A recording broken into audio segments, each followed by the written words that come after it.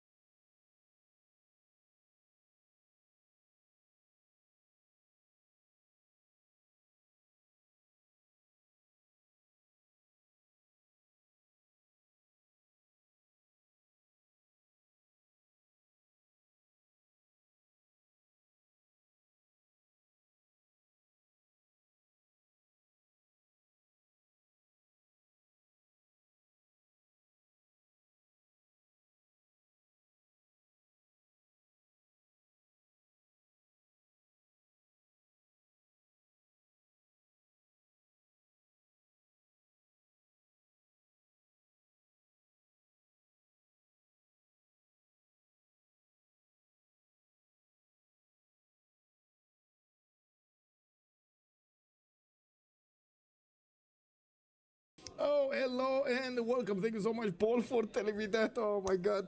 Pepega. Anyway, too many buttons, man. Too many buttons. I need to unmute there. I need to unmute here. Too many buttons. Anyway, welcome back, everybody. We do have the FFA CPL Finals Season 1 with the top 10 players going head-to-head against each other. We will also have Justice joining us on the stream. I'm just going to unmute the microphone just a few seconds over here while we are watching them pick up their civilizations and getting ready to go into this lobby. So let's actually unmute and see what's going on over here. Hello there, Crypto Taku. Hello there, sir.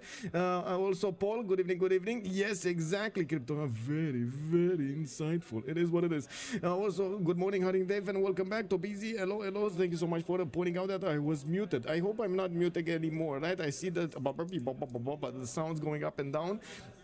And so let me unmute myself here. Hello there, Justice. How have you been? Hello, hello. Oh, it's been quite some time, man, since we got to see one of these big boy lobbies, FFA 10-man IRONMAN. Yes, it's always a pleasure seeing those big boy lobbies go. Go burr. They went burr. Yeah, especially the anonymous ones. We only really... Like, I mean, probably if they would be more regular, they wouldn't be so exciting. But yeah, it's sure. always it's always a pleasure to see. Always very special. Yeah, for sure. So it looks like we got a large map, right? It is Pangea. We got each other of an FFA. This Pangea standard regions or classical regions? Do we have any idea, or we can take a look at the settings down below? What do you think about the leaders? We got what is that Magnificence being picked up? It's classic. Pretty sure it's classic. Okay, so Magnificence and Inca being picked up in this lobby, going against, we got Grand Colombia, we got Japan, we got Sundog, we got Babylon, we got Teddy Rough Rider over here, Australia. Can they keep up with all of the necessary military and everything going? Well, actually, Korea is very interesting. Like, as we know, like maybe some viewers don't know, the city-states has been pre-drafted here, right? And there will be no scientific CS. So, like, I was actually thinking about it myself. Like, they can obviously be an approach to just go for CV instead. And try to ignore culture, but in a very strong lobby, CV is very hard already. So it's actually, I would just say that the tier list switches around quite a bit here. So I actually have no idea about the power levels of these tiers right now. Yeah, man, I guess we'll see. We did draft the city-states yesterday, and we do have quite an interesting few ones, I gotta say. Namadoodle did make it in. It is what it is. We had also, I think, Nazca did come in. That's I don't think are we gonna have a religion here? There's like no big major religious event unless Japan is gonna think, oh, you know what, I'm gonna go holy sites first. Intentionally left out blue CS? Yes, we did intentionally left out the blue CS. Or I should say, I do want to mention, by the way, this most of the event and the idea was organized by Golden RPG. He has been holding the keys over there and also the ideas. Yeah, he thought it is much better if we do not have those blue CSs. Which I kind of tend to agree. Like a lot of the times, these blue CSs do tend to create quite a bit of a difference between the players if one has them and the other one don't.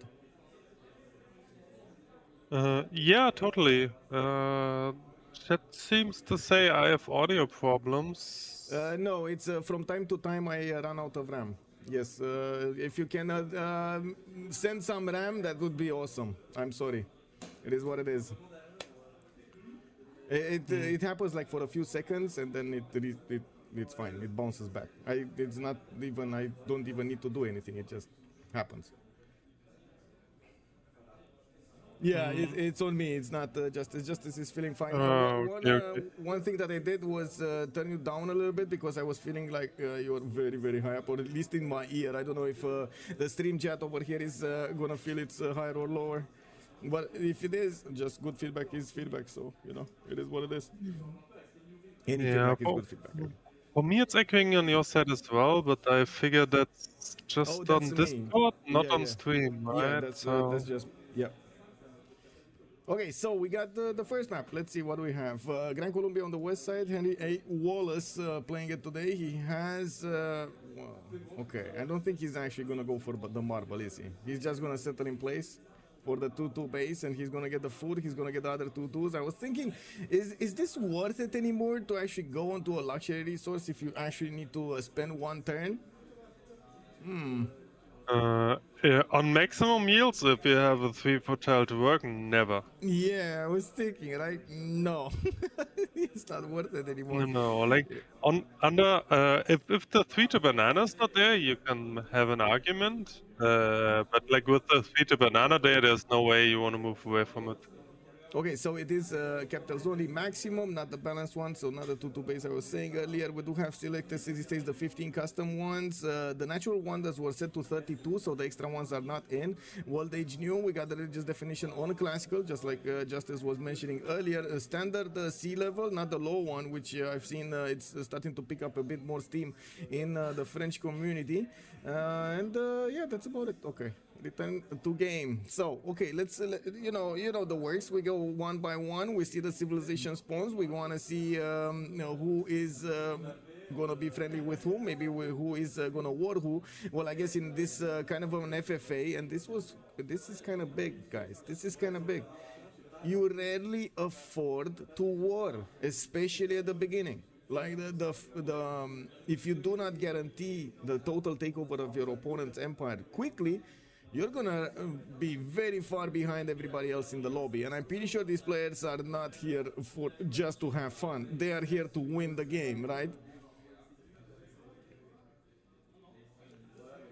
Okay, what do we have? Grand Colombia with Bogota gonna get his scout out in 3 turns. He does have forces right next to his capital. I do see also a 2-3 deer tile that's gonna be on the right side in the second ring, and I do also notice he's gonna go on the west with a few coastals maybe. That will give him a good trade route with Hojo Tokimune towards the north, but at the same time it will expose his coast to Hojo Tokimune's boats. I'm not sure if that's gonna be the correct idea, to be honest. I think he might not want to do that. Okay, he does have a river that he's probably gonna need to share with Japan at some point, and by the looks of it, he just doesn't have space. Like this is not enough space. It feels like Grand Colombia is in a corner, and he's gonna need to punch out of this corner. And whoa, wait a second. We got Gaul over here on the right side, which is going to be amazing to defend. We got Japan also in the north next to the coast with extra bonus damage to defend. Grand Colombia is kind of in a pickle. How are the friendship rules, by the way? That's a good question. How are the friendship rules? Does anybody know? I think when it says major sound suppression, yes, I do have quite a bit of sound suppression. It is 65%, I said it. I did experiment a little bit lower, but it doesn't work properly. Or higher, actually. Higher is whoa. Okay. No, he's louder. Is it just as much louder? Okay, see, so you are louder. Let me actually turn you down a little bit. Feel free to talk, by the way, in the meantime. Okay, no? Okay. Japan in the north, we do have him with the coastal settler. He does have one reef tile that he's going to benefit from, and also, of course, the extra adjacency towards the campuses. We do have him with a decent amount of coast to go for to the southwest. Northeast, he's going to have a bit of a problem here. We got Magnificence right next to him. Wait a second. Wait, this is a smaller map than usual, right? This is basically like a cage fight here. Or is it? No, it's large, right? It's not standard, it's large. Because it feels like everybody's clumped up together over here on the west side. They're so close to each other. Look at this. They barely like settle 3 cities and bam, they're on each other's backyard. Unbelievable. Anyway, Kyoto gonna start scouting towards the north, getting through those huts. And did I mute you altogether? No, Justice is not muted altogether. He's just muting himself for some reason. No, I barely understand you. Is Discord maybe recording from a different mic or something? Like it's really okay. Let me check. Okay, let me check. This is better.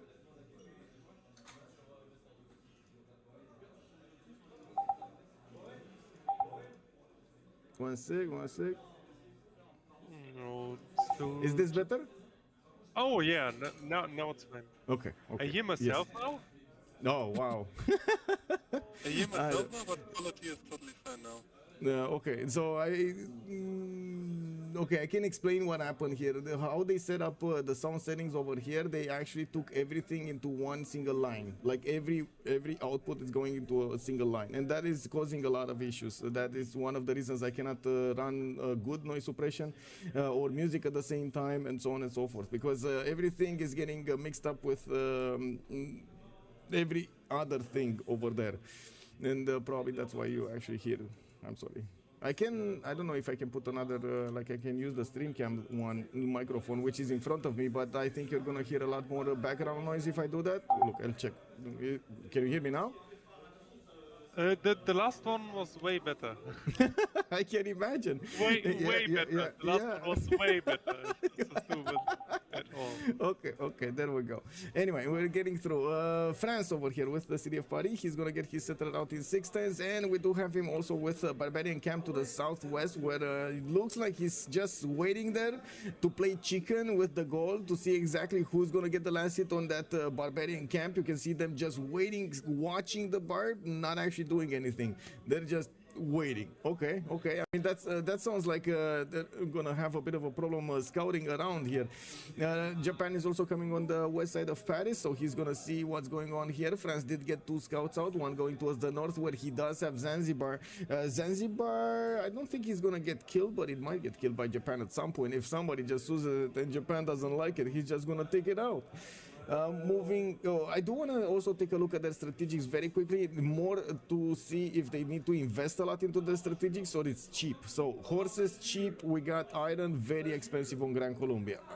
Okay, we got Kyoto here with horses very cheap. Iron is gonna be very expensive. Maybe he's gonna get another city on that corner over there, and he's gonna get a harbor. That's pretty good. We do have also the city of Paris benefiting from horses in the third ring, very expensive actually. If he doesn't settle a city there, he's gonna run into troubles. I would imagine if his opponents are gonna see that he doesn't have strategic resources improved, he might become a prime target over here. John Deere might be in trouble. We got him also to the northeast with J.H. Shull. We do have Washington getting a settler out in 2 turns with Mount Vesuvius also on the right side. I do believe this is a lot more land for America to benefit from. And pretty good settles, actually. Okay. Yes. Yeah, looks like the guys on the white are the lucky ones. With a lot of CS instead of a lot of enemies. Yeah. Legosh, hello there, sir. Sorry, guys, is this a final between the best? Yes, this is the final between the best FFA players in CPL, basically. Also, Colorado, very nice to see some CPL casted. Only even see teamers, that is true. Don't get me wrong, I love teamers. It is, I mean, I would definitely love to stream some more FFAs. A lot of the times we don't have that many tournaments around FFAs. One of the good times is during the CCC, where I do try to cast the Ironman, for example. That's one of my go-to things. It's always amazing, exactly like this one. This is basically Ironman right here, anonymous Ironman. Yeah, like these games should be the best FFAs you get to see. Yeah. Okay, so you're saying that he's gonna have opponents here? Well, he will. He has Babylon to the southeast. I do see east side he has no problem to just keep on settling, and Mount Vesuvius will... Well, he doesn't know about Mount Vesuvius. Sorry about that. Looks like he's going into the tundra over here to try to figure out what's going on, and the barb camp has been taken down. Gaul does get the points and the gold. Why not? We do have also Gaul sending a settler towards the northwest, and I'm not sure exactly why I lost the vision there, but I guess... wait, is he going for the cattle tile? He's actually going for the cattle tile? That's gonna be so aggressive as a settle. Okay. I mean, I guess he doesn't know, right? He doesn't know what's on his west side. He doesn't know about Australia, and he does... Oh, sorry, Grand Colombia, and he doesnst know about Japan to the northwest. He just knows about France to the north. He's just gonna try to get that river. It's really just a best expand. It's a plant on 4 with a 3 foot base, just a good expand. Okay, okay. Well, let's see if he's gonna get to keep that city. We do have also Aduatuca with the horses in the second ring, not that far away to improve. He did get to his 2 sheep tiles, and the builder is just waiting to improve another one. I would imagine the horses are gonna be his choice. We do have him also with iron, very cheap to improve here in the city of Aduatuca. He just needs to get bronze working for it, even though I would imagine the players are not gonna start off with bronze working. Getting that extra district will throw a wrench in their district discounts. I think, wait, did Japan actually get hit by a volcano? Did Japan get hit by a Gallic something? Was that a barb? What happened to this Japanese scout? Because I don't think they're at war, right? I don't think they're at war. Or at least not yet. Can the players talk to each other? No, they cannot talk to each other, but like Linda is saying, they can type in chat over here. Henry A. Wallace is asking Robert to scout some more, and then GW Carver was asking if 2 friendships, and nobody knows yet. It's 1 friendship. Golden RPG is confirming to us it is 1 friendship only. Could you show us the city states? Let me actually take a look over here. Nazca, well, I mean, we saw them yesterday. We saw them picked up right here on stream. So yeah, these are the city states that were in. Do you want to see the city states as in detail? If you want to do that, it's going to take a little bit longer, and I would really wish to watch the I would say watch the spawns and then take a look at the city states. So we have, you know, categories of what's going on. Cusco is going to get the builder out in 1. It looks like Whitney is trying to scout out his territory. He was also trying to put a city on the Pio Tahi, which is, by the way, being stopped by the warriors here. And we might actually see, no, the scout is just going to get a promotion, right? 1 more hit and he's going to get a promotion. We'll see what's going on. Interesting that I need to do this, but it is what it is. Okay, there we go. And he did settle it. The warrior just died attacking into the scout of Inca. And Olatan Taibo did get settled right on Pio Tahi, benefiting from quite a few culture points, and I do see some gold points here. He does have a barbarian spearman camp to the southeast, and we do need to see if he's actually going to get a warrior for it. Okay, big question. Would you invest in a warrior here to take that barb camp down, or would you buy the tile of the barb camp and handle the repercussions?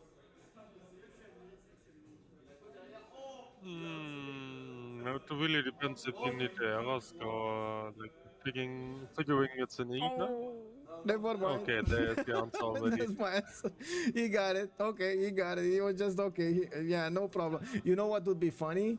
The city getting under siege and then getting attacked and then dying. Well, yeah, 2 scouts and the spearmen are very unlikely though. Yeah, I mean, you never know, man. These barbs, like, look at this. Usually the barbs should be attacking, right? Should be trying to do damage to the ones that took out their camp or something. They would become aggressive right now. They're actually quite peaceful. They're not moving. Like, that spearman is just not getting out of there. Man, oh man. Yeah, okay, I guess they're not getting evicted from there whatsoever. We do have another settler from Cusco, and I do believe we need to take a look at his strategics, right? Iron next to Ollantaytabo, that's gonna be cheap. No horses? Oh, I see. Horses over here. And at least we do have a good terrace farm, which I'm pretty sure that builder is gonna go and get on the 1-3.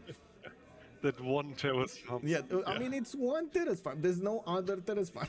No other good terrace farm. Yes. I'm so sorry. Like, usually Inca does prefer staying in the plains because he gets that extra production, and of course with the terrace farms adding more food is just amazing. You look at that 4-3 tile over here, but look at this. He just doesn't. He only has like grass and hills everywhere. Oh well, it is what it is.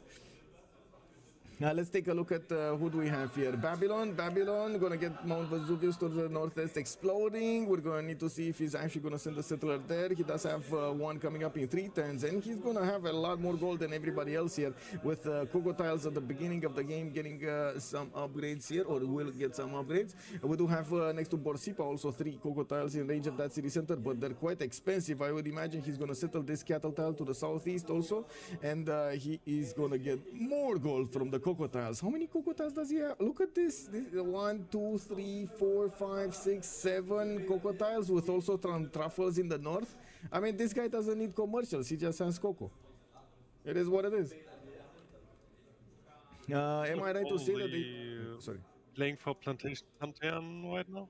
Yeah, I can imagine. Like that's so much culture. That is so much culture. Also, Colorado was saying, am I right to say that they usually do in casual FFA play?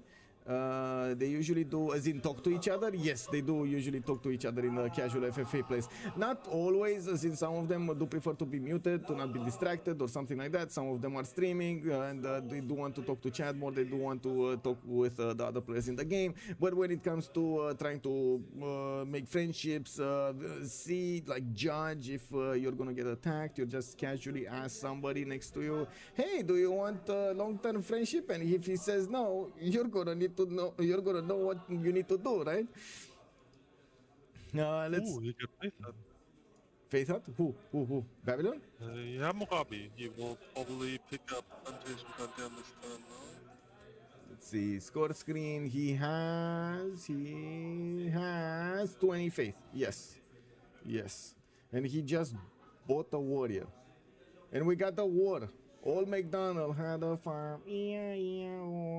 Sundog actually? Whoa. What is Sundog doing here and why is he warning people? Friendship maybe?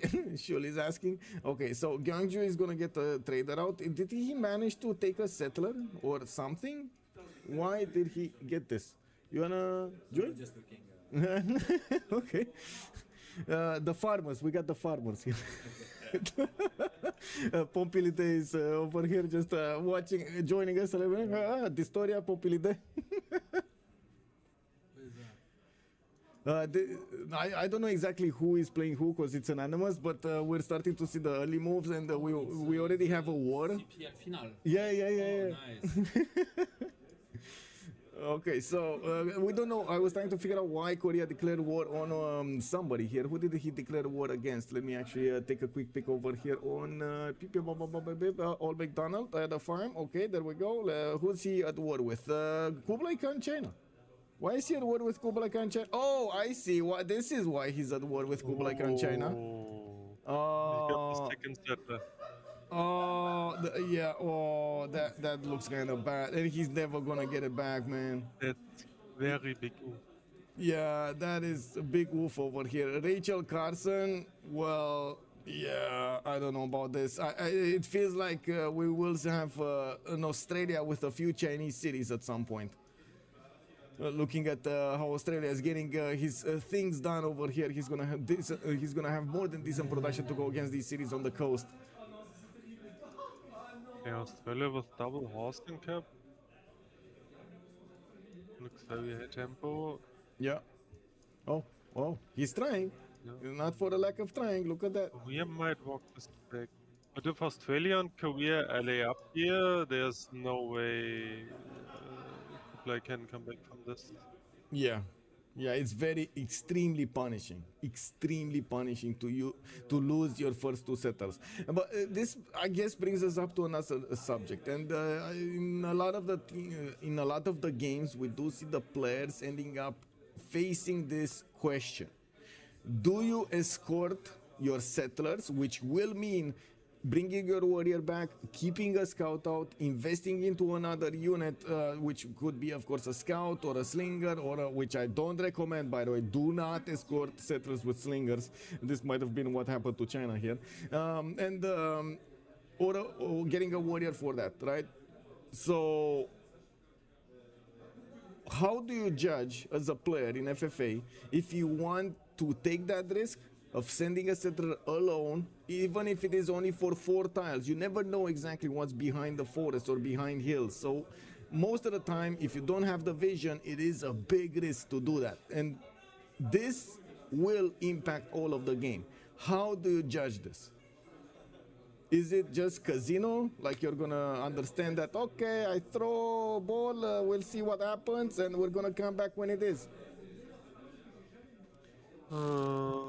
I think it's really about the stakes of the game. Unfortunately, a lot of people just do casino.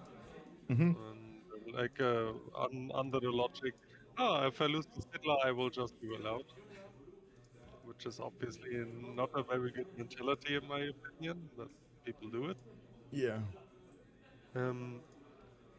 Yeah, if playing a high value game like this, honestly, usually it's just not possible to escort reasonable.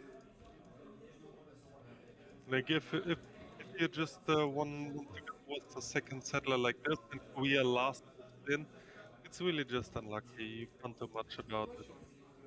Oh no! Old McDonald is making more mistakes here. I was like, okay, so I was expecting him to try to get out of there because I'm pretty sure he saw the slinger on the west side and he knows about the scout. The scout is keeping him in zone of control, so he cannot move that many tiles. And the only way that he could have gotten ahead of the Chinese scout was just to get further, right? He could have shift entered there. I don't think he will get out if he keeps doing this. Like if he... We will have the slinger, right, getting in here. The scout will move forward. We might actually see the slinger get a hit on that scout, and then the scout will hit again the other scout. This is not going well, I gotta say. Old McDonald over here had some future plans over here for this settler. It might not go this way. And we got another settler coming up from Beijing in 3 turns, and I do see Pingala establishing in the city of Beijing. We do have also slingers coming around more and more from Rachel. And we will need to see how Australia is gonna deal with this. I don't think Australia is aware of exactly what's going on, but he's gonna see this fight going around next to his border at some point, right? There's a Korean settler moving, trying to get caught by Chinese scouts and slingers. He's definitely gonna put 2 and 2 together and see that China has a little bit lower than everything stats. We do have Canberra also with City Patron Goddess as a first Pantheon, and by the looks of it, we do have him improving quite a few fish tiles. He's going to get his Celestial Navigation boost. I do see him also getting his monuments out in Launceston, and by the looks of it, we do have already his horses improved. 3 tiles here next to Canberra. Okay, interesting. And this is a pretty good spawn actually for Australia if you take into account how many pastures he has. So you don't see that often that many pastures next to Australia, even though definitely would like that. Whoa, whoa, whoa, whoa, whoa. He did it. He did it. He actually moved and then shift entered. Very nice. Okay, very nice. So now the scout is left hanging. How do you say? It's left. Yeah, like at this level, people don't just forget to move or anything. Okay, okay. Let's see what Rachel will do here. It still has movement on the scout. Oh well. I guess slowly but surely. God of the Forge, by the way, for Beijing as a Pantheon. Let's come back to see everybody else's Pantheon, gods of festivals. And wait a second, since we did actually take a look at all of the civilizations, let's take a quick peek where the city-states are, right? The chat was asking where the city-states are. We got Nazca over here in the south, in the tundra. We do have Yerevan over here in the north, north of Babylon, quite far off. Armagh is going to be also in the northeast, so yeah, it is what it is. I don't really believe we're going to see that much faith, but it is what it is. We do have also a question in chat here if Rachel is gonna settle more coastal. Yeah, is that Australia asking? That's yes, that is Australia asking if China is gonna get going. Okay. Let's see. Zanzibar is going to be over here to the northwest. That's actually to the northeast, sorry, of Japan. We do have also Muscat as the gold in the south of Bogota. And Bogota, look at this settlement directly in the face of Nagoya over here. Okay, I mean, Grand Colombia did try to get as many cities and as much territory as possible. He did also manage to get Temple of Artemis, and I do see a 4th settler coming around. He's going to get some defensive archers, and we do need to see if anybody next to him is gonna take a chance against him. We do have also Venice. Venice is gonna be to the southeast of Australia. Venice over here with the archers coming around. That doesn't look that big, but it is definitely gonna be a free city for Australia. He just needs to get a few galleys, probably like 3 galleys to smash that city down. Okay, I'm just going to keep a little bit an eye out here. Mohenjo Daro is also going to be to the south of Volin. We do have Antananarivo to the north of America. America did pick up Lady of the Reeds and Marshes, and he's going to get the extra production coming up from these floodplain tiles next to Chicago. He has quite a few of them. I do also notice he's going to have so much territory, man. I really like this. So much territory for America compared to everybody else. It seems like he drew the long straw. We do have also also Brussels, Buenos Aires, and Cardiff, right, for the industry. Buenos Aires is going to be to the south of Gaul. He's going to be happy about that, so he can get some more amenities there. We do have also Cardiff here in the north. Cardiff giving those, how to say, the cities electricity, right? The power for extra for each harbor building. We do have also Brussels for the extra production towards wonders, and by the looks of it, it's going to be right next to China and Babylon. Okay, well, China already is trying to gather some gold from that city-state. Looking here also, Namadol. Namadol is going to be inland. It is going to be to the north of Catherine de Medici, the Magnificence. And by the looks of it, we're going to need to wait and see who is actually going to send some envoys there to benefit from the extra culture you're going to get on these coastal tiles. I should say coastal districts. We do have Granada also. Where is Granada? Okay, here. That's with the Alcazar, right? My Alcazar. Valletta is going to be here again between Inca and Korea. Korea did go for fertility lights, by the way. Okay. Yes, yes. What happened? It's just uncommon pick these days, but in his situation actually looks pretty good, yeah. Yeah. Like he can stack it with the same one bonus. A lot of people forget the same one also gives +1 food per farm. So now he has those 6 food tiles all over the place. I actually like it. And the old McDonald here had to delete the settler. No, wait. Yeah, he did. I think this is the other settler. Oh my God, is he gonna do it again? Oh my, oh. He will be. Wait, actually. No, he's getting out of there. If only he knew about the settler. If only he Zone knew. of controlled. Like if the settler doesn't suicide move in, that's not possible. Yeah, but he was so close, man. So close. China going for non-freshwater city over here. Okay, interesting. I mean, Rachel has some plans. We got another scout coming up from Beijing, and it does look like with the slingers, he's pushing out the Korean scouts away from his territory, but that is still damage done to China. We got Rachel on 8 science and 6 culture at the moment with only 25 production, right next to, let's see, Australia. 44 production, guys, on Australia already. 7 science and 10 culture, and I'm pretty sure that science is just going to boom when he's gonna get his campuses down.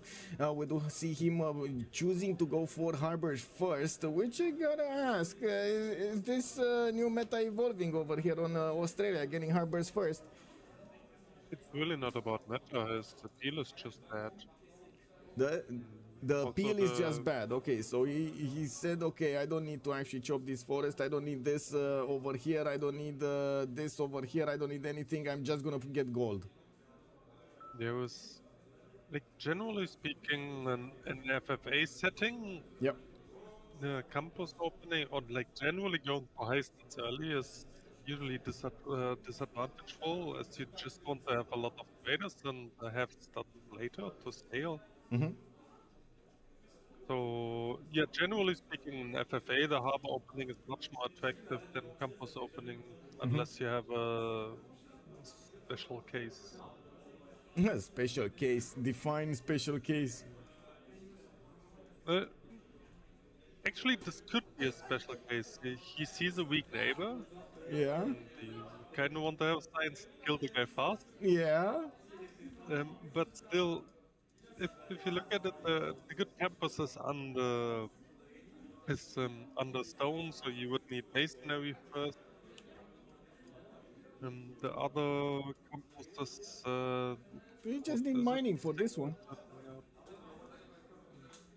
It's only +3, honestly. Yeah. You don't really want this like harbor opening.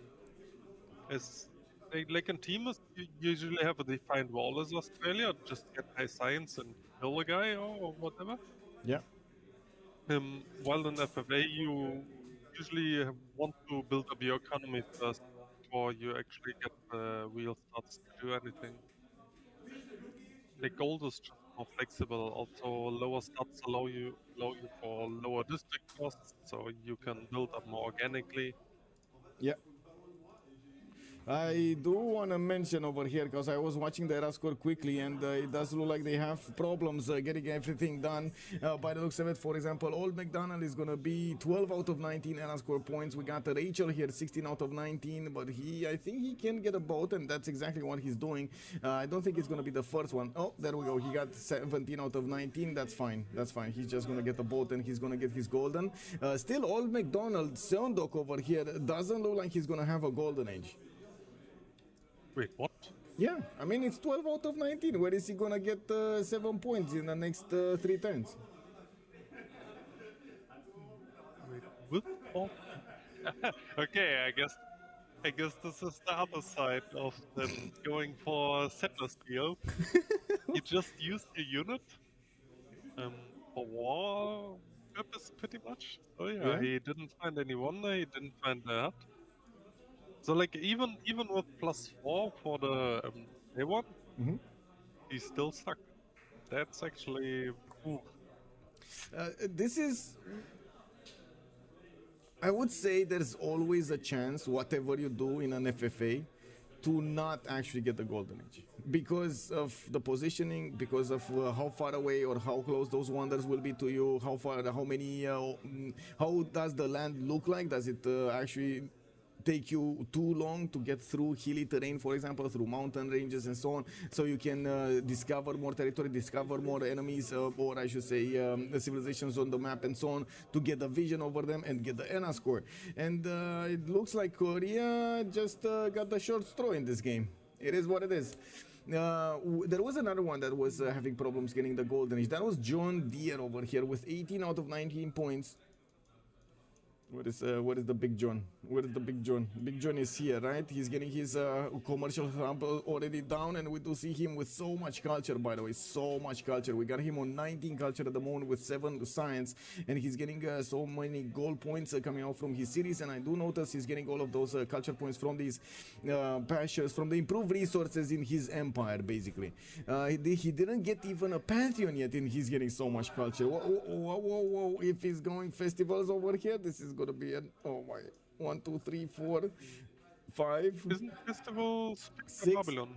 Is it already? I would be extremely surprised. Yeah, it is. It is picked. Yeah. Yet the faith happened was maybe good for him. Yeah. Yeah, we didn't actually wait to see if he picked it, but yeah, I remember you mentioning that he would pick it, and oh my god, so much culture is gonna come out from these cocoa tiles.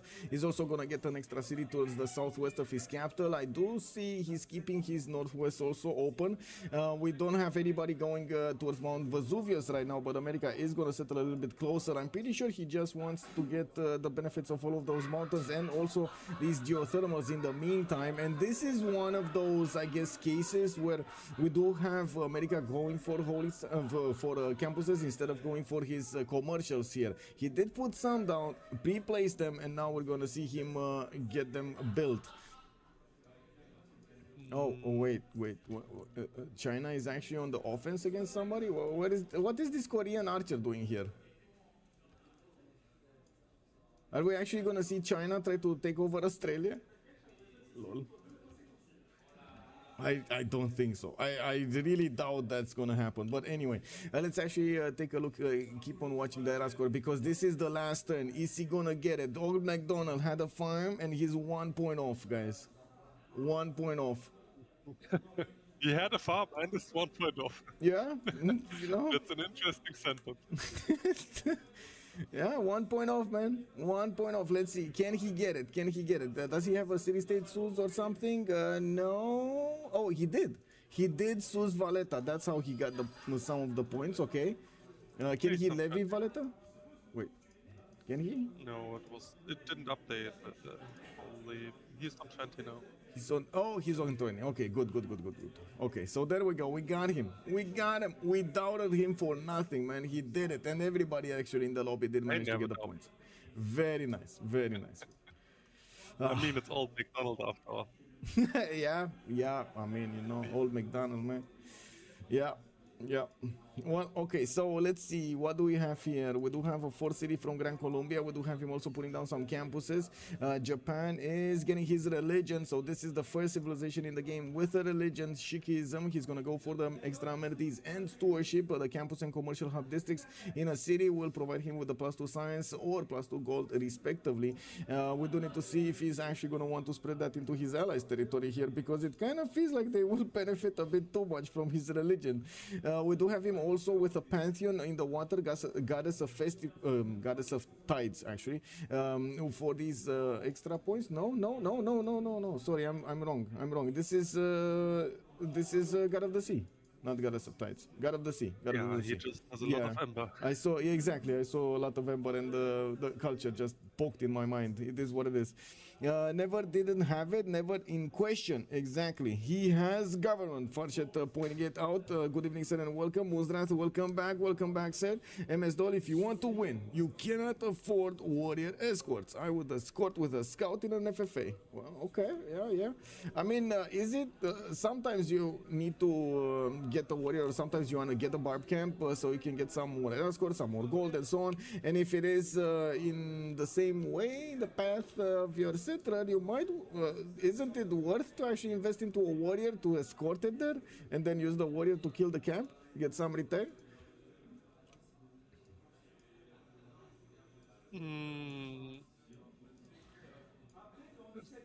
You see, the scout is also in Korea land, right? Wait, what? This Did you one? just The Babylonian one? to the warrior source of Orgium? Maybe I just got confused about something you said. Forget about it. Okay. Well, China is being extremely aggressive right now. It feels like China is on a war path. He's getting so many of these archers. 2, 4, 6, 7, 8 archers. That sounds like a little bit overdoing it, doesn't it? It's more than overdoing. The guy is just on tilt. He's tilted. Okay, I see. Okay. Well, I guess this is basic Usmit tactics, I would say, you know? Okay, it is I what it is. don't know about those tactics, but the guy just lost a settler. I figures so I can't win anymore, so he just tries to beat as much as possible. Yeah. Surprisingly, this sometimes works because people really don't want to deal with the early grief, so they will not react properly to it. And maybe he can actually kill someone.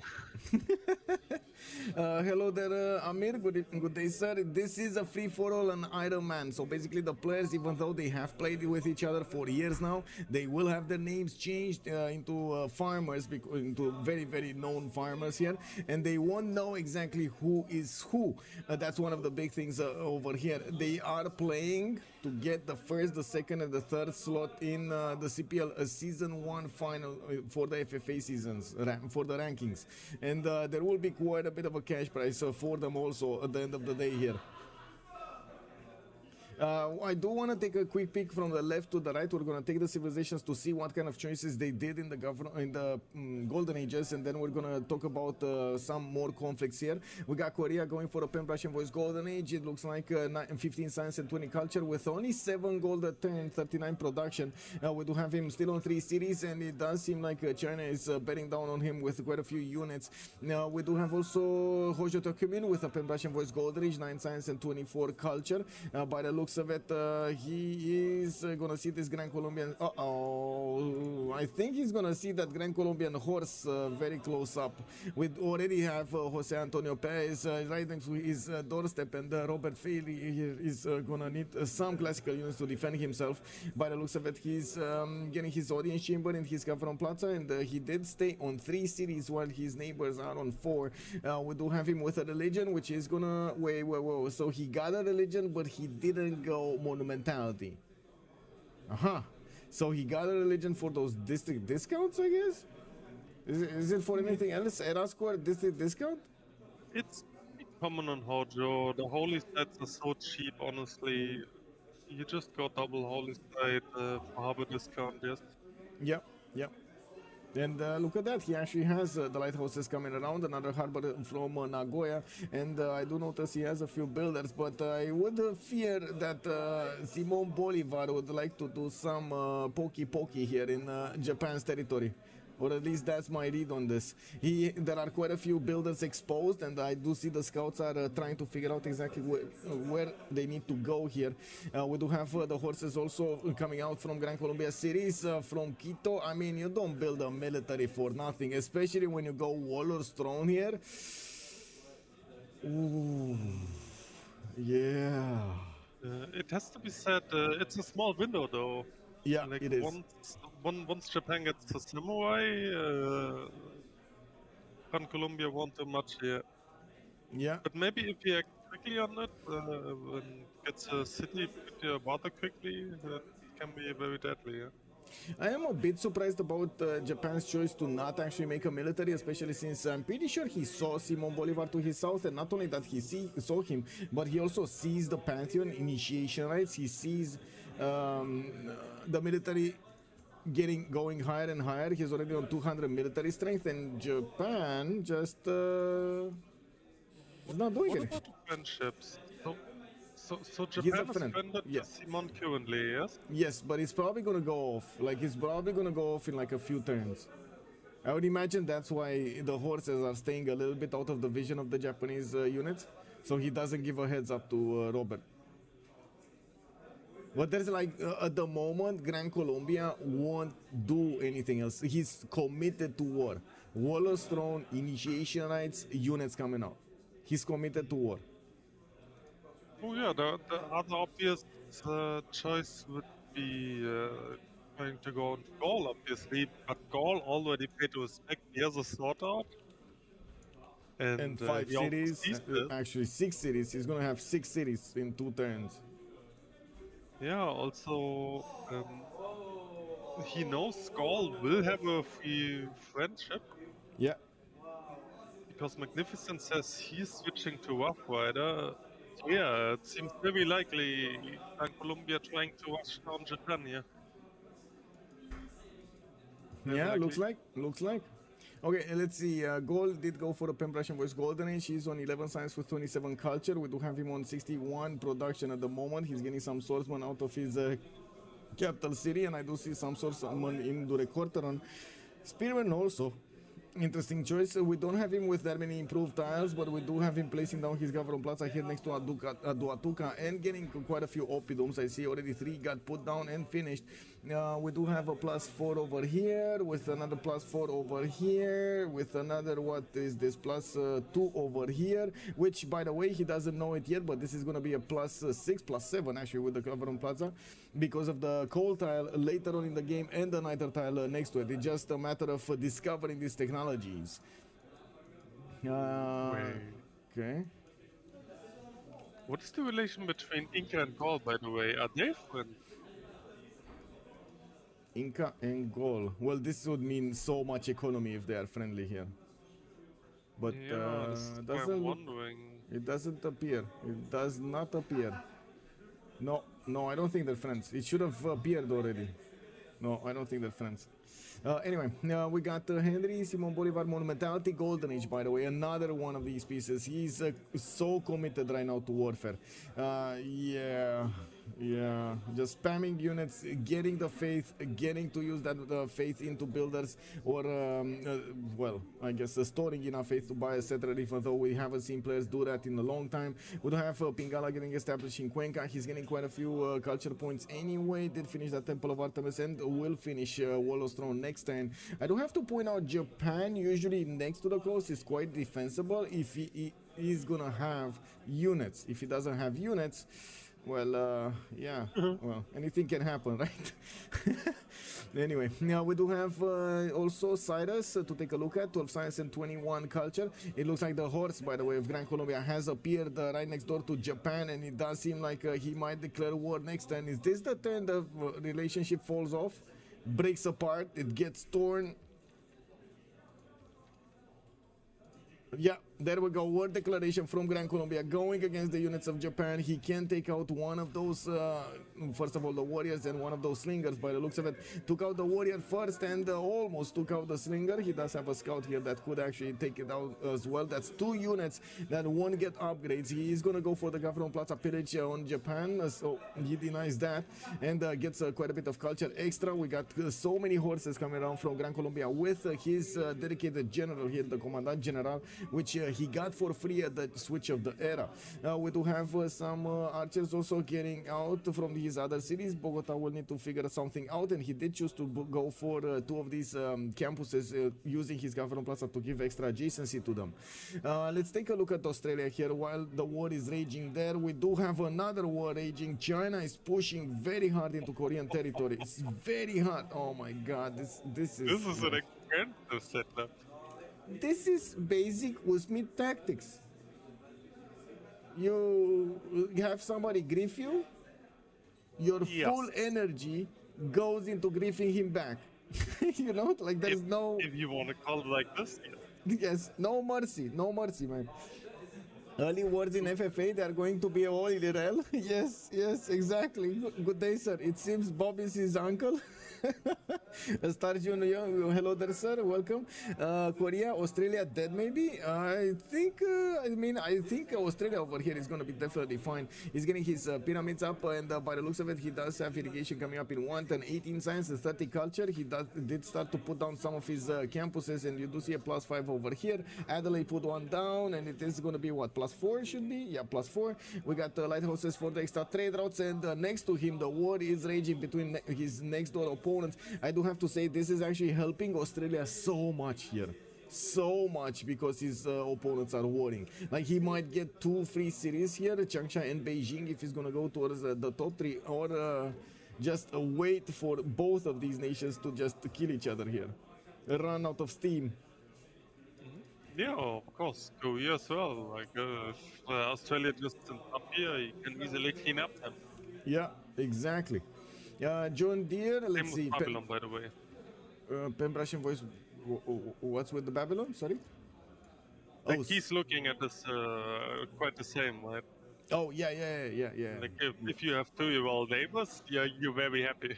yeah, very happy. And look at him. He's actually seeing this happen around him, and he's thinking, okay, I'm safe to actually take a chance to put the Colosseum. He has quite a few builders to chop that Colosseum. We do have Magnus established in the capital, so that's going to be a lot of production over here being put from those chops into Colosseum. Very nice. I do want to keep on watching, because we got 5 more civs to take a look at their Golden Age options. Pembrasian voice on Catherine de Medici Magnificence, getting his horses out. By the way, Zanzibar has been killed by Japan in the north.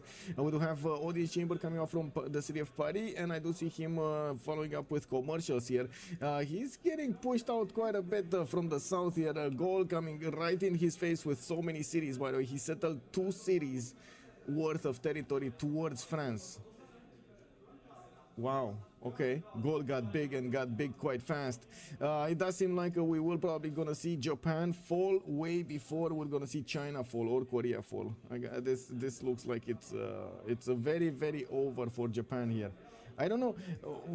I guess we're gonna find out afterwards. I'm actually very surprised. Like, this was so obvious. Yeah, it was. Like, there were so many signs, right? Yeah, and Japan really didn't pay any respect at all. Like, he didn't have any pre-builds, he didn't check in the direction properly, he really just waltzed over. Very surprising that guys like this. I'm trying to ask Golden if we will know the name of the ones that are not in the game anymore, if they die. I'm actually curious. Okay, he didn't decide it. Okay, we'll wait for him to decide. I was thinking, I mean, that's, I guess, a two-edged blade, but anyway. By the looks of it, Grand Colombia is gonna try to go against Kyoto next, and Kyoto scrambling to get more spearmen out. One of the things that a lot of the times in normal FFAs do happen, the players, if they push you, they push you, they push you, and if you do manage to make them pay so much for that push, try to hold them, keep them from taking cities, keep them from being successful over here, forcing them to dedicate more production, more effort into taking out your cities, and not allowing them to sim behind all of this. This actually disincentivizes heavily the players from doing it later on, which actually has a very interesting effect. On one side, very experienced players, for example, are not going to get that pushed in the games because everybody knows their skill level, but in this particular game we do not have that history coming in. So on one side we have players accustomed to being left alone, to not get attacked at the beginning, not actually need quite a bit of military or defensive capabilities, or even escorts, because they know their neighbors are not, or they know in the past their neighbors didn't attack them. And on the other side, we do have this happening over here with very, very quick attacks going around, trying to get an upper hand against somebody. Yeah, I do want to take a look at Inca here, because I feel like we just went over Inca quite a few times, but we didn't talk about him almost at all.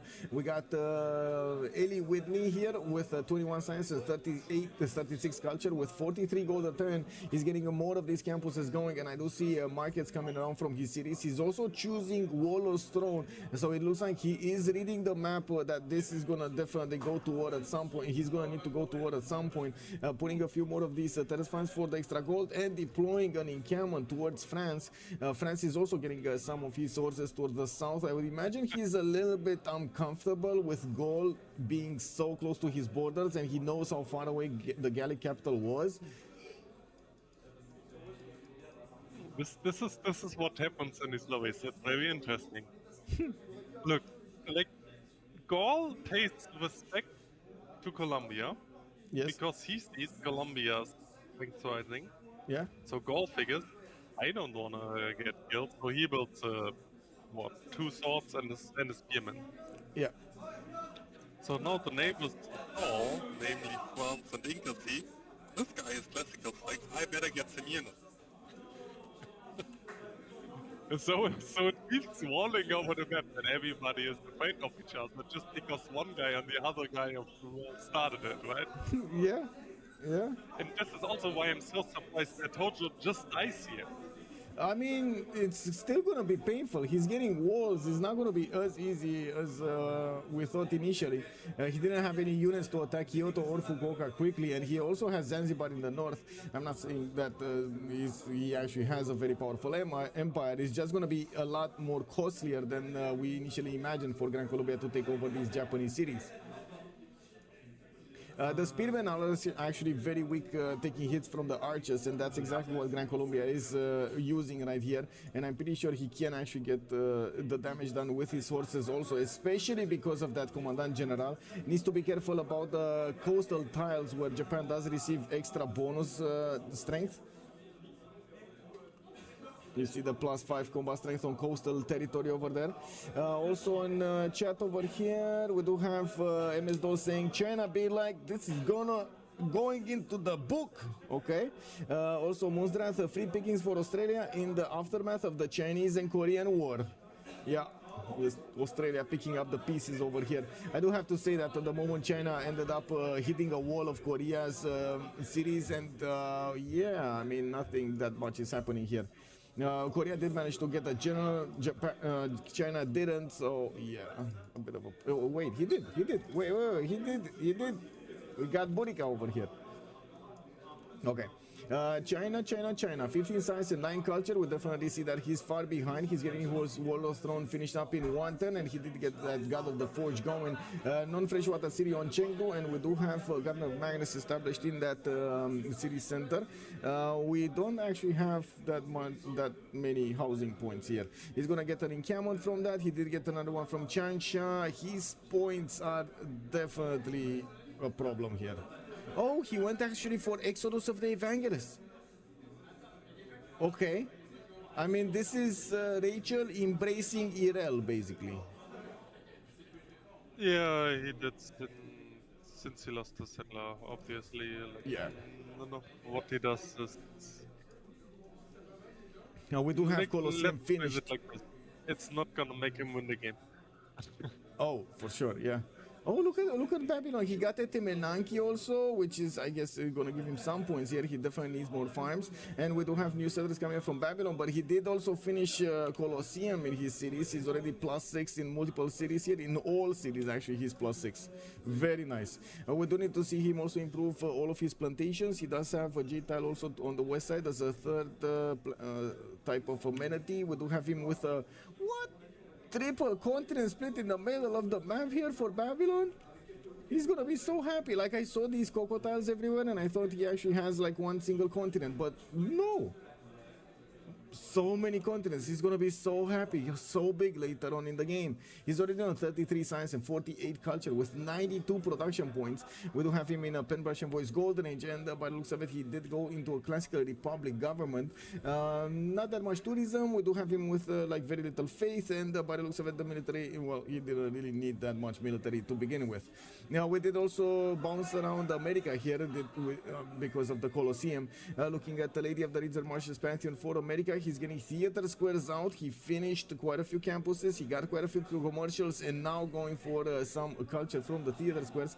21 science and 27 culture, 55 gold per turn, while he is in a Penbrush and Voice Golden Age, getting those extra points of culture and gold from his districts build. I do see Governor Liang has been established in the city of Chicago, and we do see Coleus also as a great merchant there. Do we know if Rage is playing in this?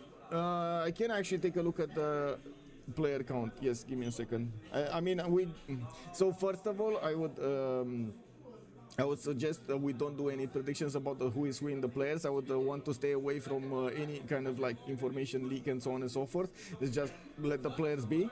Talk about their actual names after they actually got out of the game, or after the whole game. We do have in the game in general Dragos, yes, Andrew, Aflyingtoilet, Lege, Saneok, Zelphair, Acsess, UnderTheGun, Joffrus, and Carson. By the way, one big thing about Carson, he's been doing amazing videos, by the way. If you didn't check out his YouTube, you gotta check out his YouTube. He's actually putting so much work into getting some tutorial videos and trying to help out as much as possible the community. That's awesome. That is amazing. I think he's just YouTube/Carson or something like that. Just search on YouTube Carson Civ and you're gonna find him. Do we know if Rage is playing? Yes, Rage. No, wait, Rage is not playing. Rage is not playing, right? No, Rage is not playing. No, that's a big no. Yes, we know he's not playing. Yes, we know we're not. Yes. Kick. Good afternoon, Bomb Diabex. Hello there, sir. Welcome, welcome. It's a little low, my microphone. Okay, give me a second. A little low. I think I can do this. This is better? Is this better, Justice? Because I'm guessing you also hear it louder. I don't hear a difference. Uh-oh, Robert Fraley getting under attack here. Robert Fraley, Japan, just got under attack by somebody else. Whoa. That's GW Carver. GW Carver is Babylon? Yeah, I guess he's just looking to get the pillage on Zanzibar. Oh, look at that. He's, he's getting the mine there. And he has another one? No, there's no mine here.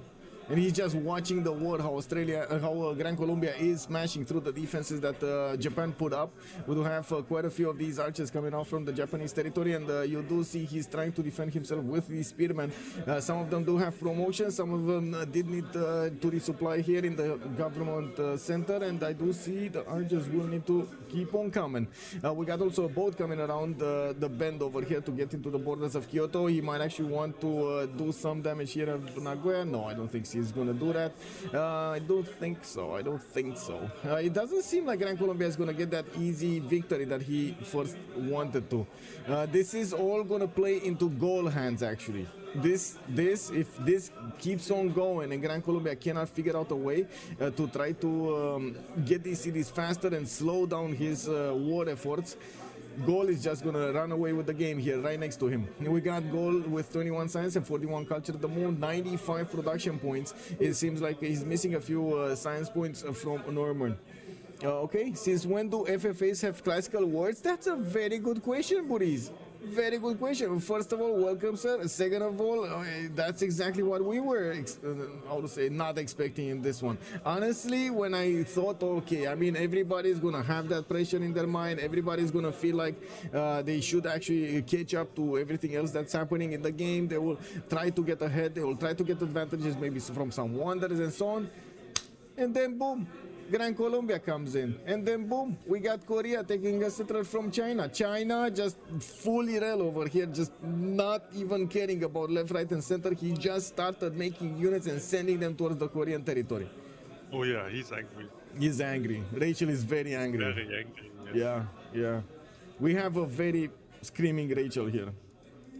Can we have a check at the friendships again? Because Which one? I think at this point they should be kind of figured out. Oh, all of them?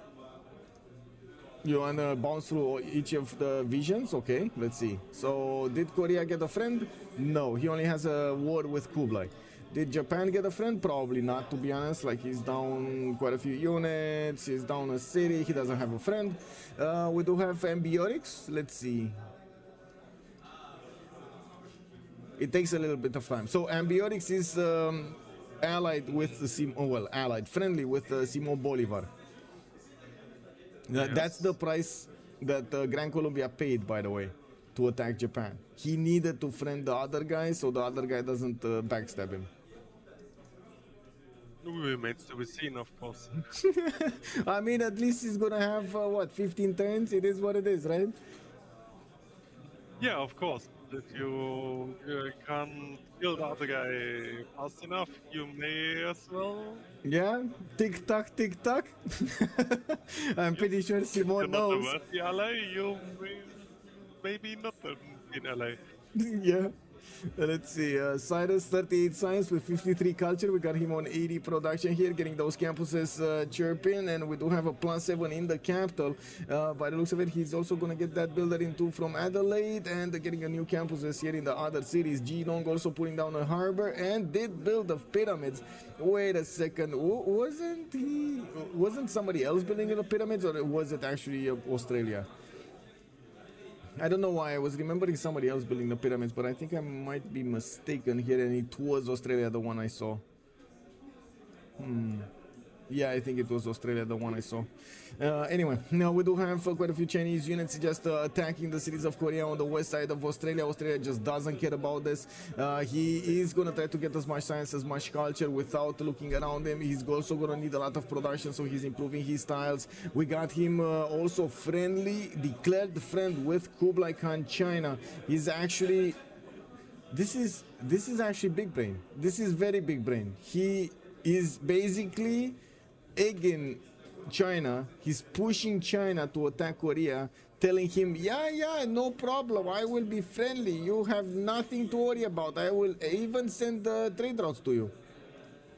And then China gets derailed into Korea, Korea gets derailed because China, and then Australia wins. Easy peasy. Okay? Yeah, Australia might even keep China as an ally. Yeah. Because you kind of want a friend who can't go for business himself. Yeah. China's definitely in a position for that. But yeah, he's definitely doing dirty work for Australia right now, even like Korea. So yeah, Australia looking a strong candidate here. Yeah. We got also Stonehenge coming up from Launceston. He's going to get the religion here soon. He doesn't have, from what I do see, on the second holy side, so he can spread that religion further. But I guess we're going to need to see what's going to happen here. We do have him also with the possibility to take over the city of Volin and Venice. Venice did build the walls, so I would assume he's not going to want to take on those walls. Getting another settler, I would imagine this is going to be his choice to the south of Sydney.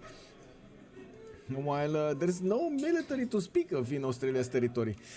Anyway, let's move forward. We do have Catherine de Medici here with 28 science and 53 culture. We did have him also on 4 cities, and he's getting 2 more settlers out from his cities, a third one actually coming up from Lyon, while he's putting down campuses and finishing up his markets. I do notice he now has actually quite a few horses, and this would be a perfect attack on Zanzibar.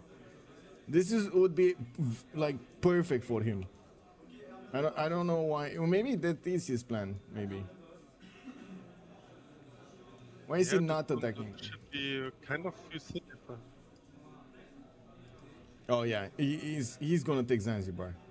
Like there's no reason for these horses to be here either other than to take Zanzibar. Yes.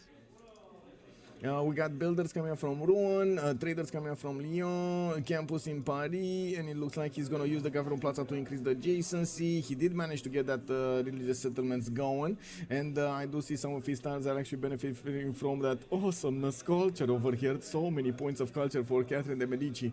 We do have also Pacachuti with 41 science and 47 culture.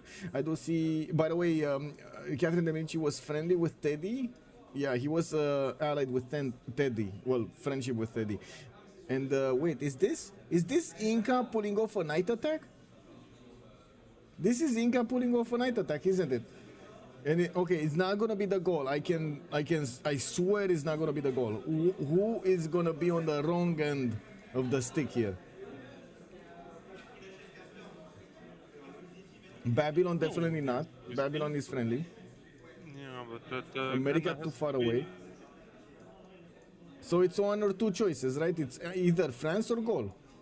Yeah.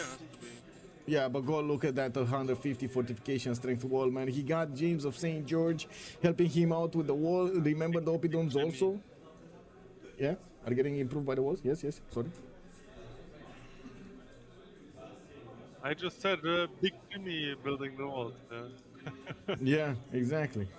Gaul is actually very subtle here in like don't attack me, dude. Like first he said to Colombia, don't attack me by building the sword. Now he's telling Inca, don't attack me with Big Jimmy. Yeah. I actually really like what Gaul does here. He's talking through his actions basically. Yes. Very nice, very nice. Oh, you should do it in a no communication game. I'm actually curious because all of these heavy chariots are going to the west, right? They have no target to. Oh, okay, there we go. I think by the looks of it, by the movement of these heavy chariots, they're going France. Yeah, they're going France. If he only has 1 iron, like it's kind of simple math, right? Yeah. You can only store up 25 iron. So, like, even with the card, you can upgrade a maximum of 5 knights. These are way too many chariots. Well, he's on 40 iron in the bank right now, because he got that encampment. Oh, okay, he also got another iron down there. 40 in the bank here. Okay, this makes more sense. Yeah, this makes sense. Like 2 iron tiles. I think he's Penbrush and Voice, so he's not in the Evangelist one. Did they change the name yet, or there was no update from BBG? For the... I think it's Drums of War now, but I'm not sure. Yeah, I'm not sure either. Anyway, I guess I'm gonna ask Chuck at some point. We do have Teddy Roosevelt also with 0 iron, 25 horses. By the looks of it, Teddy over here, Rough Rider, is still trying to expand, getting his oracle going. And I gotta say, this feels like America is way too peaceful here. He's way too comfortable. I disagree. You disagree? Like, look at it, he doesn't have a single unit. Oh, sorry, a horse. He has a horse. I'm sorry. Like, honestly, Waff Rider's strong points are the Waff Riders and the planes. So it's industrial to modern era where he actually has his full bonus online. True. It's very late. So there's no reason for him. Like if he isn't forced into it, he doesn't need to do any warfare in classical medieval Renaissance. Well, it seems like Japan is gonna drag this out. And Grand Colombia is gonna pay a very heavy price for attacking into him. Simon Bolivar, 35 science with 35 culture, trying to get a few new swordsmen out, trying to build his catapult so he can attack the city center's walls much easier. We do have him getting some traders out, and I do see his amphitheater in Bogota is gonna finish next turn for a little bit more culture. But right next to him, we do have Norman here. Wait, Norman Borlaug here. It did kind of like, it feels like he lost a little bit of tempo. Is that because he invested so much into the oppidums and we don't actually see that translated into stats yet, right? 139 production, we got him on 28 science with 58 culture. But he does have so much production, man. So much production. Pingala established in the city of Bibrax. We do have Liang in Novio Dunum, Moksha in Aduatuca, and I do see him getting a few swordsmen towards the northwest. We also do see the French units starting to get closer to Zanzibar. I do want to point out Zanzibar has been actually torn apart over here by Australia, by China, by Babylon. Everybody's in that city state. I don't know what's going on. Is this like a special meet? Did we just end up with like a special meeting between the scouts here? That's the hyena special. Like, the guy lost the city, so he's declared that. Everybody wants to get in and get his piece. Oh my god, I can even imagine right now all the hyenas trying to, like, exactly like you see hyenas in a pack format, like one ripping the leg, one trying to get the jacket off, one trying to, you know. This is how FFAs go. As soon as you lose a city, you are considered dead, and everybody comes in. Give me something, give me something. Yeah, well, it is what it is. We do have Grand Colombia here also getting a few boats, and by looks of it, Japan is, well, getting his own quadrims out, and I do see, oh, samurais. Oh, Hojo, Tokimune might actually come back with a vengeance here against Grand Colombia.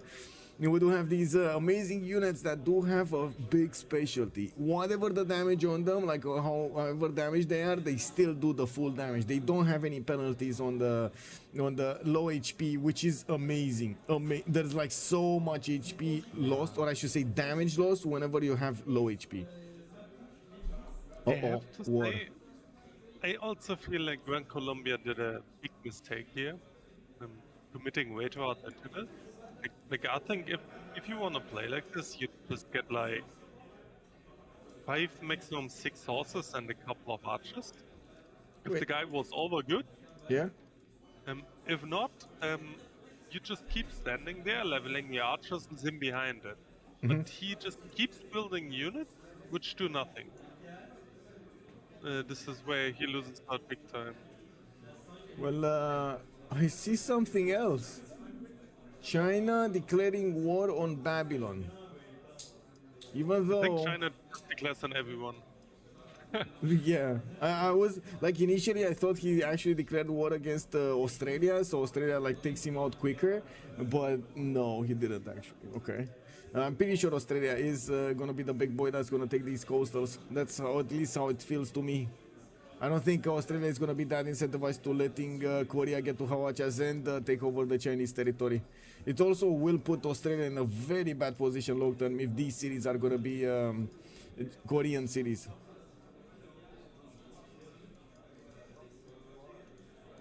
We should be coming close to the next era. Let's actually take a look. 5 turns to finish the classical era. I'm gonna keep on watching on the era score screen, so you get the information here.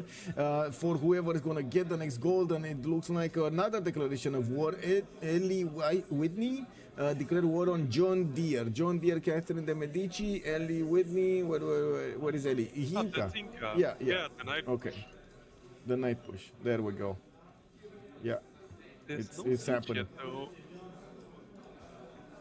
But one thing is, France does have his own knights. It's just he doesn't have that many pre-builds or that many units. He's taking 4 turns to actually hard build a knight from the city of Paris, and he was busy going against Zanzibar here. Japan is probably going to get out with a settler towards the north. I don't know if he's actually going to stay alive, but he's going to try to stay alive there. We don't see all of the horses of France actually not declaring war on Japan. He's retreating to help out the defense towards the southeast in the city of Rennes and La Rochelle. The push from Inca will be very strong here, but at the same time, I gotta say there are quite a few cities that can be defensible. This Rennes city is unfortunately not that hard to take. La Rochelle is going to be hard to take. If, of course, France does have units to put into the correct tile, so he forces the fight over the river, so he forces Inca to deal a lot of damage while taking, well, actually, deal not as much damage, but taking a lot in return. It's also not necessarily a given that this is a level 2 victor. Maybe it's just sitting there. But yeah, with the defense is obviously always existent.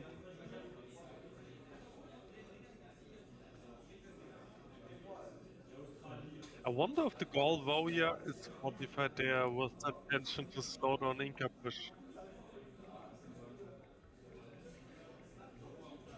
Like from Gaul's perspective, I could totally imagine he just wants to have them stuck in the wall rather than Inca pushing front, right? Yeah. So he can clean up later for himself.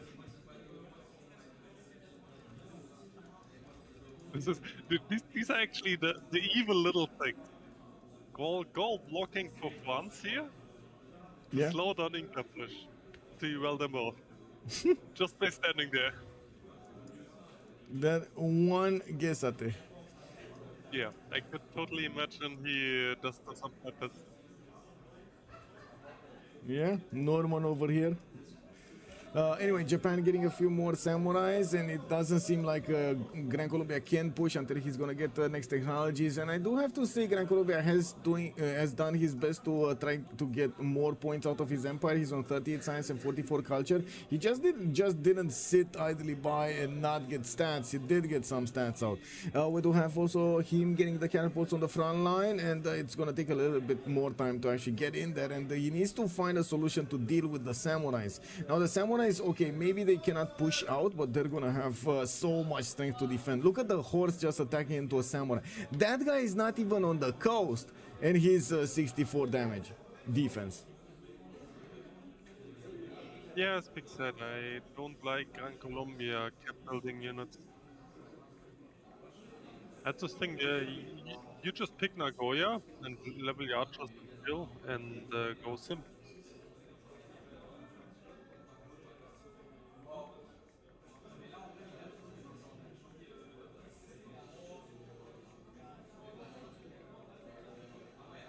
Actually, it remains to be seen if Gaul wants to keep him as an ally here. I don't think anything happened with China versus Korea, right? They both derailed each other there. Korea 42-39, China 20-11. It's just wow. Wow. Okay, well, I guess Korea is trying to get out of this, but I don't know if he can do it. He has settlers out. We do have him with 205 cities over here, and I guess he's going to be on 7. He's still not going to get the Chinese cities for a long time. He has an ally in Babylon for the moment, and we do need to see what Babylon is going to choose. Definitely getting bigger is going to be his first choice, while Babylon is on 67 science and 77 science and 102 culture for Babylon. Hammurabi getting his theaters festivals going. Intelligence agency is going to be his building of choice in his first government plaza, government specialization building. And we do have him getting a general also, Hannibal Barca. Wow, okay, I mean, yeah, why not?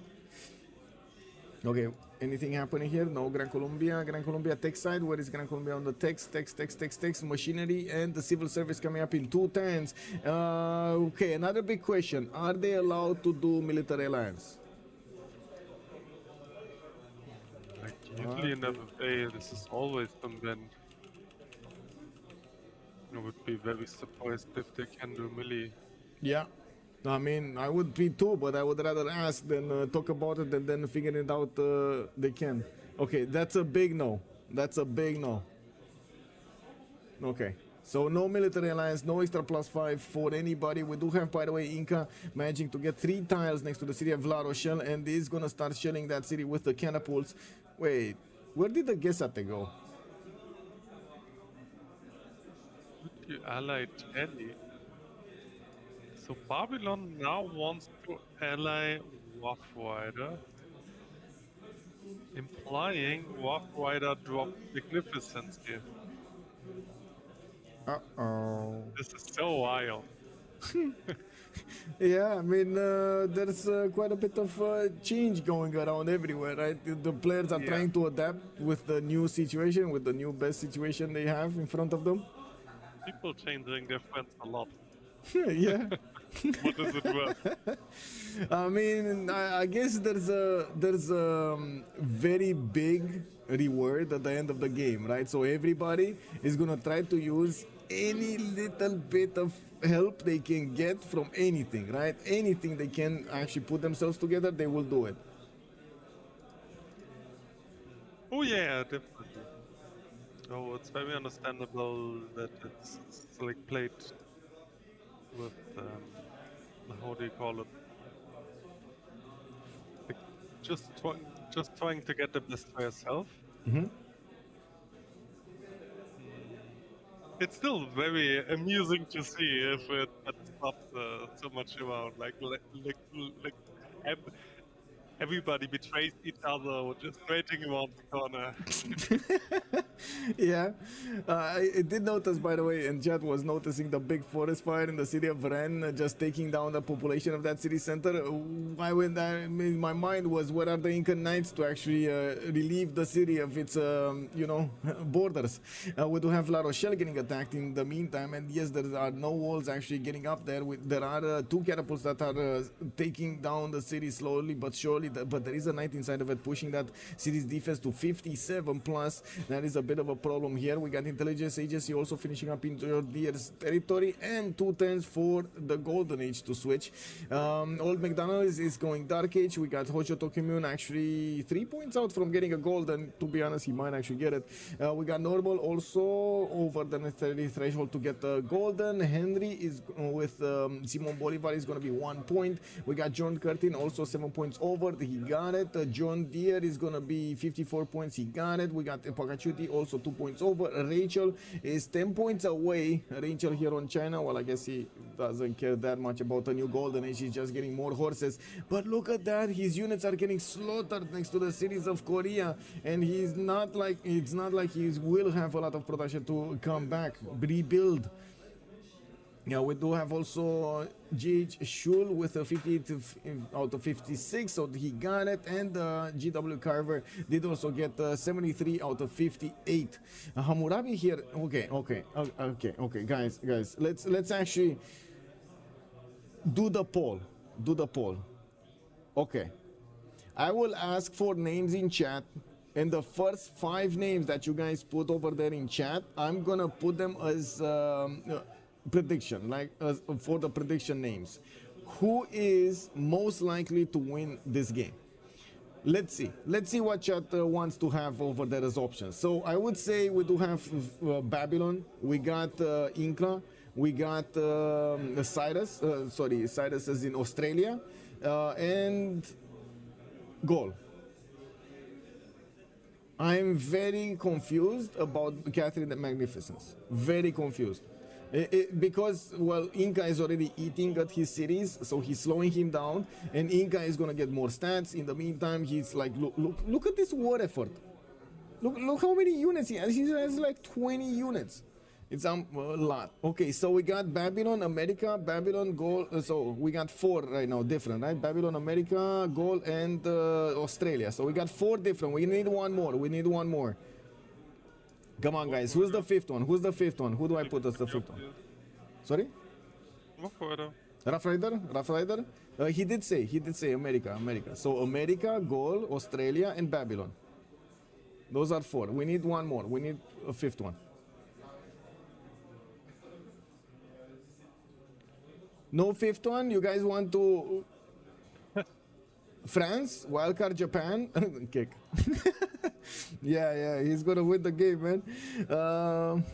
Domzi, hello there, sir, and welcome. Babylon wins 100%. Top 3 is Australia and Gaul.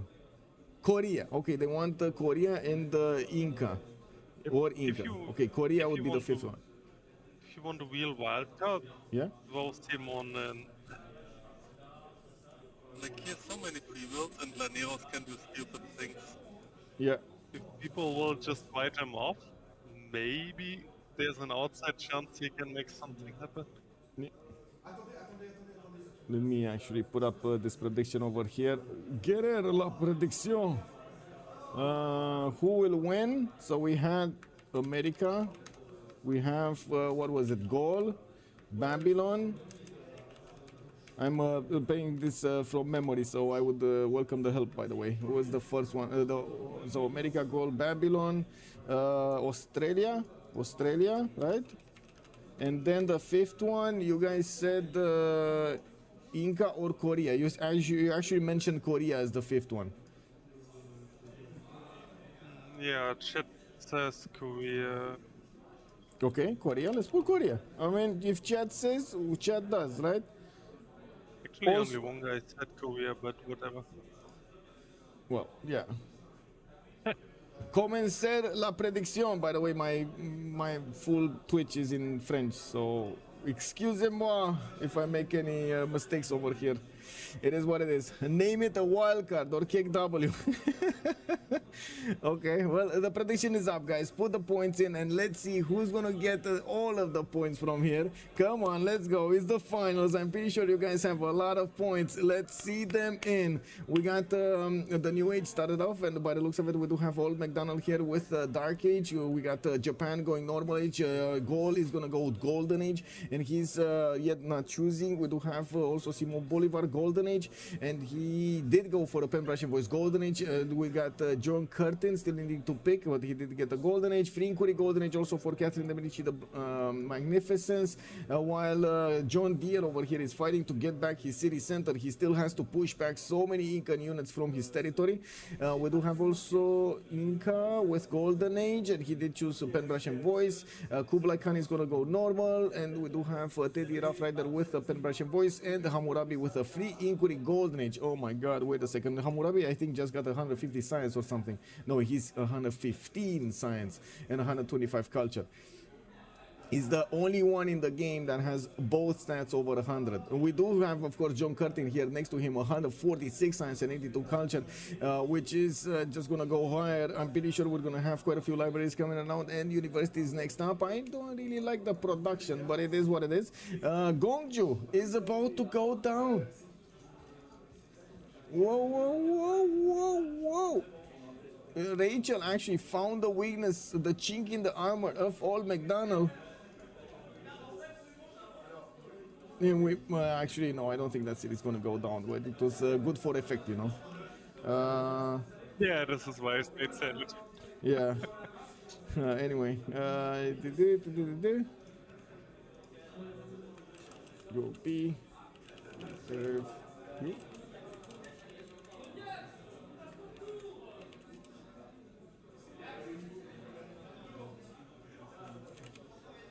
Okay, just coordinating over here.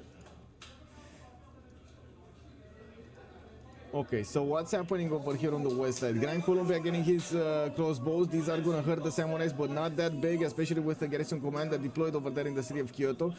We do have samurais from Fukuoka, and I do see archers are also standing guard on all of the tiles on the border of Japan towards the south. Grand Colombia did deploy quite a few of these catapults, but it's not like he's getting there that quickly. Looks like we also got some points going into the prediction over here. Somebody just dropped the 12,000 points on Korea, 11,000 points on Australia. We got 5,000 points on America, and we got a high roller here, 570 points on the Gaul, while Babylon is only going to acquire 1,150. Wait, I'm so confused about this. I'm so confused about this. How is Babylon not higher up in the prediction here? There must be something I'm missing. Oh, no, yes. I see what you're missing. Okay. You What? made a prediction without pick W. Oh. Oh, yeah. So of course it goes wrong. Yeah. Yeah, that is true. That is true. Is it one game finale? Yes, it is one game finale. Farshat. We did have, so there was a period of like what, a month or something for the last grind. We did inform the players that at a certain date, at a certain hour, we're just gonna cut off the ranking, and the top 10 players will get the option to play into this game. And there were a lot of games being played into this period. In this period, we had Lege, for example, grinding so much so he would get into the top 10. We did also.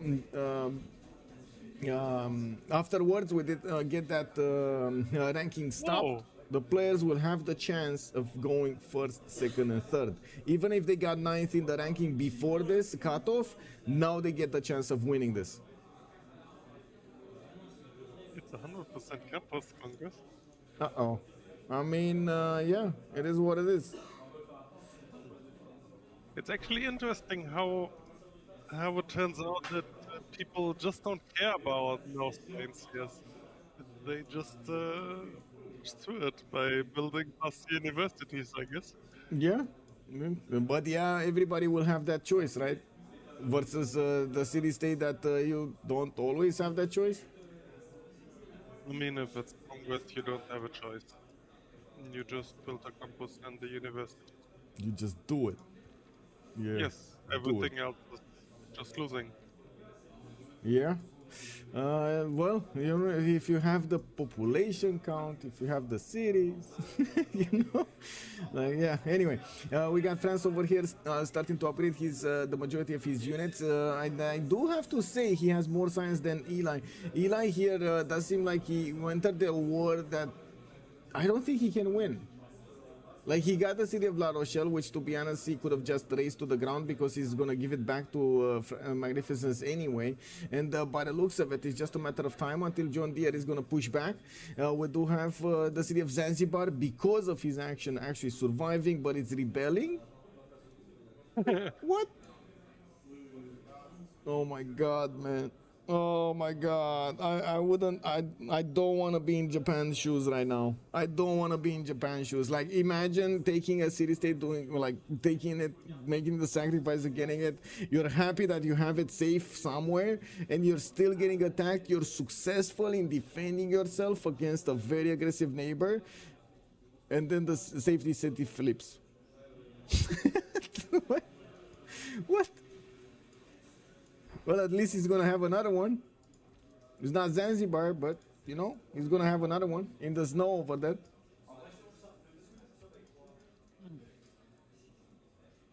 Henry, you will keep the CS fight? What? Norman, Norman is Gaul. As he's asking Henry, that's Simon Bolivar. Are they talking about the CS in the south or? I don't know. Anyway. Have a look if he has a Zeus.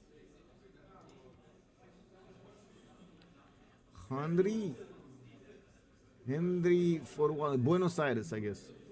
Yeah, this one. Yeah, that's the only one that makes sense here. Probably referring to it. Yep. Well, I did also notice something else, by the way. In Australia's territory, we do have Isodor of Miletus getting out, and look at them, 2 turning universities everywhere. Oh, yes. Australia is going to get so big so fast. 154 science, 105 culture. Old McDonald is 79 science and 29 culture. He couldn't get that golden age, and he's still going to struggle to get his units out. He's trying to get a few more crossbows, and I would imagine he's going to try to get to Hawachas, but it's just going to be a pain until he gets there. Now, Australia next to him, getting so many points of culture and science at the same time. You can imagine having also a strong economy is going to help out Cyrus be quite flexible later on in the game. China next to Beijing, he's starting to get a few heavy chariots, which might become knights a little bit later. I don't think China has that much gold. Where is China getting so much gold to actually do something here? He's on 20 gold. How is he pre-building? Because he doesn't have money to upgrade. You see, wait, he's trying to get the pillage economy going, right? China is moving for the amber. He's moving for the mines of Korea. This is what's going on. Also just maybe he just ran out of strategics. Yeah. Because he lost the Golden Age to Realms of War. Wait, Frankie Four Fingers is saying I could have had a selection for anybody else. Oh my god, that was actually a good idea. I'm sorry, I should have actually put the Kek W and in the brackets like anybody else or something. Is someone going goal in? Goal in? Goal in? Well, it doesn't look like Gaul is just peaceful over here. He's not doing anything. He's just watching the two wars unfold left and right.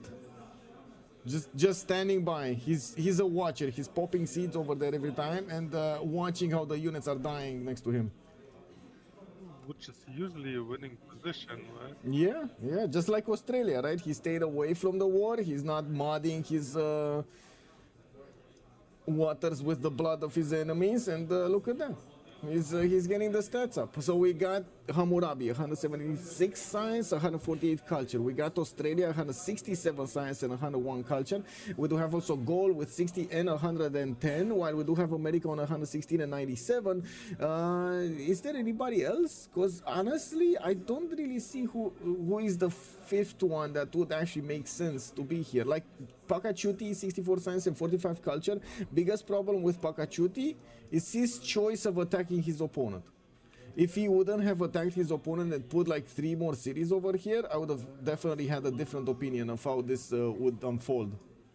But because he went to war, he's dedicating so many resources, and not only the resources, you gotta take into account the time. So, one of the things that actually I think is the hardest concept to grasp about this game is the timelines that are happening simultaneously between the players. And that a lot of the times the players do have a hard time figuring out, okay, how much time do I have until my opponent will get to X place, or he's gonna get that, and or how much time do I need to get something like a little small sacrifice? How can I come back on the timeline? Because every one of the civilizations will have a tree of development, which can be somewhat predicted by the land, by the seas, by the resources he's gonna get, by the neighbors. Right? You can predict a little bit of this, but going forward and trying to predict exactly what will happen like in the next 30 or 40 turns or 50 turns, that is something that a lot of the times the players do struggle with, especially at the beginning when you're still learning, you're still getting the experience going, you're still trying as much as possible to get the game knowledge in and not always paying attention to what's going on around you, to the big picture. But these players are, all of them, have an extreme amount of experience. So it is extremely surprising to me to see Inca go to war, because I'm pretty sure he was aware. So and this is something that I want to ask you, Justice. He was aware that he's making an extreme sacrifice of getting a war going against Catherine de' Medici. He was aware that Catherine de' Medici might have enough strength to defend him, but he still did it. And this kind of feels like a desperation move from him. And this is what I wanted to ask you, Justice. Was this a desperate move? Did he put into balance the ability that he had to get more series out and how many series he could have had versus how many stats he could have made? With how many stats he could have made versus going to war and taking the series from Catherine de' Medici? It's definitely a desperation move. The thing is, as a good player, you kind of have to realize sooner or later, yes, my chances are bad, but I'd rather have bad chance than no chance, right? And like if you just sit there and keep simming on pretty bad land, you just keep lowering your chances. And by the way, I think this is the case for Gaul here as well very soon. Because if we look at Gauland, he actually has pretty low pop and also very low amount of workables, so he's just unlucky with a bad one, I guess. But the result is still the same. If he just keeps simming up against the other guys in the lobbies, I think he will just fall behind. So Gaul kinda has to make a play soon to stay relevant. That is true.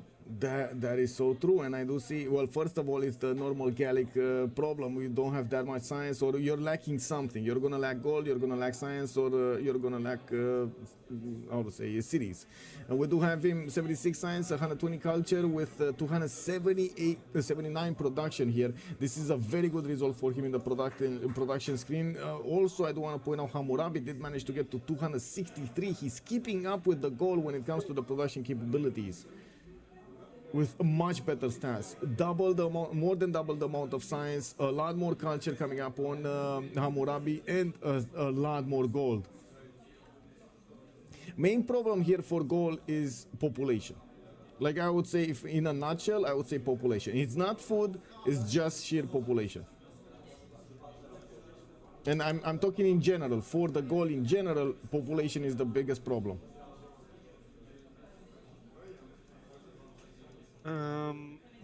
Yeah, people are very used to their Magnus openings to fix the yield. Yeah, true. It's easy to look at in production. But he went Moksha in the capital. Magnus, look at that, it's in Dure Cortona. He didn't even go internals for the extra food. Well, he has barely a commercial, I see 2. Yeah. 1, 2, So, yeah. 3. This one doesn't even have a market. It's 3 commercials. 4. Wait, he got another one here. I don't know if he has a market. But still, he cannot balance out his economy, and he cannot get the science. Even though, check this out, we're getting the 100% towards science buildings congress. Whoa. Anyway, now coming back to this, we do have Grand Colombia that still is pounding on the doorstep of Japan. Japan did lose Zanzibar to the free cities. It looks like the happy citizens of Zanzibar considered, you know what, Japanese rule is the old thing. It's not cool anymore. We're gonna go on our own road. We do have also Japan sending another city to the north of Cardiff, and that's actually gonna be a bit hard to get. There's no coastal progress there. We do have Grand Colombia also having serious issues to push through the Japanese defenders, especially with the samurais. There are quite a few coursers here that will try to push, but look at how much damage he's taking. It's just like, especially when Japan is gonna get his crossbows, I don't think he can keep on pushing. And this is slowing down Grand Colombia so much. 65 science, 96 culture. Yeah, as being said, I didn't like the way Grand Colombia approached this. Wait, somebody got a caravel. Was that Australia? Oh yeah. Oh, wait a second. Are we gonna see Australia do the pokey here against the East? There are 4 cities that he could take out, but he only has 2 caravels, so I doubt this is gonna happen. We got some more industrial zones coming up. We do see that Korea was successful in pushing out China from his territory, while we do have Korea getting a few more crossbows to the north. It looks like also China got into the borders of Babylon. Whoa, look at Rachel go. Wait, are they at war?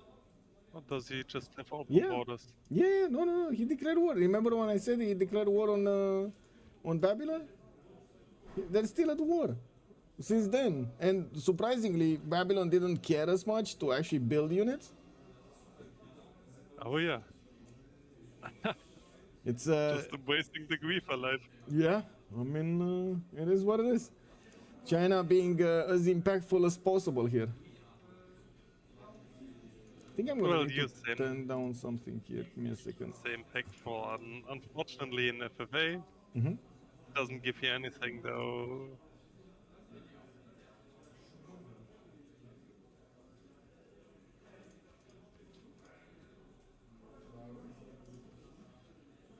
Oh well, it is what it is. I don't need the high resolution water, definitely not. Okay, there we go.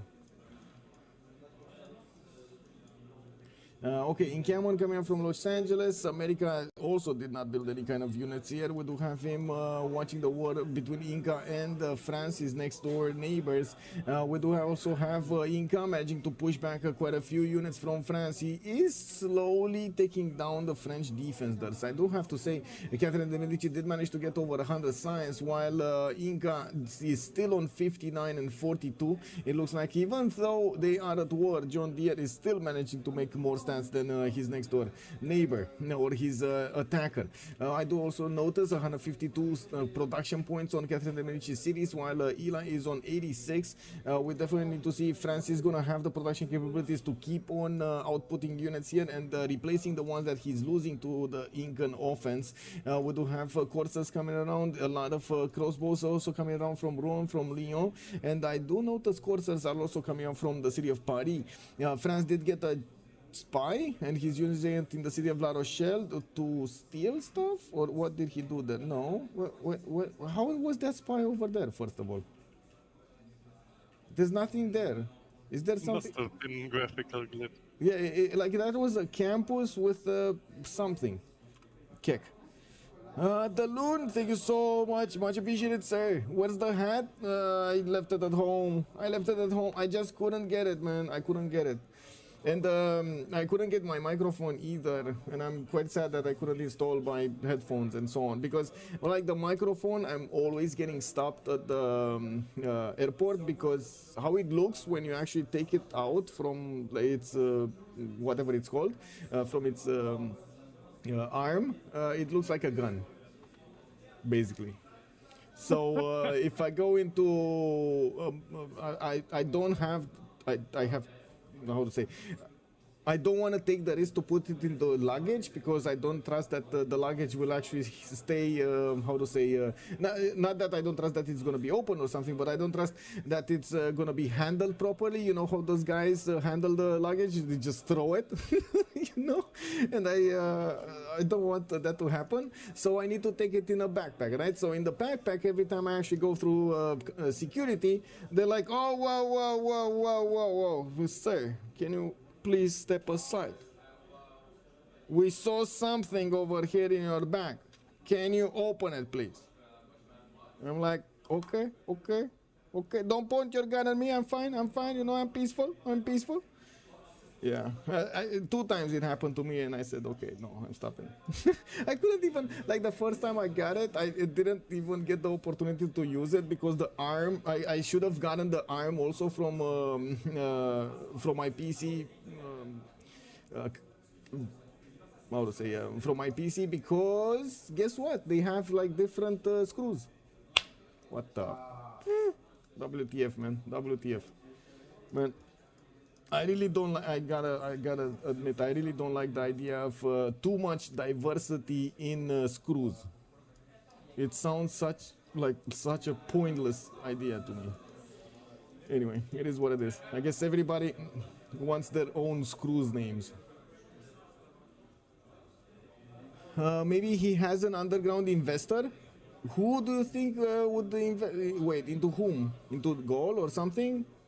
Oh, we were talking about the Gallic, right? The Gallic economy right? At that point in time, the 46 gold.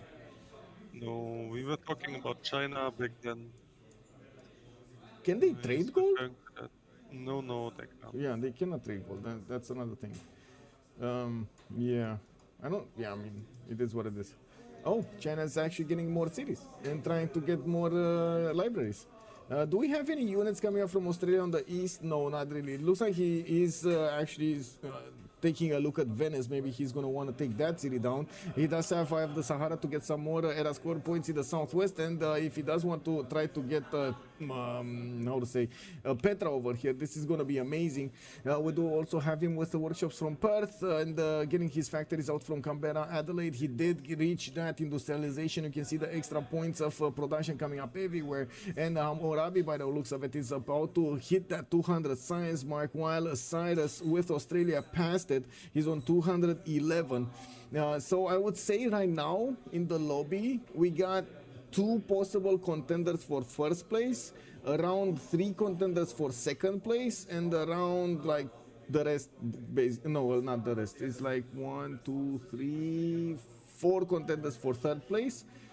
With well, the rest, it's up to you. I don't know, 5, 6, 7, 4, 5, 6, 7. It's anyone's guess. It can be anyone's guess.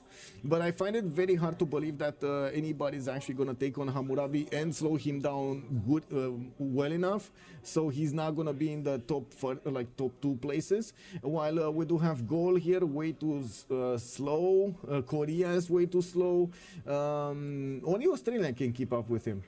Like in the science, in the production, only Australia can keep up with him. If you look at them isolated, yes. Yeah. But the game of Civ is obviously more complicated than that, right? Obviously. But you know, a lot of the times chat was saying, but why don't you make predictions? Big Michael over here is not making predictions. Well, I'm trying to make predictions. Sometimes I'm wrong, sometimes I'm right. You know, it is what it is. But it's still, I'm trying to cause a stir over here. What do you guys think? Who is gonna get this win? Are we starting to see, how to say, a more easier time to check out who's gonna be first or second, or is it still up in the air? We don't know who's going. Terry has its case as well. Pierre639 is telling us, good evening, sir, and good day, sir, and welcome. Is it though? I mean, I don't know. Maybe it's just me, but I don't really like his sim here. Let's look at it like this.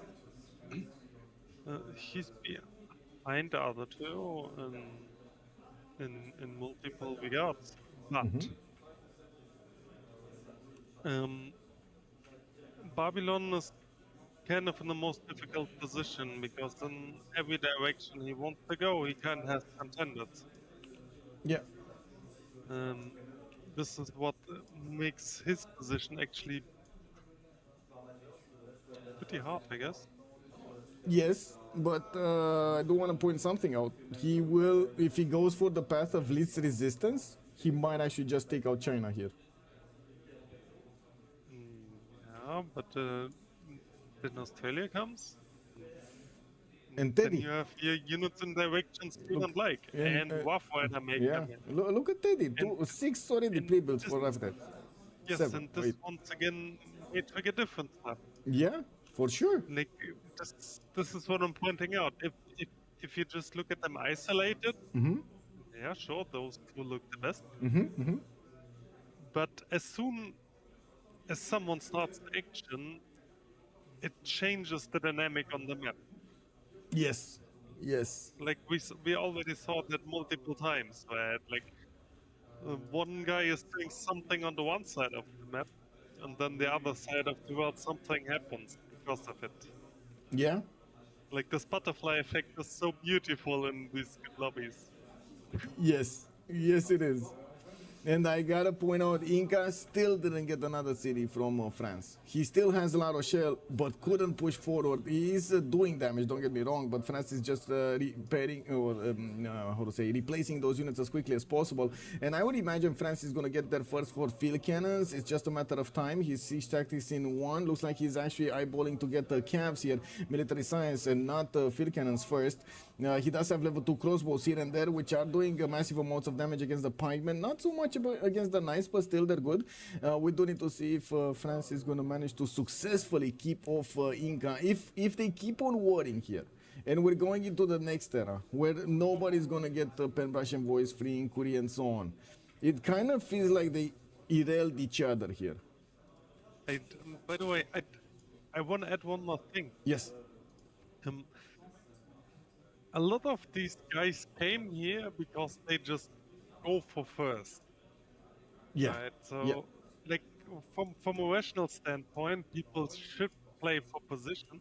But they definitely maybe some people who go like first or nothing. So this is always an interesting psychological part. So wait. First, just to make a mention of what you mean, first or nothing. Basically, if they know because of spawn, neighborhood, lack of cities, whatever, they're not gonna get first. They're just gonna do whatever, create chaos. Yes, Or... Rachel does here, for example. Okay. Yeah, makes sense. Makes sense. It may also be the case that, for example, a Wolf Rider, we can see him pre-building in the direction of Babylon. Yeah. So one may argue it may be wiser if he just plays for second or third or whatever. But he may decide just because he's used to go for first. So his side of things, maybe I have to kill Babylon no matter what, because he's my prime contender. Oh, for sure. And I don't think he can avoid the war. It's either gonna be now or later. It will happen at some point in the game. It's gonna happen. Oh yeah, I'm just saying there are a lot of dynamics on the field which are not really seeable to stats right now. Okay, yeah, that's true, and that's why we actually love so much this game. It can go around so quickly from one side to the other, even though there are so many details that are common between the players, but so many that are different. It's unbelievable. By the way, industrialization killing out next turn from Hammurabi. He's gonna get that 269 production working, and I do see John Curtin did get 359, while Norman is 339. The fact that this Congress is helping him out is putting him back on track with the science, 142 science and 158 culture. He's getting more production from the shipyards wherever he has harbors. Well, by the looks of it, only Bibrax, and he did manage to settle also Tervana to the northwest. Looks like industrial zone logistics projects coming around here. It is what it is. Oh, the Thaddeus, thank you so much for the follow, sir. Much appreciated. And also we got Ronnie 007777. Thank you so much, sir. Thank you. What's going on YouTube over here? What do we have on YouTube? YouTube, everybody fine? Everybody good? Sometimes I do have to mention, I was looking on my when I'm looking at my chat screens, sometimes they do not update because RAM issues. I'm so sorry. Aerotrof, hello there, sir, and welcome. DamZ73, hello there, sir. Hello, sir, and viewer. I great everyone spread the love for the defending team. Oh, we got, I guess everybody's cheating over here for the defenders. Robert Fraley, by the way, going on the counter-offensive against Grand Colombia. Grand Colombia cannot push. Like, this is... Was this a predictable risk outcome, Justice, between Grand Colombia and Japan? Absolutely. And I already talked multiple times about that. Yeah. The risk of the samurais. And they also already said, I think, what he should have done. But yeah, I guess the guy had other ideas. It is what it is. Hello there, Horizon 404. Hello there, sir. If I do have to say that if Grand Colombia would have been successful in taking over another city here, maybe with a two-prone attack, like one squad of units going against Nagoya and one squad of units going against Kyoto, I think he would have been successful. But because he didn't do that, there was enough production on Japan, there was enough science and culture to get him to the next tier units, and then everything stopped. Everything stopped. They're just trading amenities right here. That's it. And trading amenities not in a good way. They're losing amenities by trading units, basically.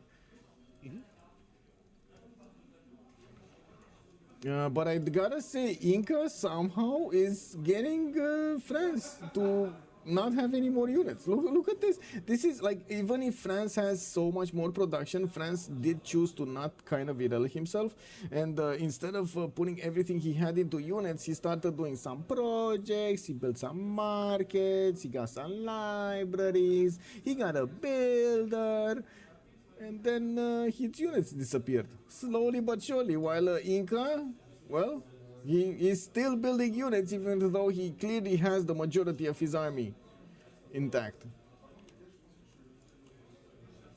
Yeah, some guys just wanted more than others. Yeah. It is what it is. I mean, is this a commitment problem here? Is this what we're seeing, a commitment problem to the defense? Yes, of course. Okay. I mean, it's also obviously not easy to criticize Like you're on a rough spot already. Yeah. Like you want to think about, okay, how do I rise in the rankings? Yeah. Then there's the guy trying to push you, dragging you down, right? Yeah. So you simply don't want to deal with it. Yeah, but you need to So deal it's with it very somehow. understandable. This is like the band-aid, you know the like the when you put a band-aid right somewhere, you basically got hurt and you want to put a band-aid so you stop the bleeding or something, and you then get to the part when you need to get the band-aid off, and the band-aid actually has like you needed to put it on the like hair and stuff like that, so when you start scratching it out, it starts to like take the hairs out of your whatever feet or out of your skin, so it's very very painful. So there are only two ways of dealing with this, right? It's either you go through the pain and you accept it that you're gonna be slowly like ripping apart stuff, or you're gonna do it very very quickly, right? You can't go. There's no other way of doing it. Well, of course. Third option is to just leave it there and die of infection.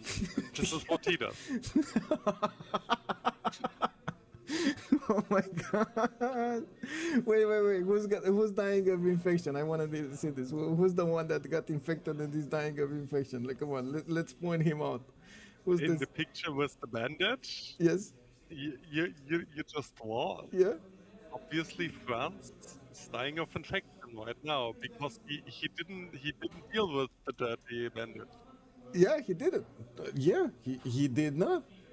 Yeah, Yes, that is true. He just refused. He looked away. He didn't want to deal with it. He was like, it's gonna be fine, guys. Yeah, we got now it's production, fine, we got stats. It's fine. We got this, boys.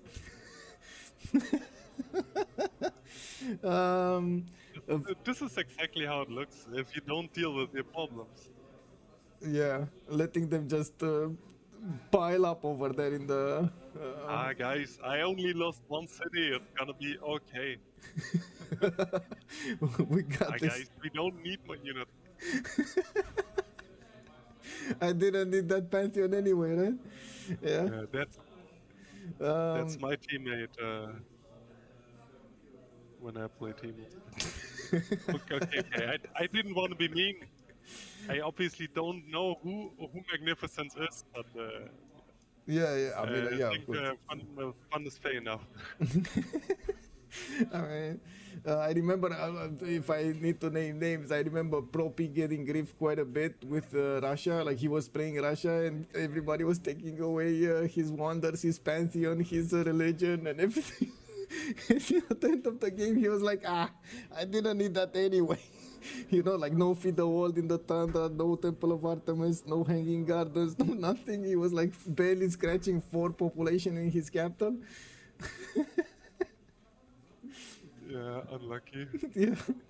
Hello there, Vilado. By the way, thank you so much for the follow. Much appreciated, sir. Also, Corkelman is saying he's going straight for Paris with those trebuchet. With the trebuchets? Oh, these ones. Yeah. He is, and smashing down Paris. It's taking it down. Inca is gonna be successful in the war. It looks like France not only buckled, but he's dying. Yeah, way too much. No, it's gonna be fine. This is so. I do have to point out a lot of the times when two empires go head to head against each other, all of the stats matter, and the most important thing I would say actually when they're on the same level of technology, it's the production that matters. If somebody will keep on producing units and use his empire production as much as he can to attack his own, like make units to replace the ones that he's attacking with and losing, and also overwhelm his opponents with more units, the production will matter. If any one of these will stop producing at some point, it's just the other will just gobble him up. It's just there's no other way. Let's see what's going on here. We got the Grand Colombia. Well, meeting so many samurais, he's not caring that much, but he is building a fleet here, and it looks like he's going to choose to actually take over the cities of Kyoto and Fukuoka with a fleet and not something else. We do have on the other side of the planet here Australia not actually getting a fleet, and he did manage to successfully take over the city of Venice. 2, 4, 6, 8 cities from him, getting his coal power plants up. Still, oh, I think actually, wait a second, is this Korea attacking Australia, or is this Korea just having units in Australia's territory? Kind of looks like Korea is having units in Australia's territory. We do have Australia also with 449 production points, while we do have Carver here with 358. And Norman is on 384. Now, I do have to say that Ambiorex did manage to get up in the science, but it looks like he's ending up with at a threshold here. He's not passing through that 150 science that easily. Hammurabi is in a free inquiry golden age, so he's gonna lose quite a few of his science points because of the commercials not giving him that much, and also Australia is gonna be the same here. From these 264 points, I'm pretty sure he's gonna go down to probably 200. Yeah, probably 200. He probably has the double harbors, right? Yeah, he does. Double harbors. I do like, by the way, the fact that he's going industrials and shipyards. This is going to be so much production on his side. Yes, it's expensive, but in the long term, whenever he's going to need to pump out something later on in the game, he's going to have so much production. I'm starting to be very happy about the possibility of seeing some diggers on the map. Yeah, regarding special units, by the way, guards have arrived. Conference. I think he doesn't have any money to upgrade. But as soon as there's a guard on the field, the Inca pushes over. Yeah, well. Yeah, Guard Imperials, 510s, no money. Wait, he has 67 gold a turn. He's 679 gold points in the bank. Oh my god, why didn't he upgrade a Minotaur? Like, honestly, a guardman probably wants every unit on the field. And not only that, but it will boost so much the garrison defense strength of the cities that these units are just not going to do damage anymore. Yeah, I'm really wondering what the guy does. Is he flipping over? Maybe he's squeezing out the card switch. Okay, there's another thing that... well. Yeah, maybe he is switching cards so he can get a minus 50 or something. That might make sense, to be honest. There is one thing that also I would like to touch as a subject over here. Usually in the multiplayer community, we do want, in any scenario, to see the players do their best. So even in a losing scenario, you still want to do the best. You still want to have the experience. If you're pushing, if you're defending and so on, you want to have the experience that you're actually gonna play until the end and not give up in halfway, do a halfway measure or whatever it is that you do over there to get out of it. Mostly because that's how we develop our skills, going through these scenarios, going through the hardships, trying out different strategies, if they work, if they don't work, trying to force the players to get some new strategies going around and so on. Now, there are quite a few how to say, games that sometimes, because the players do have so much experience, the players are thinking, oh my god, that it's gonna stop, like that's it, I'm not gonna get I'm fully rel, I'm not gonna get past 40 with these stats, I'm gonna die to X or Y or Z and so on and so forth, I cannot do anything. Well, I do want to point out, irrelevancy as it is defined is you cannot affect the game. That's when you are error. You cannot affect the game. The fact that Catherine de Medici stayed so long in the fight, Japan stayed so long in the fight, we had also China not only staying in the fight after he lost the city, but also went back and attacked Korea. It affected the game in so many ways. So many ways. Like, we could talk, I think, until tomorrow of the little details that happen from each of these moves, each of these wars affecting the whole map.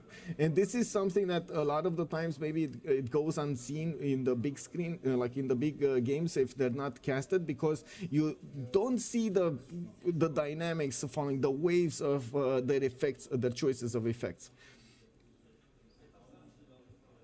Did he upgrade that? No. But at least he got a cav out. Why is he not upgrading? Does he not have something? Have no idea. Oh, maybe he doesn't have niter. Oh yeah. He also may... he can't upgrade. He doesn't have gunpowder. Oh, he can't upgrade. Yeah, that's what he's missing. Yeah, okay. He can't upgrade. Anyway. Guardian Perennial, 5 turns through. Woof! Yeah, it is.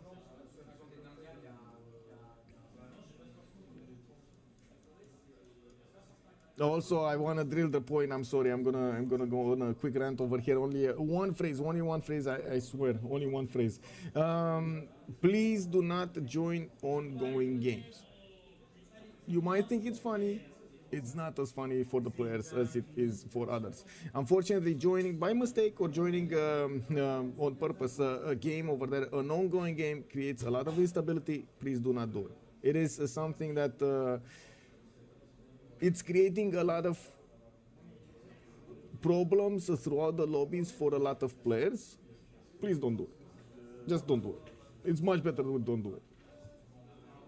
And I also prefer, I would say, educating on the risks rather than dealing with the consequences.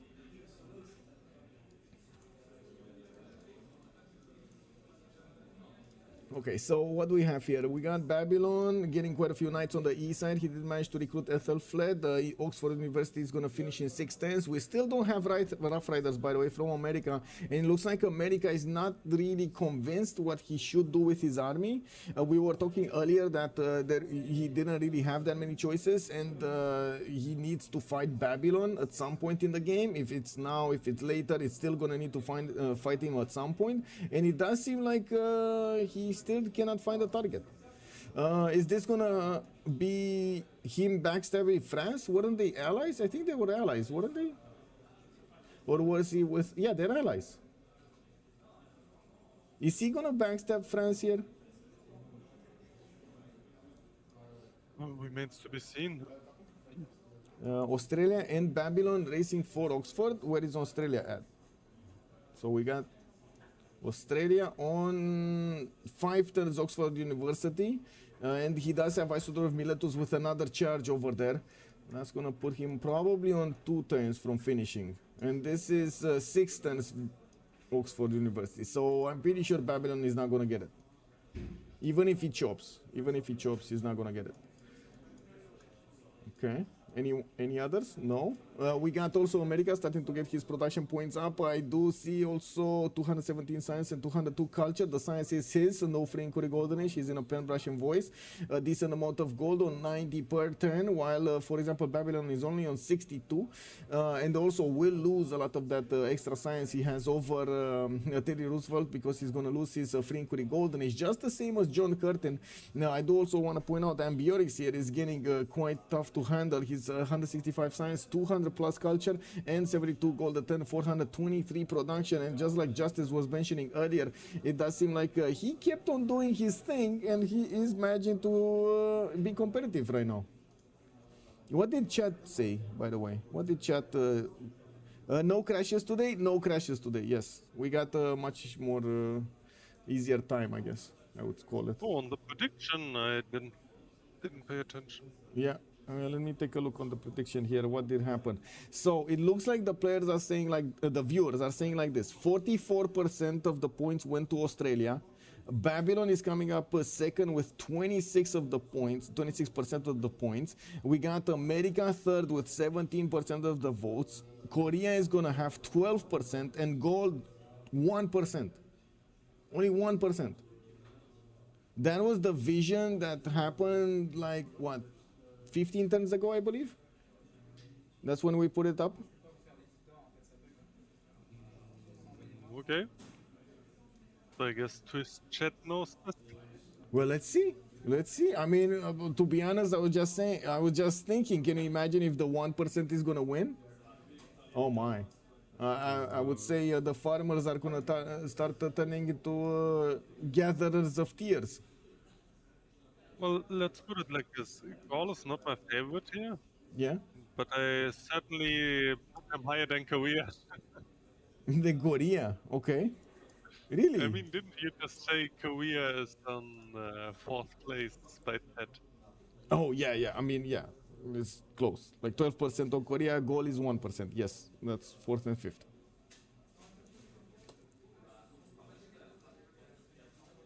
How many turns do we have until the next era? 2 turns. Do they have era score? I guess I did not care that much, but Saneok is gonna get his heroic. And we got Ambiotics, still needs 5 more points, but he's gonna get, wait, he did get Machu Picchu? Or I think he finished it, right? That's finished. The Chichen Itza, sorry, not Machu Picchu. Yes, that's finished. Okay. We got him getting his factories.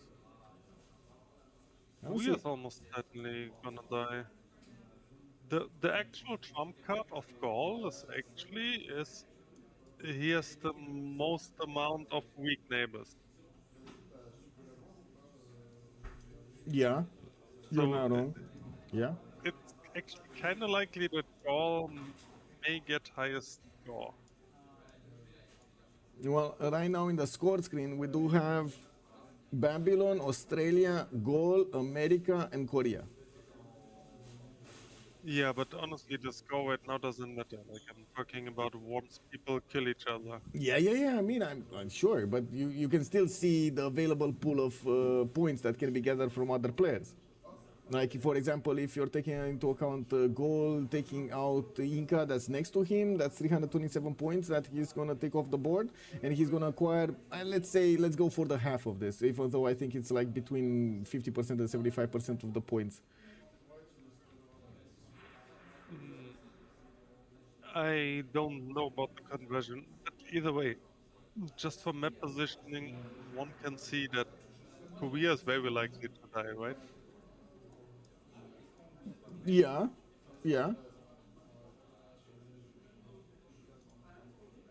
I cannot disagree with that. 144 science, 48 culture. He has been fighting for some time now. Yeah. And I don't think he has the production capabilities of actually sustaining a long, drawn-out war against any of his neighbors, including China. I don't think he can sustain war against China that much longer. Even with the Hawachas, look at these crouching tigers are actually doing damage to the Hawachas, the level 2 Hawachas, with a general. Babylon never has a trade partner. Babylon. Let's see. Oh, he's allied with Inca. Yeah, he's trading with Inca. 1, 2, 3, trade routes. Wait a second, guys. Is this spearman has been there for from the beginning of the game? It's probably still the same. Whoa. Anyway. Chat. Didn't even recognize Miguel without a hair. Porsche, hello, Dersen, and welcome. Yeah. Okay. It is what it is.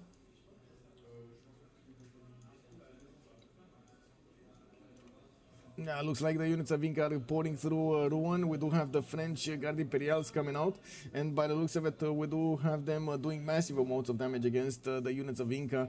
We just don't have them in sufficiently big numbers, since we do have also Cavs coming around, and they can definitely take out some of the Incan knights. We do need to see what's going to happen with the trades over here. I'm pretty sure Inca will have the power of counter-attacking if any of his units are dying. We do need to see also who did pick up the scientist.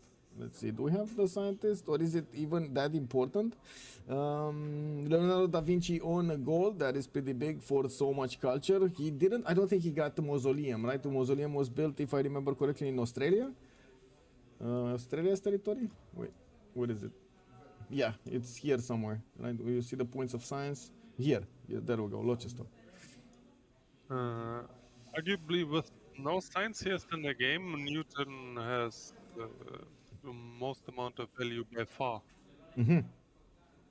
Okay. So, well, Because, like, Gaul got it, for example. Yes, that's actually huge. Okay. If you think about it, Newton does exactly what a science CS does. So the more science CS are in the game, the more diminished Newton's value is. With no science CS in the game, Newton's value is actually insanely high. I agree. Is it that high to tip the scales of worth, though? That's what I want to know, because he's still not keeping up with the science necessary. He's not keeping up because of his, how to say, his production or something. It's just, again, available population to put down districts. That's basically what's here. Japan, I approve the Giga Chad move. Goal at, what? What is the Giga Chad move? What? I don't Wait, know. wasn't there a... Oh.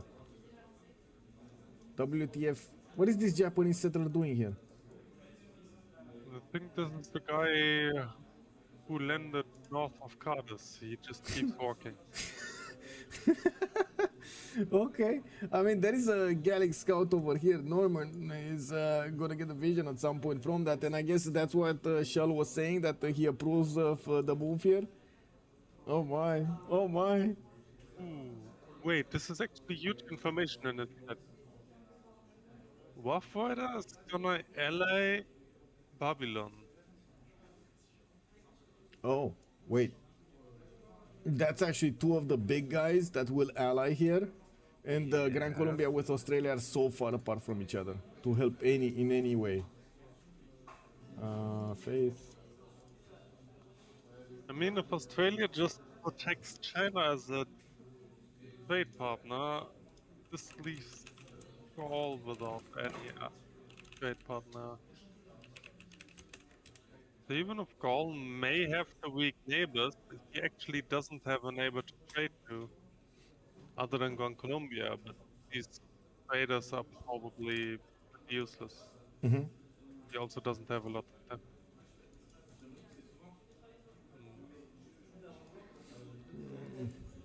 Yeah, this is very surprising, by the way, that America, well, maybe one of the reasons would be to secure one of his borders so he can go on the other and be safe for a little while, just like Grand Colombia did over here. He did make friends with Gaul, so he could safely go against Japan without worrying that anybody's gonna kill him from the right side. But look at these Llaneros and Gaul, and Yeah. he might actually do the dirty work. I'm actually curious because I was watching these units pass through and I was waiting for them to get some upgrades, but at the same time, so I don't think they're gonna go against Casa de Medici, so the only way is here towards Fukuoka, right? Trying to wrap around all of these cities. Doesn't look like it's gonna help him that much. I think they just go against everyone. They go against everyone. Yes. Oh. You just go full grief. You pillage whoever, you don't care. Okay, interesting. It's pretty much the Mapuche logic. There's a mine, so I care. Well, to be honest, there are very too little known consequences from doing that at the moment. He's kind of far away from everybody. He also has Gaul in front of him, Japan to the north. I guess the only one that could affect him is Australia from the other side, but that's also his one maybe powerful ally here. That's we're slowly getting to that point. We don't really have that many civilizations affecting the long-term gameplay.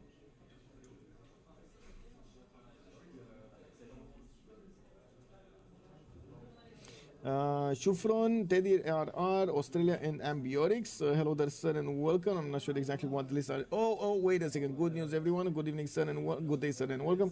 Can you explain how Babylon works compared to standard Civ 6? With Babylon in this particular game, first of all, the Palcum has been changed. You do get an extra food point on the improved tiles in the city center and the improved freshwater tiles in the city's borders, I should say.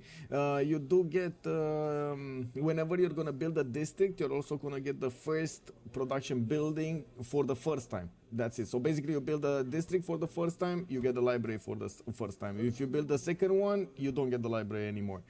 Same with theater squares. You build a theater square for the first one, we get an amphitheater, you don't get another one for the second one, and so on and so forth. So you get some scaling bonuses because of that. Very valuable, for example, trade routes and so on, markets, instant markets, pretty good. The major bonus of Babylon has been taken out with those inspiration points that he was getting. He's not able to just one-third technologies anymore.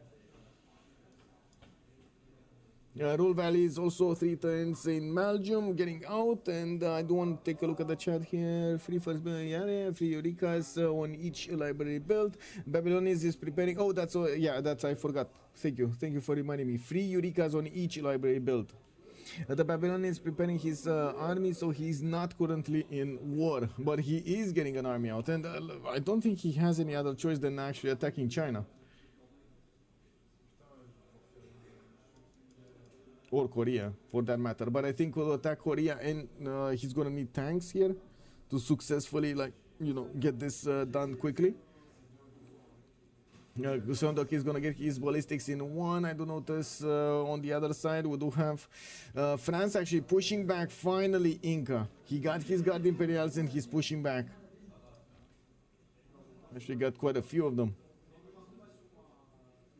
What happened in the World Congress? Tobacco, granting amenities. Oh no, minus 50 production. Oh my god, man. Ah, the massacre begins. Oh my god, man. Nice. Yeah, amazing. Anyway, this will actually help out China so much. He didn't have production before, now he can use so many production points. Do you remember these Mortal Kombat announce voices? Yes. Sub-Zero. Yes, I remember. This is what it feels like when it's minus 50% Congress, right? Yeah. Then everybody's getting announced in the arena. Yeah. Korea entering the fight. Round 1. Finish him. Oh my god, I played so much when I was little, man. I tried it again now at my age. I just couldn't play it, man. I just couldn't play it. I was like, no. I don't have the patience to actually learn the little details over there of when I need to press the button at that millisecond. I did want to take a look at what's going on here and make a comparison. So we did establish earlier that, of course, whenever you're going to go to war, at some point you might end up just production versus production, right? Well, it looks like Korea is having a commitment problem.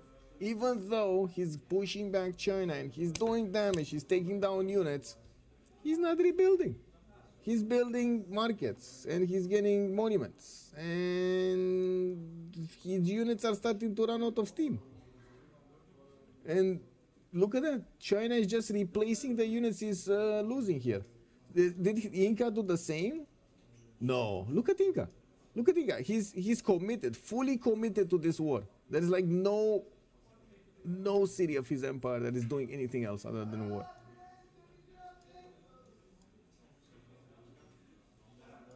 Paris got oh wait, Paris is gonna go down. It's gonna be taken back. Zanzibar also did flip to France's city. Very nice. We got Japan over here, still not being taken down. And oh my god, these samurais actually hold Llaneros, bro. These are incredible units.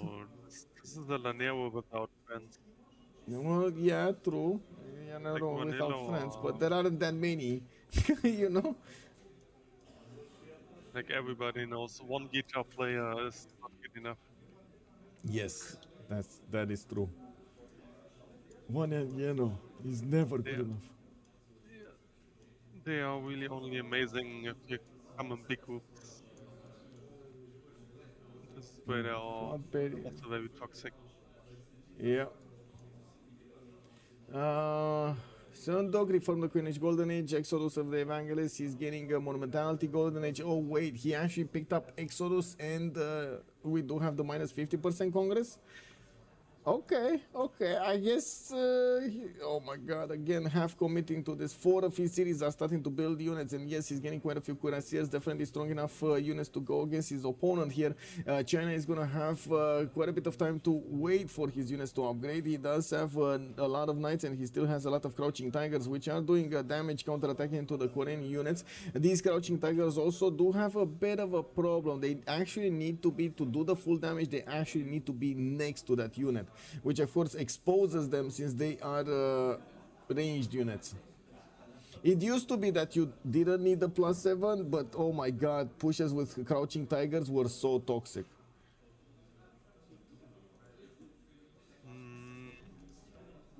Been trying around with crouching tigers on Unifier. It's actually pretty fun. With these ones, with the +7 only next to the unit? Yeah, you just open up triple encampment, which you kind of want to do as Unifier. Yeah. You just spam a couple of thoughts and click on machinery. So you go like 6-8 orchards as a front line, and then you just have a lot of the archer guys.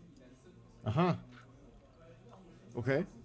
Yeah, true. It's kind of fun on Classic.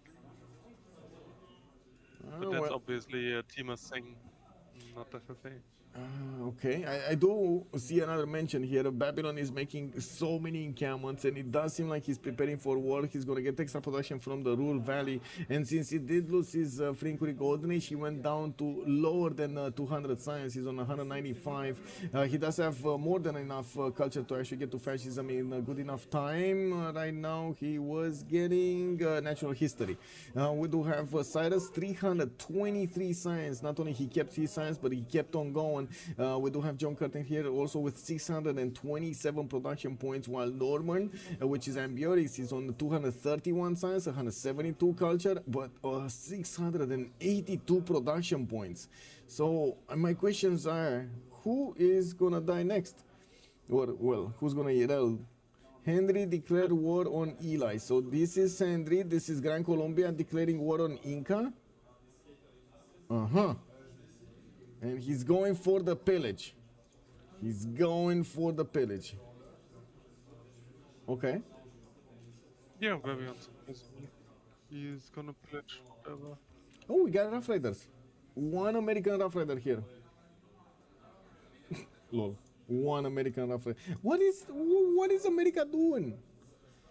Like, we've seen Babylon do something. He got to war against China, or China actually poked at him a little bit. We saw Australia do something. He at least made some units, send them on the right side, and that's about it. Then we did see China do quite a few things. Gaul didn't do anything. Gaul also didn't do anything. Didn't do anything like war, taking out cities. Not even city states. He didn't even take out a city state. What is going on? And it's still Carver, 5 points on the first place, but Cyrus is going to be 610. And wait, I do remember something reading through the rules. Won't there be a hard ceiling for how many turns we can have in this game, or is it going to be until the end? Does the game have a turn? Wait, how do you call it? A max turn, right? Max turn. Additionally, it's something like 130. Yeah, 120, 130, yeah. Is Japan flooding? No. No. Japan actually totally disincentivized Grand Colombia. Oh, 250, okay. Yeah. Yeah, this will not happen. Yeah. I guess I have way too many rule sets in my mind. In the Silver Land, they wanted to get the games as quickly as possible. So they made the rules in such a way that there will be a hard ceiling, like the 120. You cannot go past it, and then it scores victory. Because otherwise the games are too long, and we cannot stay like all night on the PCs. Okay. Yeah, this is obviously not the case here. Yeah, Like, yeah. it's for you, but No, I don't think it's a problem for me either. It started during the day. I can just sit for like until 1, no problem, or 12, it's fine. Because the 7, no, sorry, at 9 we're gonna have a party upstairs. And this is actually quite a very, very cool establishment, except the fact that I have 8 RAMs in my PC, which is still shocking to me. what's 8? Yes. Are you serious? I don't know, man. Yes. 8? Yes. Is it 1990 again? Your guess is as good as mine, bro. Like, I think right now phones have more than 8. WTF, bro. I don't know. But that's one of the reasons I was pointing out that the sound is running out of the RAM. Because that's what's happening. Anyway, it is what it is. The establishment is great. They have on the top floor actually quite a bit of like a big room with big screens, a bar, and so on and so forth. A lot of chairs if you want to actually take a look at games. They have also special rooms afterwards with like all of the PlayStations and stuff like that. Next door to us, with down below, like first level down below, next door to us will be the big room for the finals I should say tomorrow, when we're gonna have them play in exactly an esport format. You know, like you see on TV, like 5 PCs on one side, 5 PCs. Well, in this case, it will be 4 and 4, and in the middle, the caster. Basically, that's what's going to happen tomorrow. And with the crowd, with the chair, not the chairs, the arena. How do you say the arena chairs, or the things that you know you put people on to watch something? In Romanian, it's peluza, but I don't know how to say it in English. German, you would say Tribune, I guess? Tribune, Is it there we go. Tribune? Yeah, Tribune. Yeah, basically. Tribune in English, I guess? Yeah. So, Yes. wait, Carver actually declared war on John Deere and Shull. No, John Deere declared war on Shull. So, John Deere declared war on Rough Rider, that's fine. John Deere is... that's actually... that's China? Isn't that no? That's Catherine de Medici. What is Babylon doing with Catherine de Medici? Or is he giving America actually a heads up here to go against Catherine de Medici? Because they switched, right? America was the ally of France, so France just remained without an ally. Yeah, no tactics. This would be a major comeback for America in the point screen. If he does manage to take on some cities here from France, this would be major. Can he though? I think he can. Let me see.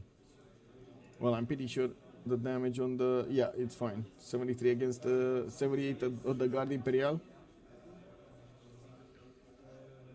And he is indeed at war against Catherine de Medici. He's not moving anything though. He's really not moving. One turning Rough Riders here, also getting industrial zones in Baltimore. I do see Potala Palace getting finished up in Washington, recruiting quite a few of these musicians and getting the works in for the extra culture and the extra tourism that you're gonna get there. Now we do need to see also if France will be successful in taking back Paris and moving towards the south. It looks like that city center did manage to get the walls up, and well, even if it is under siege, there will be quite a bit of damage on these units after they do finish the campaign against that city state. Now we do need to see also if Inca is going to be successful in rebuilding his military, especially when Grand Colombia is upgrading Llaneros right on his borders, and is also going to try to go against France towards the north. We do have the Llaneros giving up on attacking Japan. Japan is going to get attacked by these boats from Grand Colombia on the water. Even though Kyoto is 50 garrison defense strength city, it's still not going to be strong enough to withstand the concentrated power of multiple frigates. Unfortunately, he only got 1 frigate, and I don't think that's going to be enough. And I don't think he thinks that's going to be enough. He's getting more frigates also from Nagoya to fix that problem. I wonder what Gaul is giving up for. Like he has almost 1200 military just standing at the borders. It looks like That's way Inca. too much. Yeah, I agree, but it looks like Inca. Because look at the siege tower, military engineer is here moving towards the east. This looks like Inca. And again, we come into a situation where two civilizations fought each other, they couldn't win against each other, and the third one and the fourth one will come in and clean them up. Makes you wonder, why did they war in the first place? Yeah, on the other hand, you criticize Warfighter for doing nothing. So yeah, looks I like mean, it's not to do nothing, huh? I mean, I'm asking, why didn't he do anything? Yeah, I mean, I'm sure you were expecting Rough Riders to do something, right? Not Rough Riders as a nation, but Rough Riders as units to do something at the timing. He didn't do anything. So look at Australia, just sitting there clicking on lips. Yeah, and yeah, what can I say? But again, he got this gift next to him. China losing that first settler and then entering a war, like 1,000-year war against Korea. Australia is 125 military, yes, and nobody's cleaning him up. Yep. I guess Australia's game plan is jet bombers, or even GDRs. Yeah. But actually, I mean, for 60, 500, this is lab science. So this won't go much further. I don't know if you can get GDRs in reasonable time. Well, he's radioing 210s and Scorch 13-4. He shouldn't be that far away. I mean, it's not close, but not that far away. Especially since everybody else is like about around 200, 250 points of science. And I do notice Australia is still behind Carver when it comes to the points, but of course the points are also taking into account other stuff like wonders and so on and so forth. We do have military engineers coming up also from the cities of Babylon. We do need to see where is he going to send those to build the roads. Alhambra is going to be built in Durmuti for an extra military policy slot, and we do have the zoos coming up in Babylon. Did you know that actually they, I think they got a new zoo in Paris, and I wanted to visit it, and it was closed, bro. I got so sad. What is this? They said it's open on Google. I got there, it was closed. Kick. Fortunate. Yes. Very unfortunate. I didn't actually get to visit that much because they were closed, like museums and zoos and what. WTF. By the way, this is where the no science just really kicks in, right? Like at this point, usually people have scouted the map and have the envoys set, etc. So Yeah. people can make really use of it. But yeah, the postmodern stuff will not be one turn, no matter what. This is where the game really slows down. I do see a very close proximity between the first 4 players, but then there's like a massive pitfall. You got Carver, Cyrus, Norman, and Shull all above 583 points, but at the top of 652, so like, you know, what, 70 points difference between them, 69 points difference between them, while below, between Shull and Old McDonald, which is Korea, there are 130 points. Yes. I mean that there's a clear top 4 we talked about like 30 turns ago, right? Yeah. And it's arguable about the top 4, like in what order you kind of want to have them. Yeah, true. But they're still there. I mean, these guys, unless they're gonna start fighting each other directly, nothing's really major gonna change between them. And they will need to fight each other. Like Norman, for example, I believe he really wants to war somebody. Carver really wants to war somebody. You don't build that many encampments for the sake of it. Eventually, yes. But in these multi-side conflicts, Yeah. usually the guy who will force the first zone loses out. This is what is so exciting about 2v2v2s and stuff like this. Yeah. When there are more than 2 factions, Yeah. it gets really complicated. True. You can't just attack someone and expect to win. That is so true. McAllen is asking us how many techs difference between the first 4. So we got Hammurabi over here on 42 technologies. We do have Teddy on 40. We got Norman on 38. And then John Curtin is on 45. So it's between 45 and 38. The one tech is quite sizable. And look at that. Look at the big backstab here. Gaul, who was quite friendly with the Inca, is now attacking Inca. Just declared war on him. What called this as a backstab? They never find it. What do you mean? They exchanged so many niceties or pleasantries. They were polite to each other, and then, you know, they were making the gold, and at some point he decided, well, enough is enough. I guess you just like the word backstab. Yes. Go ahead. Well, I gotta say, France is getting back his series, boys. France, John Deere, not dying. Well, let's see if France is going to manage to keep on pushing forward. Even though I severely doubt that Gaul is going to let him get any of the Incan cities out from him, from his watch.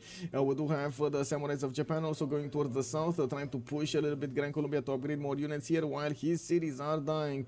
We do have these frigates from Grand Colombia on the coast on the west side, dealing the damage against the walls of Kyoto, and will move forward towards Fukuoka after that first city dies. It is probably going to be the hardest shell to crack here. The Governor Victor city of Kyoto is definitely harder than Fukuoka to take over. In the north, okay, no city state here. Where is this city? Oh my god, this city keeps on going, bro.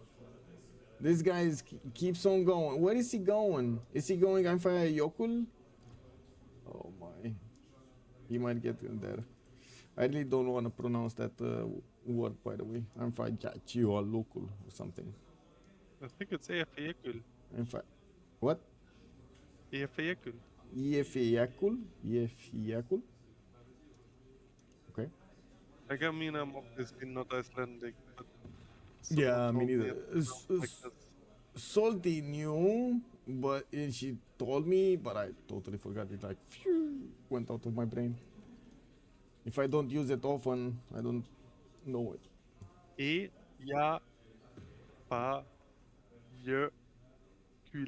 Efeakul. Okay. Okay, sure.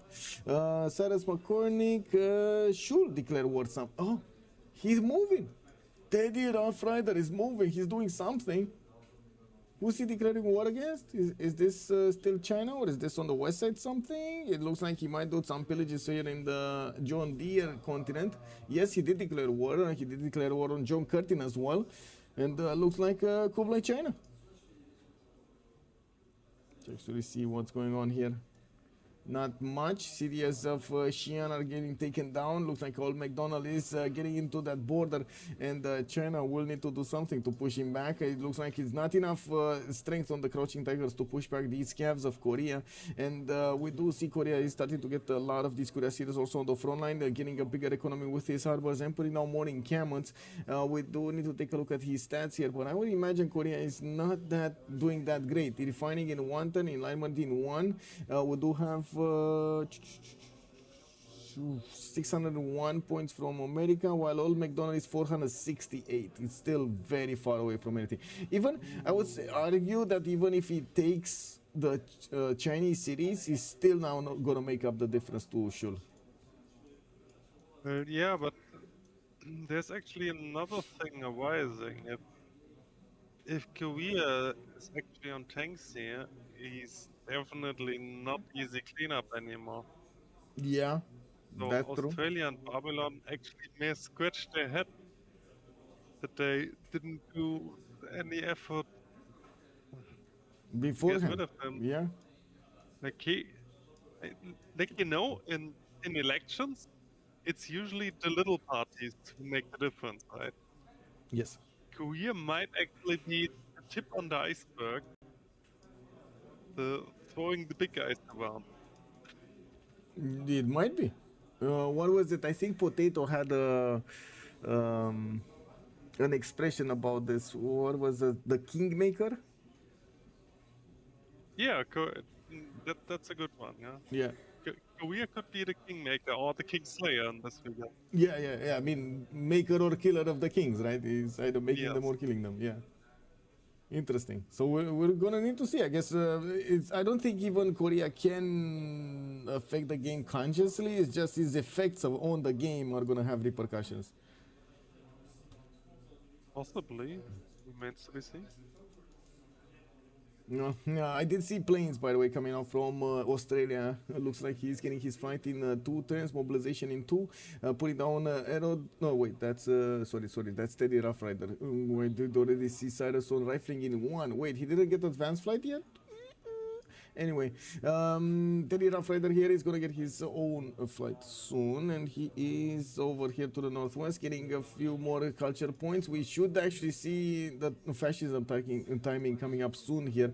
Ideology in 3-4 Carver. This is the moment, by the way, when the players do hit the ideology or is specifically going for fascism for the extra points that you get from fascism of damage. Usually at that point you do see them trying to go to war against their opponents and trying to take out as many cities as possible from them. Inca might actually lose the city on Antavila. There is a Gallic line infantry corps that does so much damage against those musketmen. There should be a few field cannons also helping him deal the initial wave of damage. We do need to see if the siege tower is going to help out that line infantry corps to take out Antavila instantly. Diggers are incoming. Oh, that is a very good unit, but it's not diggers on the coast though. I gotta say, there's a major difference between diggers on the coast, which can like kill tanks easily, versus diggers on land. They are not as great. Okay, Carver 2 turns out from combustion. We do have oh, Cyrus getting that rifling. Come on, Cyrus. No units here from Cyrus. I'm very surprised about Australia's choices. I guess it makes sense that he's not wanting a military, but it just doesn't make sense to me that he didn't get even the units that he would need to get the boost for his empire. Yeah, at this point, one might argue he's a bit too passive. Too passive, yeah. I was expecting him for a long time to be more aggressive on the right side. As in, I was expecting him to get the caravel, like a lot of caravels out, maybe some frigates. And to be honest, he still has the opportunity to take out quite a few cities here. 1, 2, 3 cities, 4 cities from Grand Colombia. By the way, finally Kyoto has been taken down. Fukuoka also from Japan is going to be the last city here. So there were so many cities, so many points that could have been acquired or taken out from the game. Because of course, if you take a city and you raise it, you take away the points from that player anyway. Yeah, in FFA you usually never want to raise.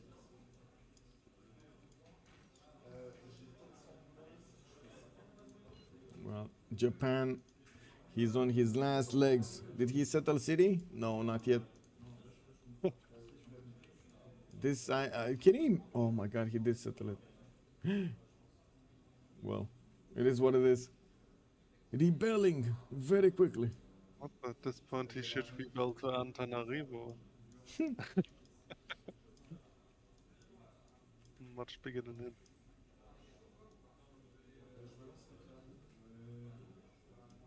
Who has Anton, by the way? Anton is Shull. 34. He's gonna keep it. What else is Well, heavily 33. contested? Muscat. John Deere has 16. Also Namadol. Shull has 27. Wait, Shull has both of these? Okay, interesting. Both Namadol and Antananarivo on America. Can't have a Kilba though. Funny enough. Yeah. Well, he didn't get Machu Picchu, Forbidden City, Potala Palace, so he has already two extra cards to use in his empire, one wild card, one diplomatic. He's getting his whole power plant for the extra production. Finally settled Vesuvius some time ago, but yeah, we didn't catch it, or at least I didn't mention it. I did see it. We do have spies from France also entering his territory, and I gotta say, we still don't see units going and smashing through the units of France. Like there are cities, free cities over here to be taken, and he's not doing anything. He's not even thinking about it. Shull has declared war on Robert Fraley. Robert Fraley being Japan. Oh, I see. I mean, he's gonna take Takamatsu, so that's gonna be it for Japan, right? Or is he declaring war to help him out in some way? I don't think so.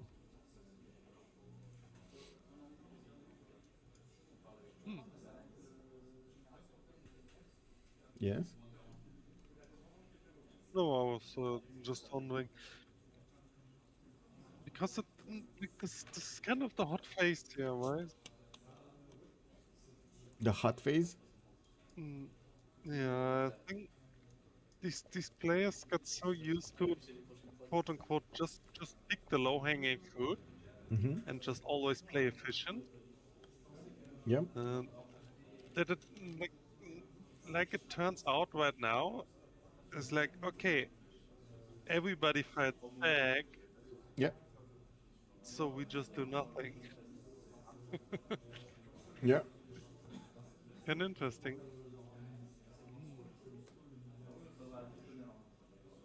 Because at some point there has to be a decisive move from someone, right? So this is the territory where like the normal logic doesn't apply anymore. When it's so much about psychological.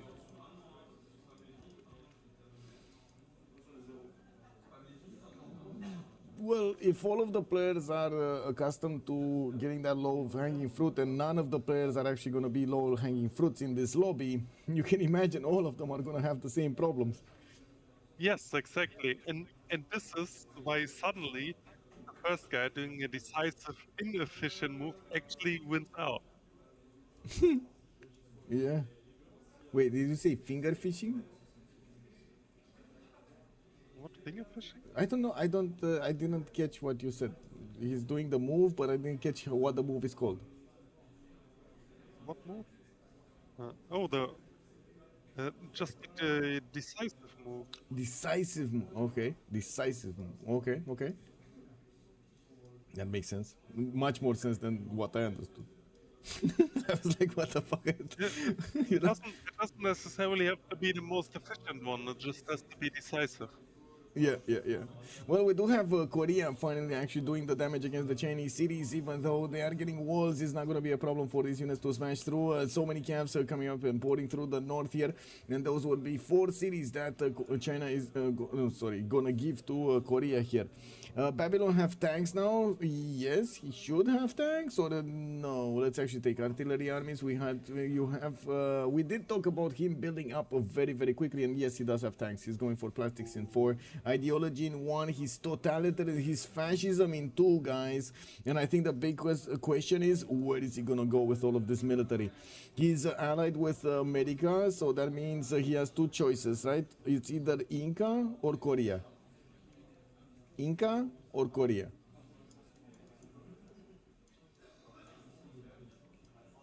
Okay, looks like Beijing has been taken down. That's the capital city of China, and Xi'an got taken down. 2 other cities from the Chinese Empire have just flipped. We still have Handan and Changsha, but they just don't have any more units. He just doesn't have any more units to withstand an attack here. Looking in the north, it doesn't look like Japan is actually going to get attacked by any of the American units. They do have, let me actually take a look here. On the west side, Fukuoka coming up with samurais, okay. But, sorry, samurais. He's trying to put up the defense against these boats from Grand Colombia, but it's still going to take a little time for these frigates to do the damage. It shouldn't be that long, though. It's only 45 strength. Come on, these frigates should handle it. Yeah, they will handle it. It's not a problem. The samurais, unfortunately, they cannot just jump on the frigates to kill them. Diggers. Okay, diggers are actually coming out. And we can check the damage. Let's see. 88 against the Hojo 51. Well, that makes sense. This 98 dig. Look at that. Look at the coast, man. The coastal damage. This is not a core. This is just a simple digger. 98 damage against the Cuirassier 69. Amazing units. But there was somebody that was saying that the diggers come too late to be effective. I don't know if I agree with that statement, to be honest.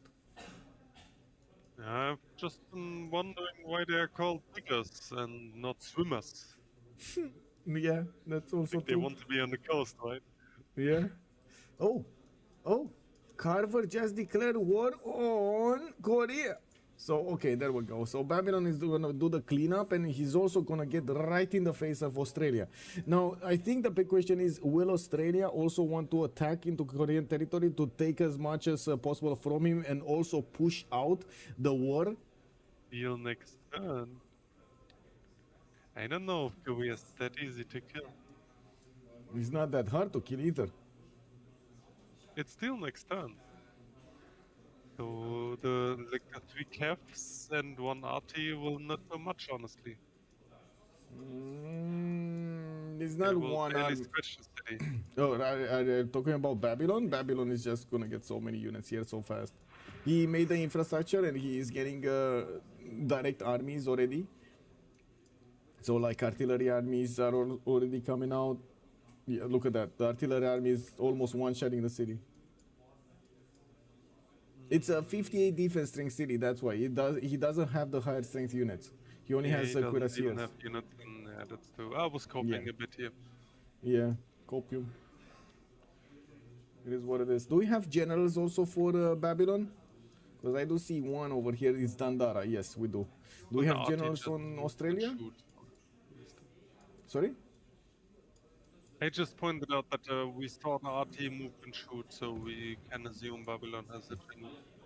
Yeah. Well, I didn't want to check. Let me see over here if they did manage to get something. So, Isun Sinarmelo Dandara General Jose de San Martin did get picked up by Korea, so he has one also. Napoleon Bonaparte also got picked up by America, and I think the big question is America gonna go against France here? I don't understand why he's hesitating so much. They're already at war. Why don't we actually see America go and pillage tiles from France? Oh, and sorry, yes. What's possible is that he didn't trust Babylon, so maybe he wanted to wait on a renew timing, or see if Babylon actually declares on Korea or something. Yeah, definitely could make sense. More economy coming out also for Shull, 256 science and 300 culture. We got him on 700 points of production. Teddy Rough Rider over here going for the late game. Now I think we got 4 players over 600 production, and that's it. Like the rest are, look at that. The rest one is Korea that's dying, which is 201. Henry 250. Massive difference. Yes, and these are the 4 guys we already called out to be relevant to score. Yeah.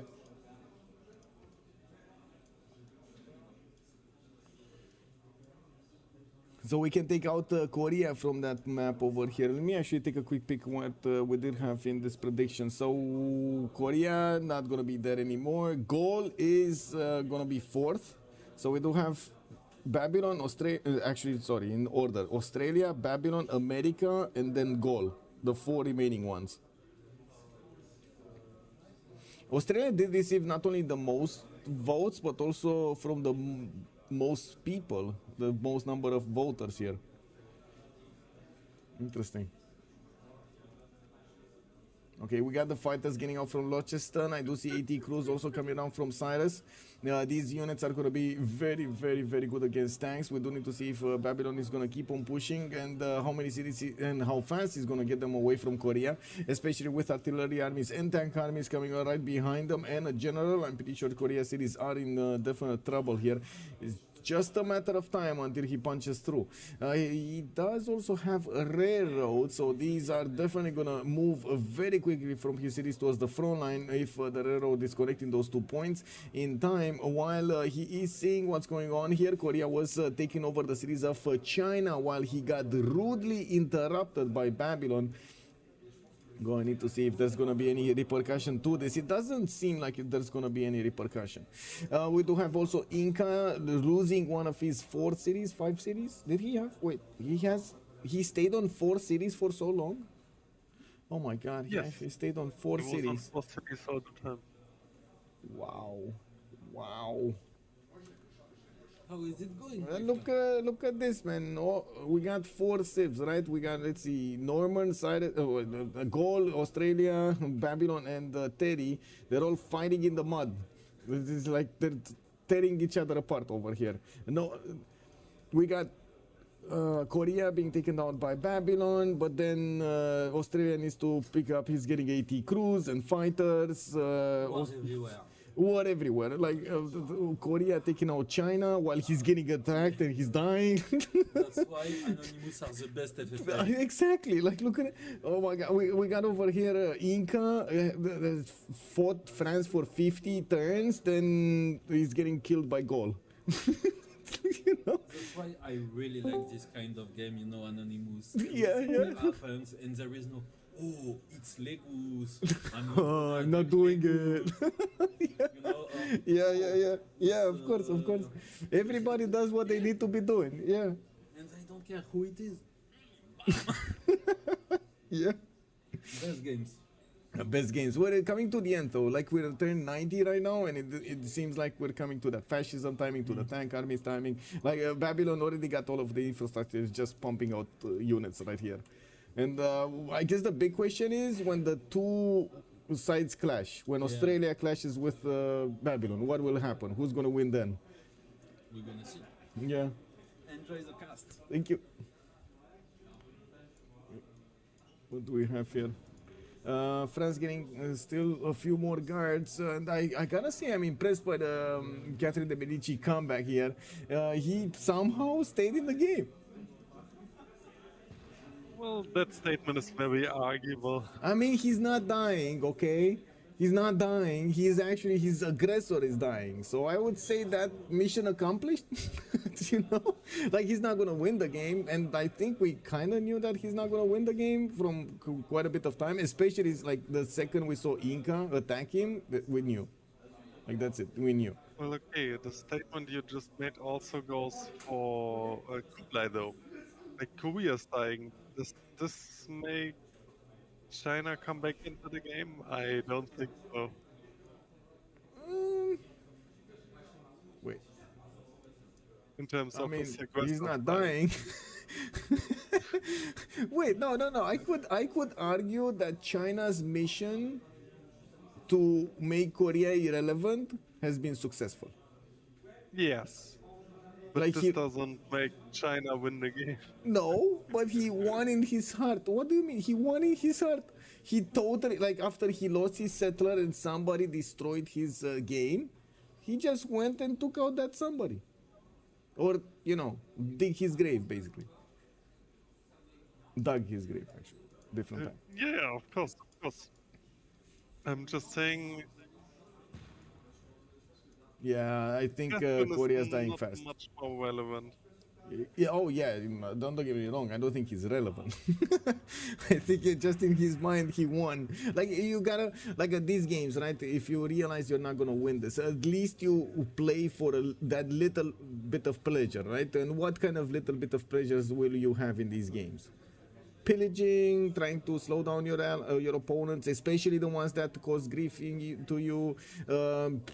trying to reach a certain number of turns until you die or something like that, right? Those are the bits and pieces if you want to be happy about something. Of course, you're not going to be happy that you're not going to win the game, but it is what it is. I love how rationally the AI lays out the railroads, perfectly efficient pathing. Okay. Which AI? Wait, we got an AI? We don't have. Oh, like in I don't know what the AI does actually with railroads. Is that must be a pun somewhere and that I'm not catching? Do you know more details about this, Justice? Yeah, about the AI's ability to get the railroads all over the place with probably not so efficient pathing. No, I don't know. Well, that's another city being taken over, and looks like Korea is starting to get the raising going because he knows he's going to lose all of these cities. He also knows that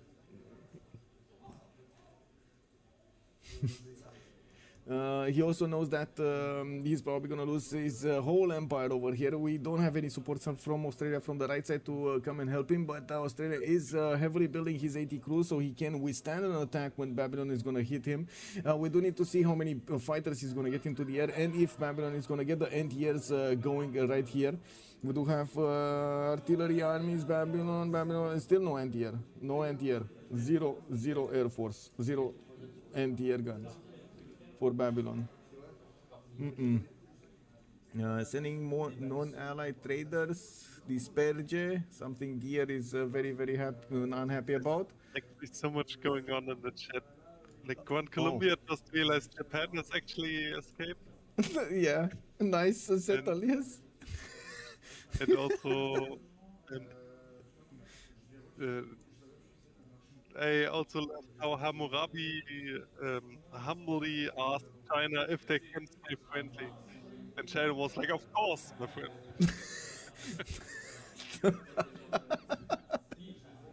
Yeah. Well, it is what it is. Carver is looking for allies all over the map. Yeah.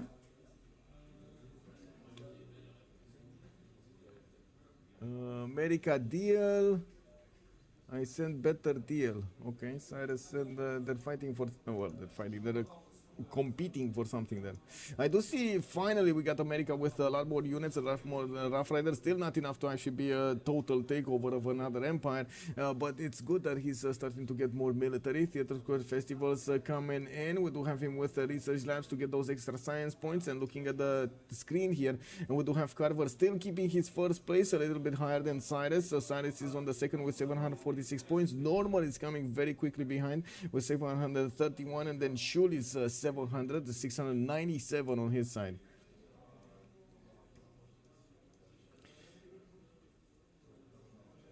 I think America's war declaration on France was to reset the traders. That's what game chat says. Okay, interesting. To reset the traders. Interesting. Wanted to send them somewhere else. Got it. Well, it looks like also the last three remaining Incan cities will also be taken out quite quickly. Gaul did upgrade his infantries, and these are very strong units. I think actually infantry is one of the most underused powerful units in the game here. Do you agree or disagree? Well, especially on Gaul. Especially on Gaul. Well, like on Gaul, you see those very regularly, right? Mm-hmm. Other than this, it's usually just used as a quote-unquote emergency unit for the guy who wanted to read out labs and someone wanted to tank push him. Yeah.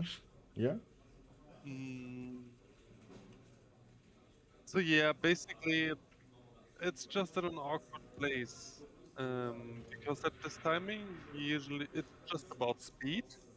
Yeah. So. Like, unless you're Lincoln or Gaul, you don't go oligarchic legacy for an infantry push. Yeah. So this is why it's a bit awkward. And also this is why it's probably just underused.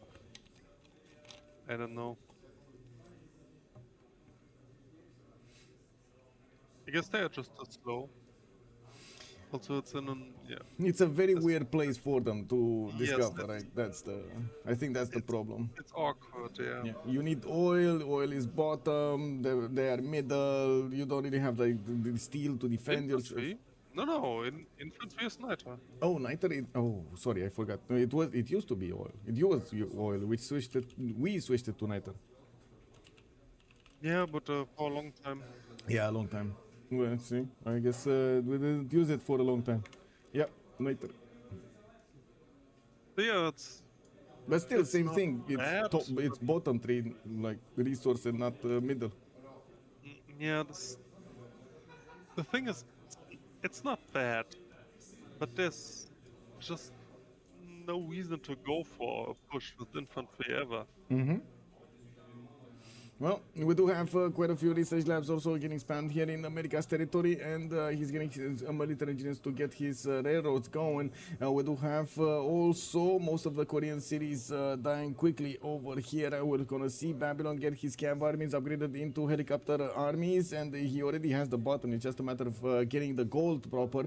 I'm pretty sure he's also pillaging as many of these farms and mines that he's getting his trains, his tracks on.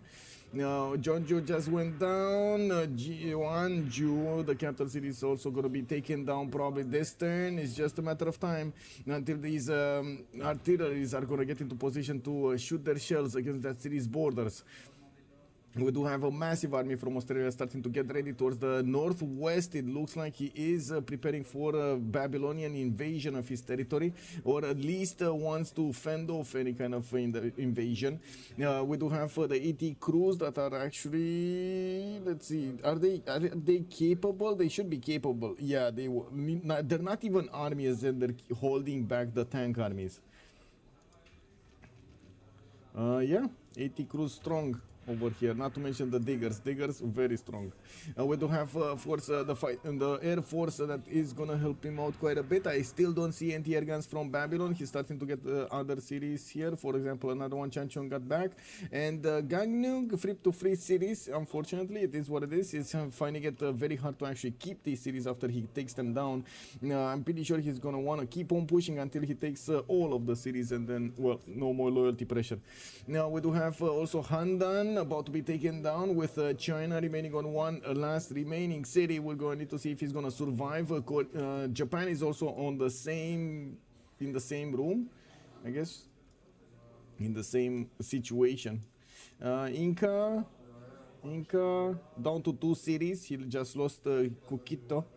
We got Cusco and Ollantaytambo available for him to get going.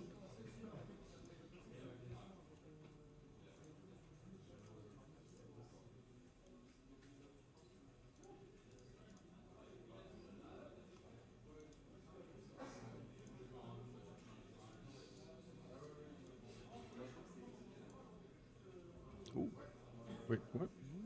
I got pinged. What is this? No, it's fine. It's fine. Just need to set my windows here properly. Whoa, who this? Oh, hello there, Kanak. Good evening, sir. Welcome. It looks like even Kanak is coming to watch the slaughter that is happening on this map at the end of the game. Very nice, very nice. Let's see what's going on. We do have more infantry being generated over here. France did manage to get back his cities, and right now he's licking his wounds with not that many stats able to put up a fight here.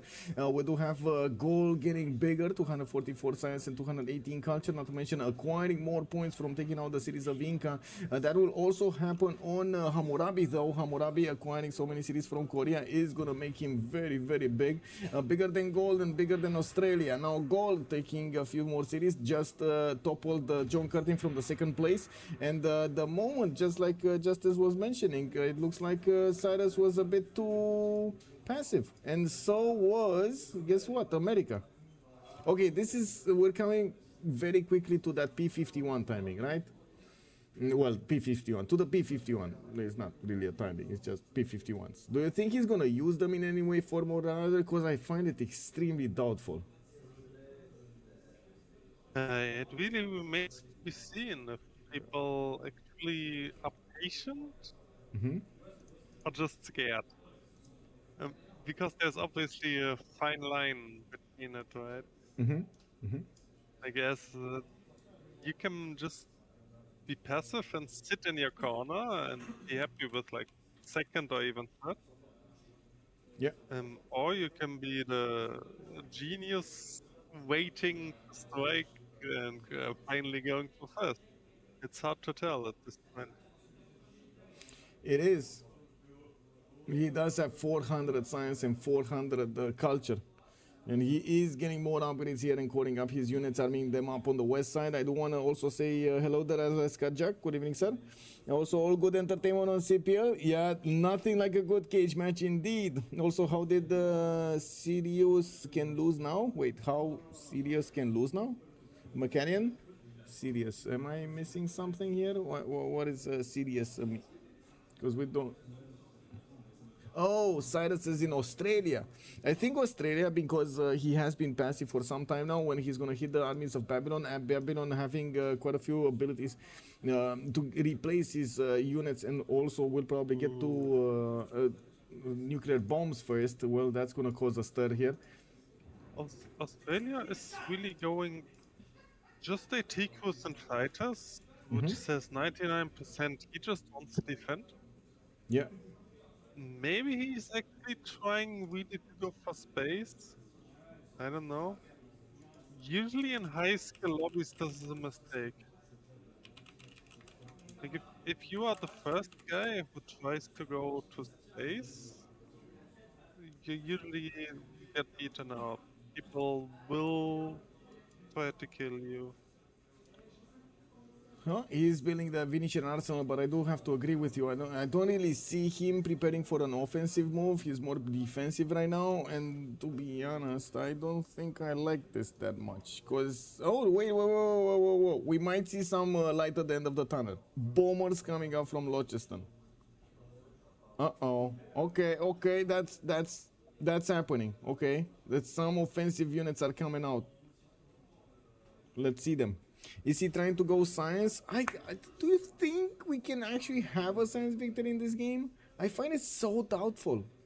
Like the second they're gonna see somebody go for science, everybody's gonna nuke him to smithereens. Also, I want to point out once again, this is no science CS game, so science victory would be painfully slow. Yes, like extremely. The difference between 500 and 1,000 science is really double the amount of turns. So even if you sim all game, the science victory before like 130 is pretty unrealistic. Yeah. That is true. Even on these high skilled players. I see something else that is troubling me right now. Hammurabi is running out of gold. He's in a Reform the Queen Age, Golden Age. Well, he has in a Heroic, but he's on minus 58 gold per turn at the moment. He's running on pillage economy here. He does have 1600 in the bank, but still, every turn he's bleeding gold. Can he keep this up? I think so. I think he can easily keep this up.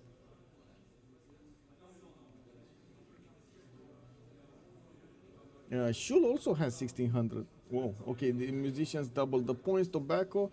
Wait, America might actually try to pull something with his, I'll say some cheeky culture victory here with those, how do you call them? Wait, who got out? Whitney? Was that China? No. Was that, oh, that was Hojo. Hojo got out, okay. So that's the first one. That is from the first one. And Cyrus is calling out culture victory from America. Come on, Film Studios, man. Film Studios. That's what I was looking for, the world. Royal Society. Oh. Now, this is a massive dedication to get Royal Society. And I gotta ask you, why Royal Society? So like this feels a bit confusing because, okay, sure, Royal Society, right? You usually want to get it when you want to finish those projects a little bit faster for the space victory. So you can use the builders production to actually get those in the spaceports. But it doesn't really help. It doesn't really help with military, first of all. like War Department would do to get some heals popping off and so on. It doesn't help with culture victory. You don't get extra slots, and it doesn't help you at all, right? So it doesn't. Keep looking at it. World Society is complete interior. Must be a misclick. Misclick? It must be a misclick? It might be. It might be a misclick. I really hope he's not gonna keep on building it, because that's gonna be 110 for nothing. Wait, Eli? That was not. Somebody died, right? Oh, that was Inca. Sorry, that was Inca, not Japan. Japan is still here. Japan is still here. That was Inca. Inca died. Gaul is the first one to successfully take out a civilization from the game. Yeah, Cyrus, by the way, nuclear fission coming up in 2 turns. We do have Carver Hammurabi going for his flight, and I gotta say, Australia, by the looks of it, is gonna have nuclear bombs here. Also, getting spaceports from Canberra. Looks like he is trying to go to space. Ally, Babylon. It looks like Shull is actually very annoyed that Babylon is not responding to his ally request. Did they ally or not? He's nervous. Yeah, he's very nervous. Like, look, it shows. Honestly, if the guy is serious about going to space, well, I think Paddy's read on this game is completely wrong here if he tries to race for space. And we also have another problem appearing here in Babylon. Not only he doesn't really have the funds to upkeep his army, but he's running out of oil. And this is going to be a problem, because he's going to start losing a lot of damage from these units, and all of them are using oil, I'm sorry. So, yeah. Actually, from his perspective, Yes. if he assumes that Hammurabi renews, Yes. I guess he's figuring Hammurabi will pop into Australia. Mm-hmm.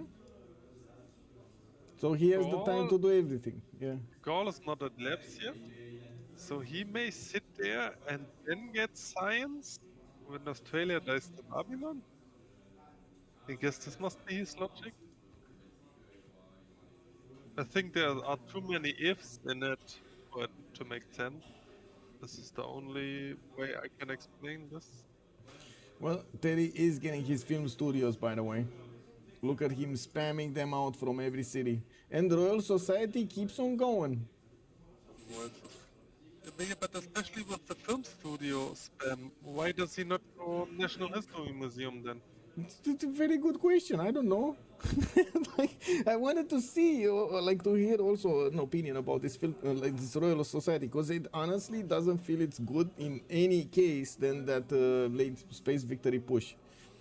Is this an FFA? Yes, Jam the Window. This is an FFA, sir. Also, how many techs does he have? Australia is on 56 techs versus Carver's 52.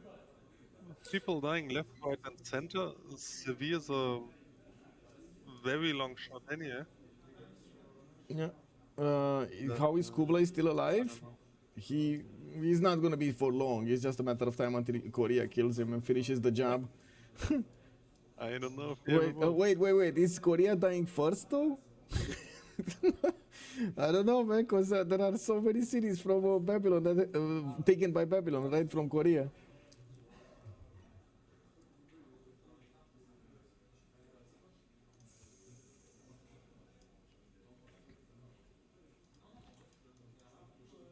Okay, Beijing. Okay, Korea getting to Handan. That's a 68 defense strength city, and we do not have actually units to attack it from afar.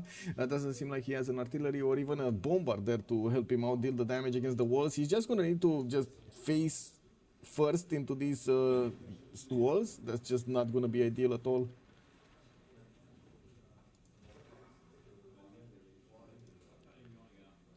What is this? End me?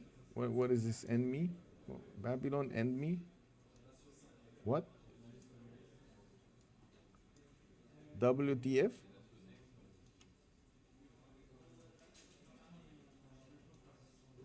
Okay, I mean, sure, he got the steal.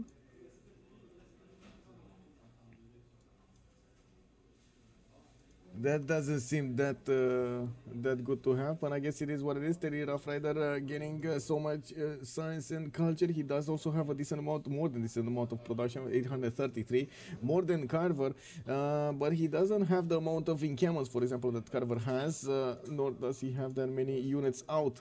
And we do need to see how, if Babylon is going to be successful over here in his endeavors. He's definitely taking on more and more cities from Korea and ending up on the borders of Australia right here.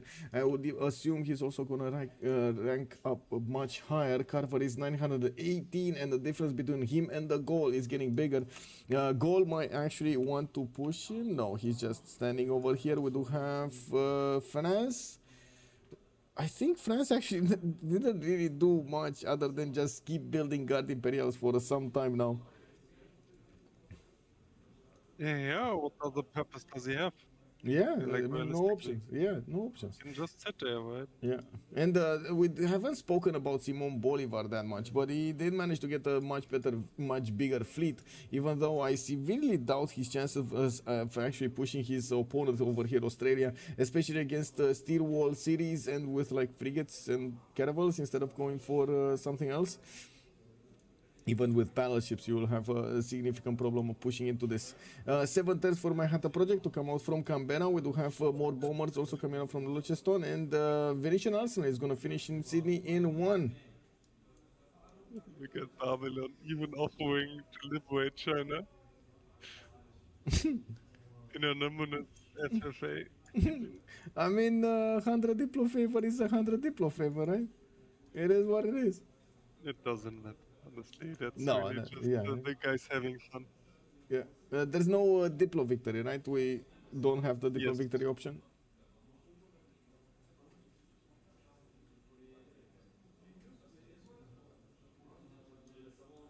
Let's not ask about liberations. Okay. Golden is trying to stop them from doing something.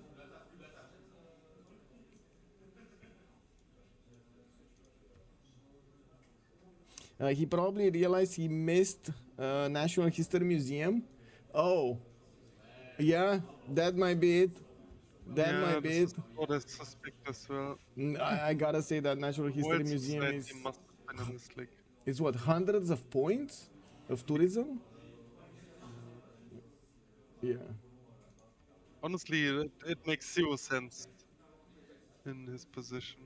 Yeah, that was probably especially a as he projects now, like CV is clearly his angle. Yeah. Okay, I don't think it's a very good angle, but probably his best. Well, at least he got Dimitri Katemir for the 3 musics. And we do have him one turning this Theatre Square project, so he's gonna start to roll through those musicians quite quickly. Australia is gonna get one also. Yes? Diplo visibility guy already. Maddie? The merchant? Well, not this one. Wait. Oh, got it. Yeah, he got it. Mary Catherine Goddard on Gaul. This could actually be game changing. I don't think Gaul actually kept on building, and I don't think he's in that good terms with France, especially like looking at how the borders look like over here. The infantry army is watching these Guard Imperials from afar. Wait. Do I see minus Niter? I actually see minus Niter. Minus 6 insufficient Niter. Well, that's not something you see every day. No, but he's building his slabs now. Yeah. Kind of late though. It's like the total amount of science between him and the others has built up so much. And wait, what the? Cyrus is 17,000 science points while everybody else like is 10,000 or less. Wow. Okay, that's massive. That is a massive advantage here for Australia. Now, I don't know if it will help him that much to defend against Babylon here, but I'm pretty sure these 80 crew armies are going to put up a hell of a fight.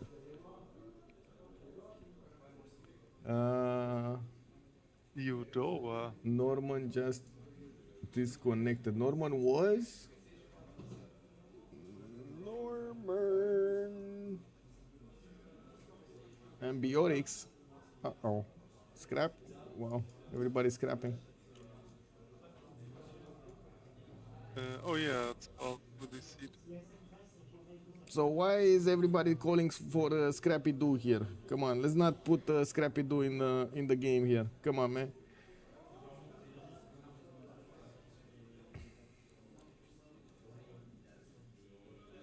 Obviously, they're just making fun.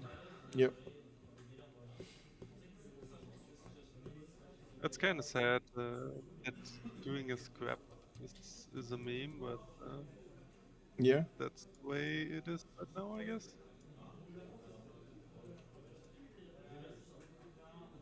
Actually, this may wobble on for a while, right? So I think I'm gonna take a brief break here to get something to eat. Well, I need to be here paying attention to see when I need to actually click that rejoin button. If Golden is gonna remake the lobby. Well, yeah, This is what it this is. is why it's your stream, right? Yes, yes, I know. Nah, I'm not. It is what it is, man. Comes with the Yeah, but territory. I'm gonna cook something.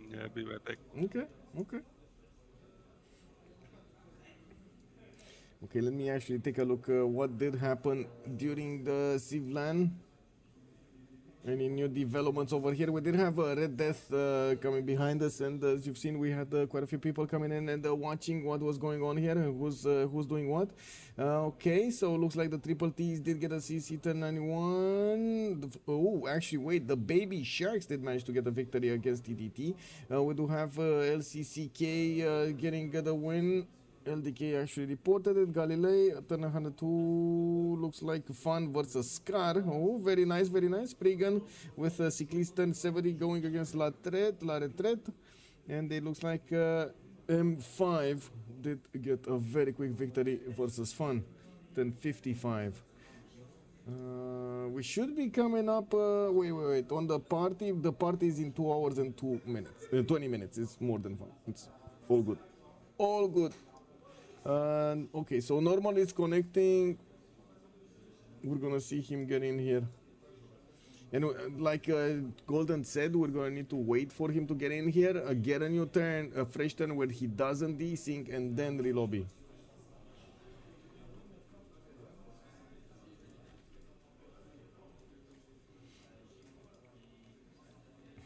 Robert Fraley, that's Japan, asking Henry if they can negotiate. Henry being Grand Colombia.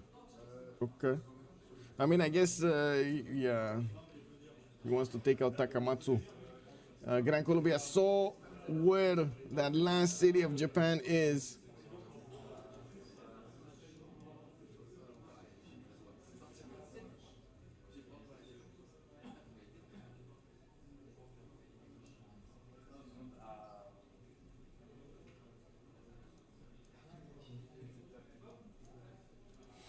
Also want to take a look at the tourism per turn here. Carver is on 201, America 243, and that is with quite a few of his film studios already finished. We're going to see him finish his other ones, and in a few turns we're probably going to need to watch back what he did. It's going to be also very important for him to get to environmentalism and computer so he can get the extra points going.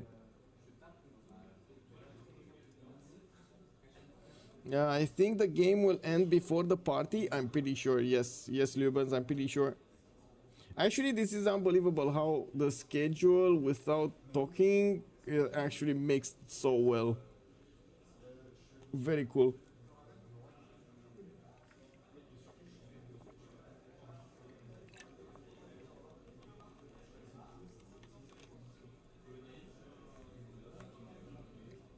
Okay, so we do have the unpost going around. Let me actually shift enter my turn so I don't stop them from doing anything.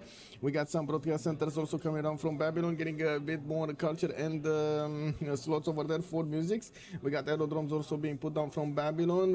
We didn't really see anti-air guns getting built over here for the Babylonian defense against the planes of Australia. And from what I do see, they are attacking each other slowly but surely. We do have GW cover at war. Let me see. Is he at war with... no, he's not yet. Or at least we don't see it appear yet against John Curtin. He's not at war. He is not at war. Did I click the correct button? I'm gonna try it again. Let's actually take a look if he's from the other side. I don't think that's that big of an issue though. Yeah, he's not at war yet. Well, it's just a matter of time, and of course you can see the 80 crew armies even across the river. They can do massive amounts of damage against the tank armies of Babylon, and with Australia also benefiting from bombers and fighters from above. The air superiority is gonna be on his side, definitely 100%. Now we do have Launceston also getting those bombers. I do see privateers coming out from Adelaide. He is creating the means, the possibilities for him to throw those nukes against his opponent with the nuclear submarines. Those are the privateers are basically pre-builds for the nuclear submarines.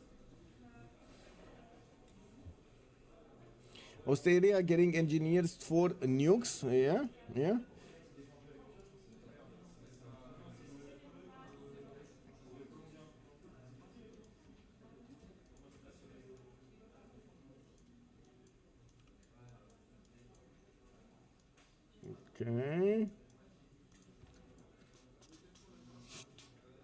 Okay, France putting down a few more of these campuses, still trying to get back, but there's no coming back from what happened.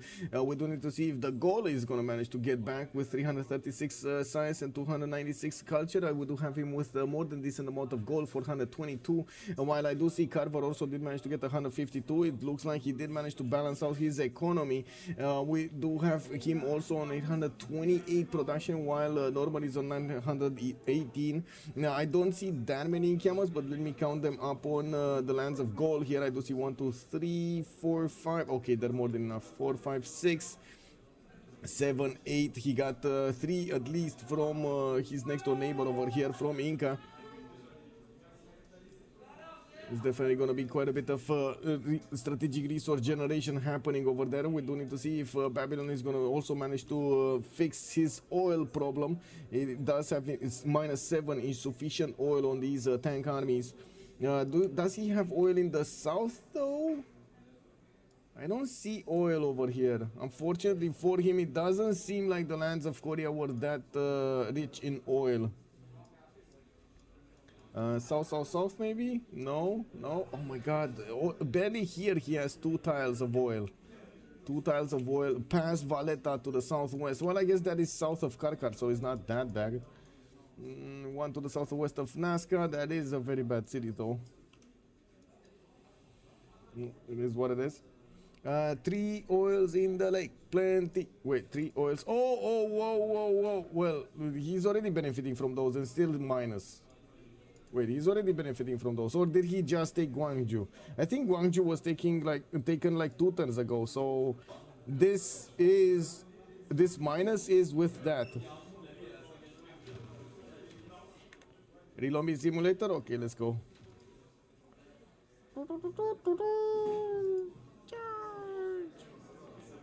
Hello, sir. You say plenty, but he's already benefiting from those. Not working, man. Not working.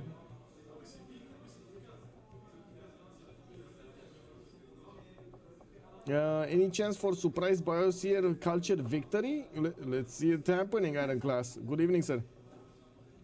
Actually, still it's good afternoon, right? Oh. Please let me download RAM.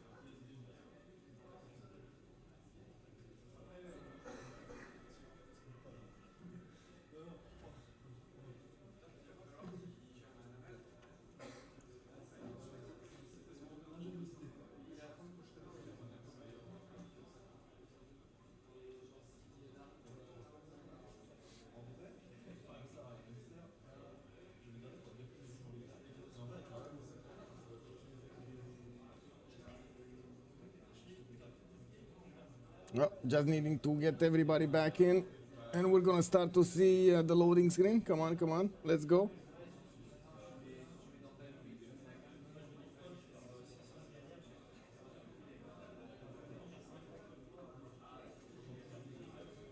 Hey, Momiko, thank you so much for... Much appreciated, sir. Thank you. Merci beaucoup.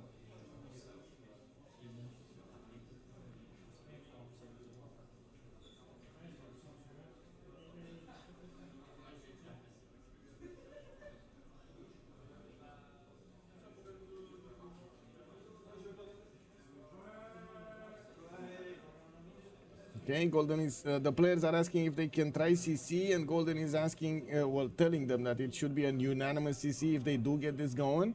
So let's see who's gonna actually put up the unanimous. To be honest, I am thinking that America might not consider his chances of getting that culture victory are that high anymore. Babylon over here, I'm not sure if he is that confident that he's gonna be able to take on Australia, especially late game, and especially how much of an air force Australia has, not to mention so many units of production and so on and so forth. He's seeing that happening right in front of his eyes.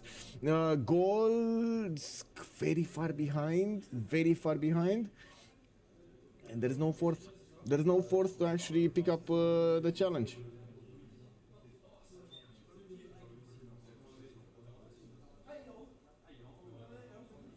Okay, Rachel wants to leave also. Rachel was Kublai Khan China, right?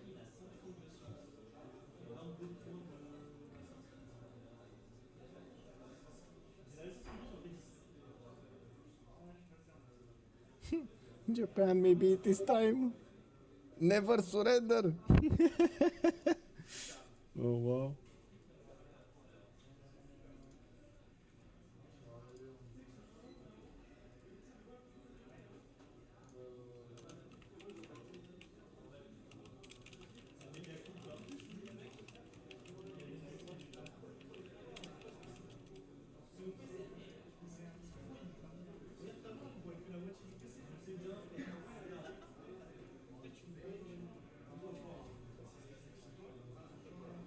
I'm fine. I have a connection to everybody. Just sitting ready, and we do need Carver over here to make up his mind.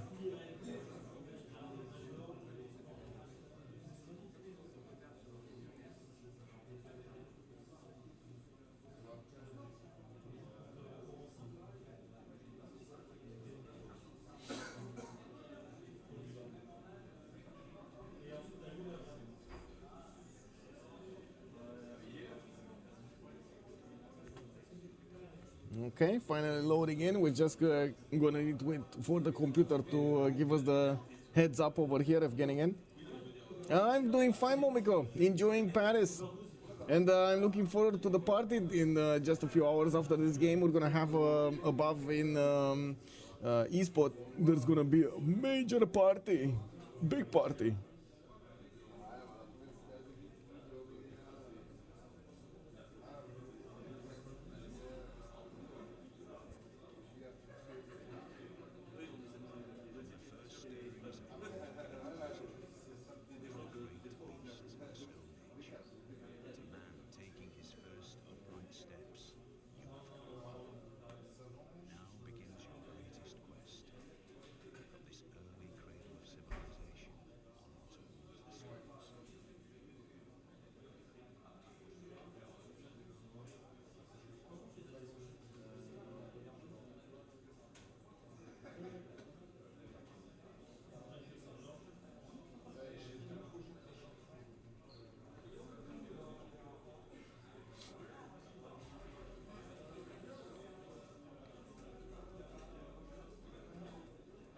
Okay, so getting in.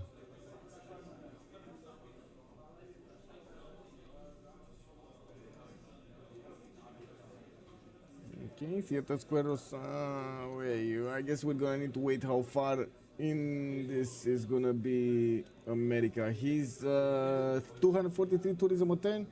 That is very weak. Cold War coming up in 2 turns. I guess he is gonna have some faith per turn, but way too little. 23 faith per turn is not that big. 518 science, 597 culture. We do have him with theater square festivals coming up from a lot of cities. Since he lost those 4 slots in the capital, that is gonna be massive. We do have him up. How to say, starting on his works over there. He just finished Dimitri Katemir musics, and from what I do see in the southeast, Babylon is going to need to make up his mind if he's going to start attacking into directly Australia or not. It looks like, yes, we do have Shull declaring war on the big Cyrus, McCormick. We do need to see if the Australian units are going to be successful. It looks like the city has been taken back, and the liberated Korea is... whoa, wait, what? Oh, he did have another 2 cities over here, so it's fine. He's just forcing Babylon to deal more damage against these cities, use more of his strength of the units. While Australia did manage to get his jet fighters out, he's also not that far away from getting nukes, right? He was, wasn't he building nukes somewhere? Wasn't? Yeah, there we go. 6 turns out in Manhattan Project. He's gonna get in Hobart. While I do believe we did have nukes started up somewhere else. Let me actually counter or at least check for it. No. Okay, I haven't seen it. Good. Anything here in Inca's territory, in Gallic territory? No, but he's going for War Department. Pretty good. Looks like Grand Colombia on the west side. It's not really managing to do that much here, but he was negotiating some sort of truce over there with Japan. Paul also, he doesn't have 4 slots in the game. It's the wrong building. That's why earlier he said things like enemy. It's the, yes, that is correct, Paul. I did notice that. We did notice that. We were actually questioning why he would have done that. Yes, Paul, that is true. Where the nukes? Saipong is asking. Good question. That's a very good question. Australian factory director comes in and says, "We liberated the city. Work faster now." I think with the liberation over here, this is gonna be a problem. Australia is gonna get so much more production. Now we do have Australia on 849 at the moment. Cyrus is on 600 science and 255 culture. We do still have quite a few more cities to liberate over here, and of course in the northwest as well. We will need to see if his bombers and his jet fighters are going to manage to do enough damage against these units of Babylon to deter Babylon from pushing through. We still don't have that many anti-air guns, but Babylon did manage to deploy a few of them to defend his armies. We do have also helicopters from Babylon that could try to wrap around. Cyrus just declared war on Saneok. Cyrus being Australia. Okay, got it. He's declaring war on Saneok. Okay, makes sense. Handan over here, still the last Chinese city, is getting attacked by Babylon from multiple sides, and that city should be going down next turn. That's more than enough strength on those tank armies to go through. We do have the Gallic infantry army starting to push into the territory of John Deere, into the French territory, and yes, we do have quite a few Guard Imperial Corps that are trying to fend this attack off, while the infantry armies are just overwhelmingly taking down these French units. We do have new research labs also coming up from the Gaul, and yes, quite a few swords throughout his territory. War Department finishing next turn for the extra heal that he's going to pop afterwards, after he's going to kill a unit. And I do notice at the moment we still have a very passive America when it comes to anything with war. Also, Golden is saying, am I allowed to declare myself city state and ask for new envoy?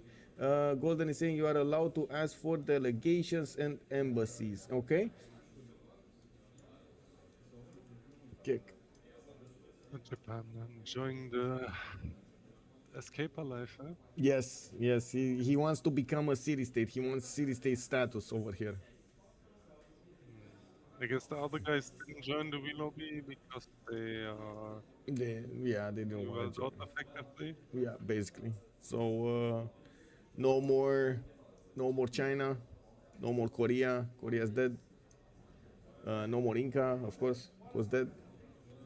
We do have Babylon declaring war on Australia, by the way. And immediately after that happened, Australia took back the city of Gwangju and liberated it. So...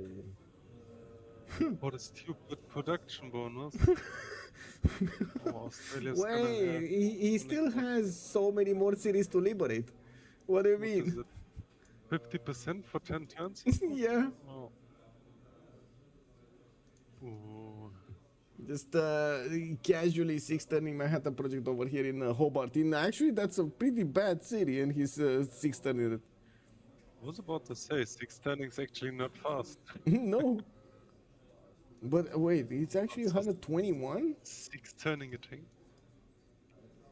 Why didn't he use Canberra? I want to see what kind of production he has in Canberra. 140. Why didn't he use Canberra? He's just so... Oh, he lost the encampment. He got spied on by Babylon. But no, he's putting down an encampment. He didn't lose it. Interesting. Anyway, it is what it is.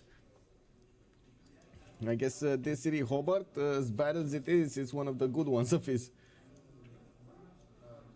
Oh well. Kind of like spawning next to you versus anywhere else, I guess. What?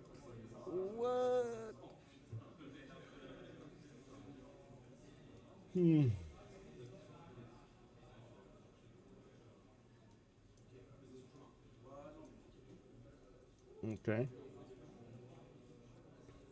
50% production, always useful. Yes.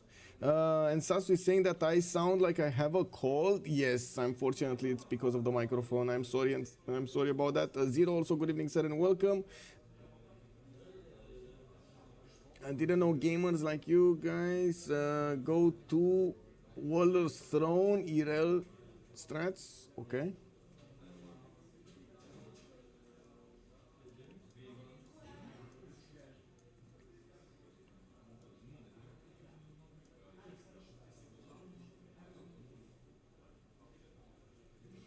Putting down encampment to use integrated space cell. I guess so. I guess he really wants that encampment to help him out get those projects in. But I guess we'll see if the space victory is gonna come alive or not. He definitely has the science in the production right now, but it's still gonna be slow. Like Justice was saying, there's no science in the state to boost the science in the game. But still, if there's anybody close to a science victory, that's gonna be Australia.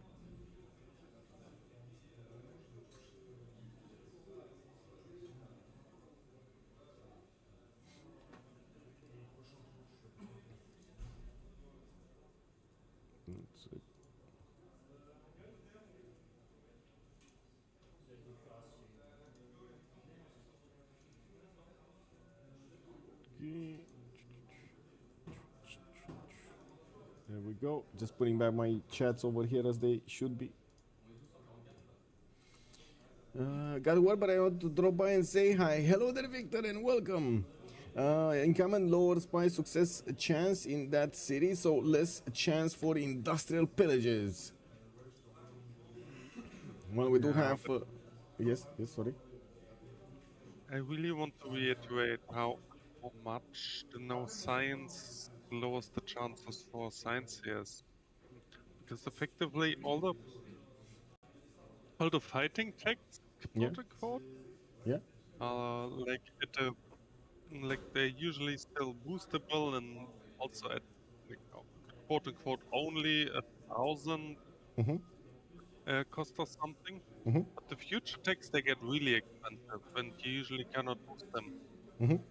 And this is where the difference really kicks in. So like with 6 science, you 2-turn or even 3-turn them. Which effectively gives the opponent 10 to 15 more turns try to kill you while you're trying to build up these. Like you get away with the science victories sometimes because you can finish all these projects while the guy who is actually bigger than you pushes into you with GDRs or whatever. But the dynamic this game is completely different because of the no science here. Yep. So it's really unlikely you can get away with it. Well, we're gonna need to see when those nukes come out and where they're gonna drop. War Department actually in Canberra, not going for the Royal Society. He should have been the one going for the Royal Society if he wanted to go to space to get those extra boosts here. It looks like that's not happening. We do have multiple jet fighters also getting upgraded, and these guys do a lot of damage against the Babylonian tank armies if they come close to them. And I gotta say, oh my god, I'm so sorry that we're actually gonna pass quite a bit of time waiting for them to resync, which is kind of unfortunate. We didn't need to reload. And this happened.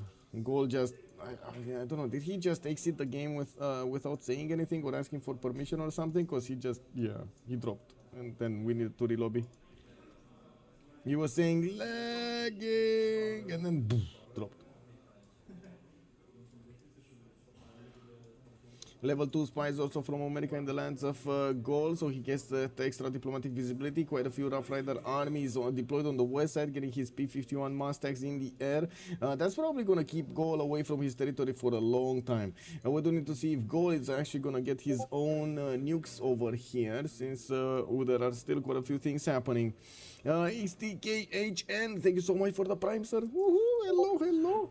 Wait a second. Oh my god, I want to check something really quickly, really badly. I want to check because we're coming up so close to Partner Plus. We are so close to Partner Plus, and I want to check where are we on the Partner Plus thing. Oh my god. Wait a second, I need to translate because this is everything in French again.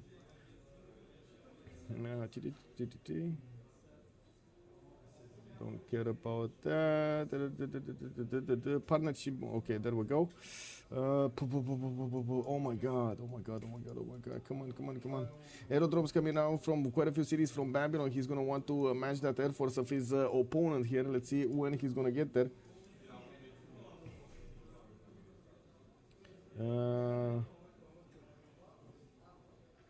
Okay, okay. December we were 65 points, and I believe well, I guess it's not up there yet, it's not implemented, but I think it's at 100 points, so we're gonna need like 35 more points. Nice.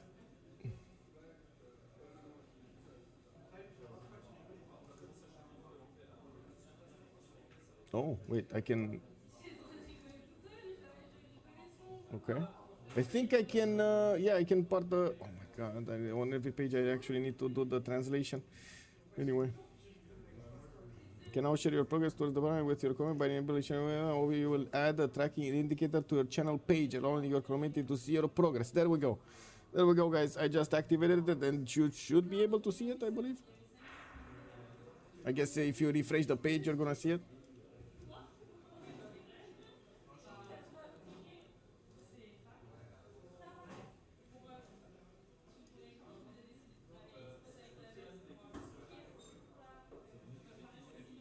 Well, Gongju got taken back. What do you think will happen? Is Australia just gonna liberate it again?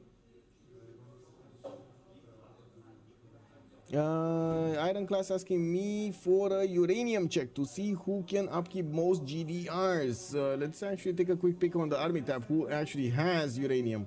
We'll have Norman. And that's it. Oh, and Carver. Hammurabi has a lot of uranium. I do see also Cyrus has 35. Let me take a quick peek over here. Australia.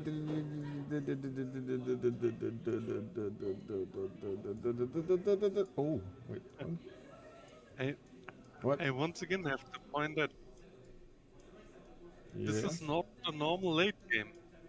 It is People not. have 400, 500 science and not 1,000, 2,200. This is the difference with no science here. All these future techs take double the amount of time you were used to. Yes, that is true. And to be honest, I don't see that much uranium, or at least in the territory of Babylon here. Even though he does have some, I don't know where it is. Maybe it's underneath some district somewhere that I do not see. Do you see uranium? I don't see uranium. Oh, I see uranium. Okay, I see one here. Any other? I see aluminium. Settings are spawn guaranteed. Yeah. So it should be one uranium next to one. Spawn, right? Yeah, yeah. But I didn't see one here. Maybe again it's underneath somewhere that I can see. In Gangju, he should be around here somewhere, right? Having that uranium tile.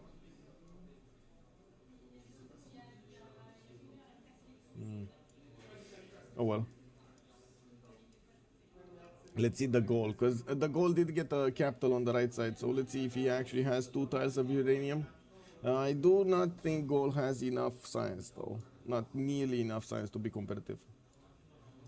Does have the production, but he's still finding a hard time to kill even Catherine de Medici Magnificence, let alone other ones. Like for example America there in the north. Wait, I don't see a single uranium tile here.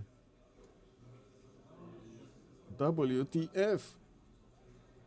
Oh, there we go. That's it. It's a 1 uranium tile that has not been improved, but as you can see over here, he did manage to successfully take over the city of Paris. And now we do need to see how he's going to go against the other ones, La Rochelle, Rennes, Lyon, Rouen, Dijon, Zanzibar, and Amboise. And we do have the Gallic tank army is also starting to wrap around La Rochelle, and a lot of units are starting to fly to go down here. It's going to take him quite a bit of time to actually chew through the cities, especially since he's going to split them up with Grand Colombia. I do have to say these two nations will get very close to America, and they might actually push America together, which will cause quite a bit of a stir in the culture victory screen. Shull is very far away from actually getting a victory condition, 19 out of 173 points, while in the culture screen he just jumped up to 500 tourism a turn. Now we do have who's the defender? Who's the defender? 1 second over here. Let's see who is the defender. Carver, 172? I think it is Carver, right? 172, yeah. So what do we have here? Carver is on 423 culture. Okay. Cyrus 218. What is this goal pattern on Cyrus? Minus 105? This doesn't seem sustainable, but he does have 1200 gold in the bank, and he's just about to take out Gwangju and liberated again, by the way. War Department also finishing up in 110 from the city of Canberra. He's managing to get a few musicians also. Yes, yes. I can tell you, he's been trading to the last China city. And that just got taken by Babylon. Oh, so I see. He doesn't have anything to trade to anymore. So I this see. minus well, gold Volin. will stay. Oh no, that's Carver's. Sorry, Volin. Mohenio Daro maybe? No, that's also Carver's. Uh-oh. Australia cannot generate any gold. That's spicy. Yeah, that is a problem. I'm pretty sure. CV just not gonna happen. 500 tourism is nothing at this stage, especially with players dying. Yeah, I was doubtful anyway it's gonna happen, but sure. Yeah, well, it was doubtful at best. Yeah. It seems impossible now.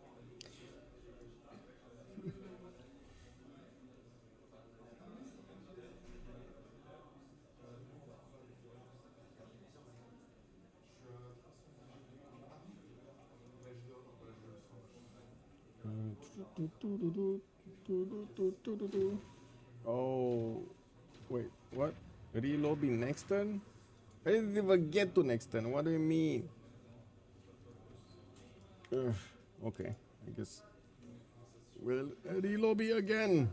They were asking earlier if they can CC, but I don't know if anybody minused. I didn't see any clear vote plus and minus vote over there, or anybody vetoing. The Golden just said they need to do this. What do you think, Justice? Who is most likely to win here, and with what method?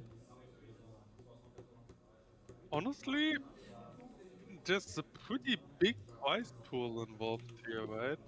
Yes.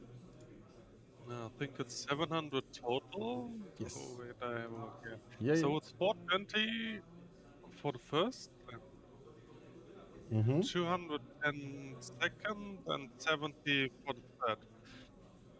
Yep. So, honestly, I don't think anyone wants to see. Okay, okay. People will just take their shot now. Well, yeah, that's, I think, exactly the point. But it was Shull that actually asked. No, Shull? Not Shull. Carver. Carver asked. GW Carver, Hammurabi, asked if they could do a CC vote, but then he never proposed actually to whom.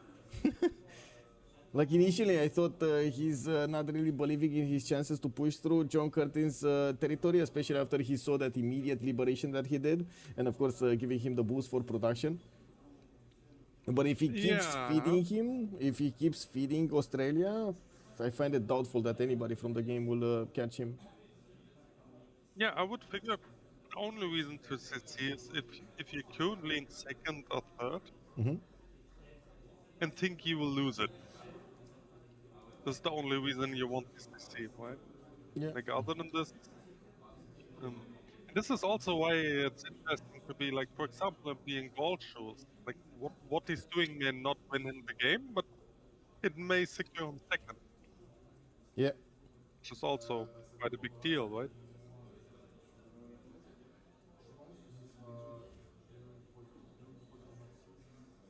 So this is actually an interesting phase of the game when people have to make up their mind what they're actually playing for. Am I going for first? Am I playing for second? And I think Rough Rider did not a good choice by Oh. going for TV. Big turnaround here. Carver is asking Australia for peace and allies afterwards. And Cyrus is saying that wait, Cyrus is Australia? Oh, but yeah, he is. I would need the traders, but then free win for Teddy.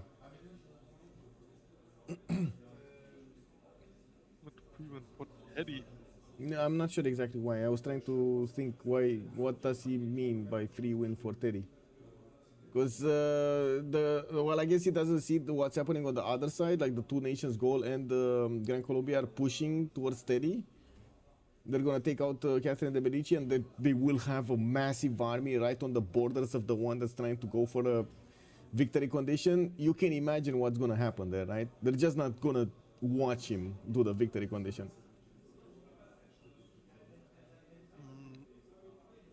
Yeah, especially as Hammurabi and Gaul may punish him for going home for TV. But this is effectively what we just talked about, right? Like Hammurabi seems to think that he cannot win. Yeah. So he just tries to ensure he has the highest score. Iron Class is asking me what are the points you're talking about. Oh, I'm talking about the the points for something else. The points for Twitch, not the actual games. Or was I referring to the actual games? No, it's just one game. It's just one game. So Twitch is now rolling out a few updates for the Partner Plus program they did. Initially when they introduced it, it was 350 points, but with a big asterisk. Only the subscriptions, the actual subscriptions, like not the Prime ones, nor the gifts one, will count towards that. So you had like 1 point per each subscription of level 1, 2 points for a level 2, and like 4 points or 6 points for a level 3 or something like that. It was massive at level 3. And I would say it for a lot of the content creators, reaching Partner Plus was almost insane. Very, very hard. And now what they did was roll out another 2 intermediary levels. You get like at 100, you get like 60-40 split, then you get like 70-30 at 200 or something like that. And then at 350, you're gonna get the 80-20 or something. Anyway, it's getting better basically. Yeah, the higher up you go. So yeah, I was saying that I'm close to the first level. I didn't know exactly how close I was, but I knew I was close to the first level. And I'm also not sure because I was in France when they announced it, so I didn't have time to take a look at all of the details, look at the little asterisks and ask them what's going on and so on and so forth.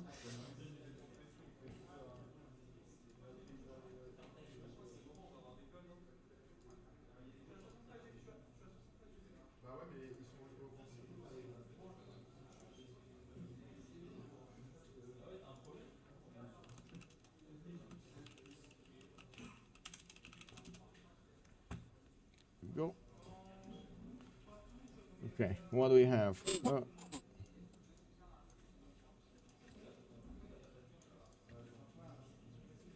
Okay, so Australia is gonna war over here, get back in quite a few more cities, and we're going to need to see how many times he's gonna liberate these cities of Korea.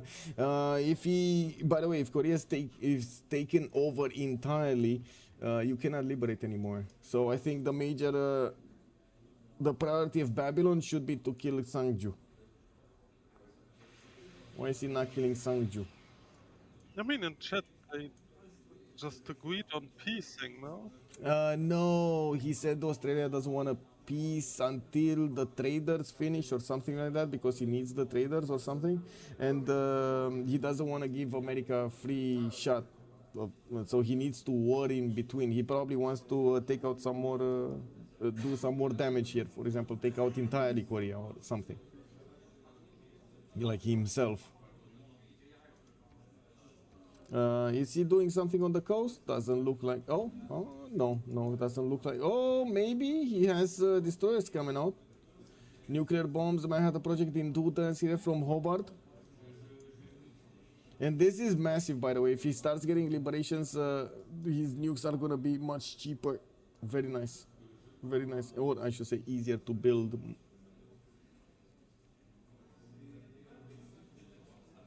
We also have him with the second biggest military next to Carver. Okay, P-51 is also getting deployed. Look at this massive waterfront, by the way. The Gaelic invasion of the French cities. Oh, France invading France, basically.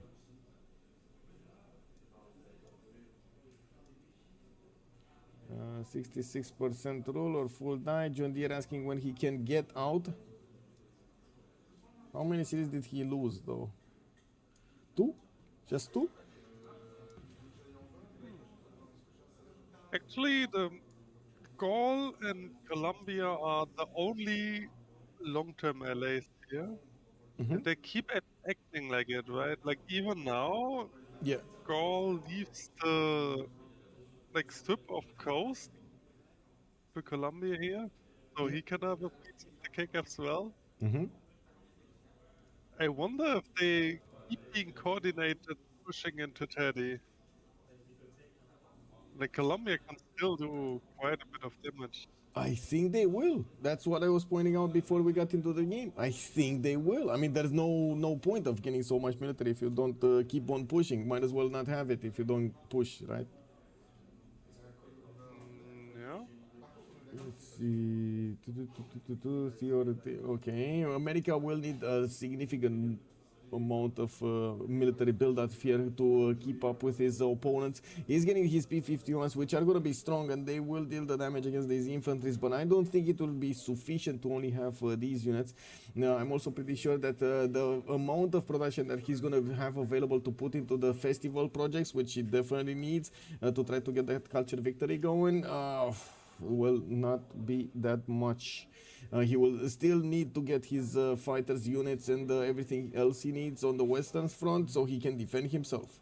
Hermitage also coming up from Cleveland in 7 turns. I do see more film studios are getting finished, and I don't believe he finished either computers or neither computers or environmentalism. We do have Cyrus getting computers next turn with Cold War in 1, but then if you take a look at America here, he's barely on electricity in 1 turn and conservation in 1.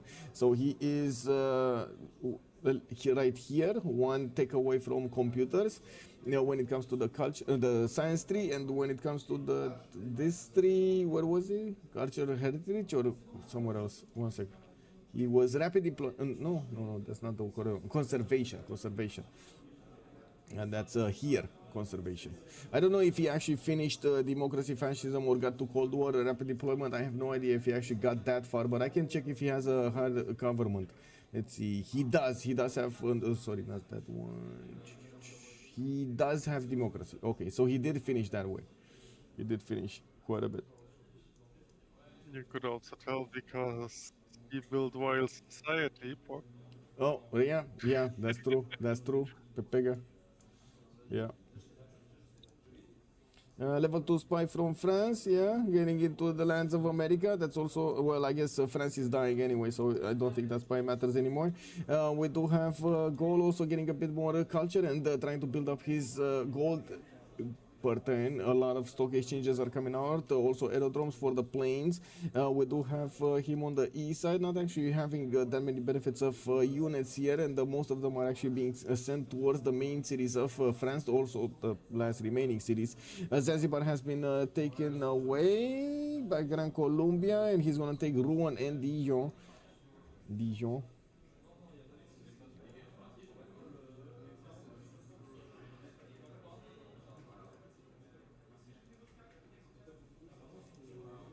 Imagine if actually everyone annihilating each other and Japan getting third in the end.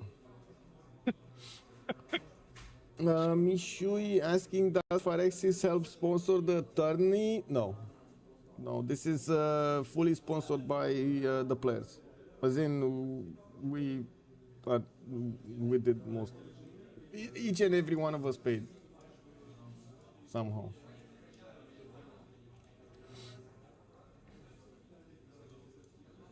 I'm not even sure if they know about it, but to be honest. But I'm pretty sure, actually, no, I'm pretty sure they know. As in, some messages at some point, some emails were being sent to them, but I think everybody got tired of hearing nothing back. Or at least that's my impression of it.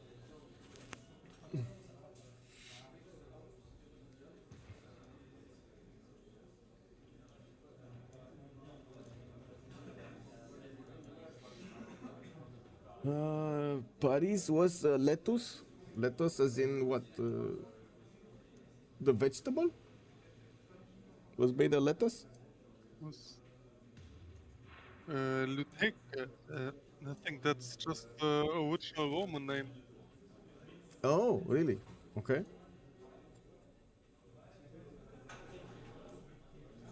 Yeah, or the Gallic name. The Gallic name. Ah, I see, I see. GPD Australia, he was on minus the last time, so now he is still on minus. Minus 110 by the looks of it. Yeah, I think Lutetia is Gallic. Lutetia is the Roman name. Okay.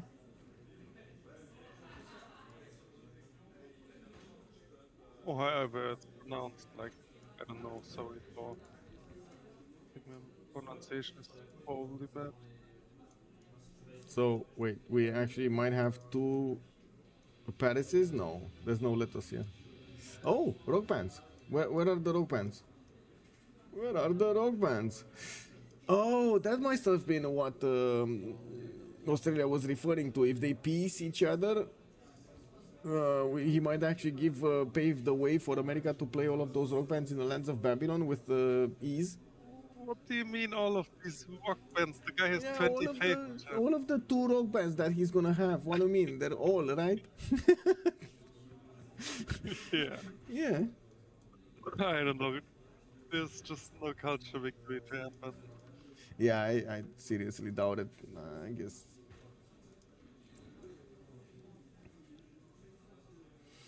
And I guess we're gonna need to see what's gonna happen here on the east when those nuclear bombs start to come out. Spaceport is gonna finish from Canberra next turn, and he still has some musicians to plug in. We do have him also getting his seaports in the water, finishing up his shipyards in the other cities, and getting Gongju back. Now, interesting that he didn't actually want to liberate it yet, but we're going to need to see what's going to happen in the next ones. John Deere asking probably again for Irel. Give me Dele. Oh no, he's asking for delegation? Wow. Wow.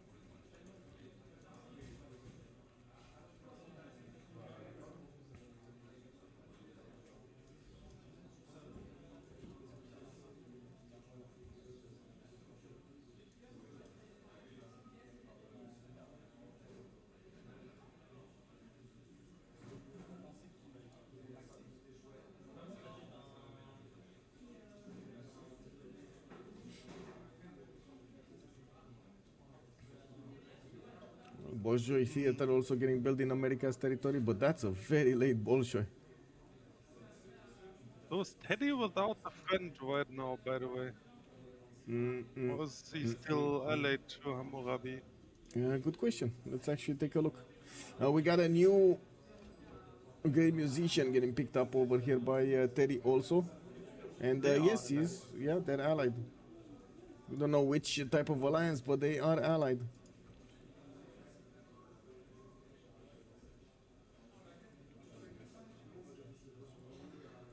So, ooh, Rough Riders won't stand a chance against these infantry armies.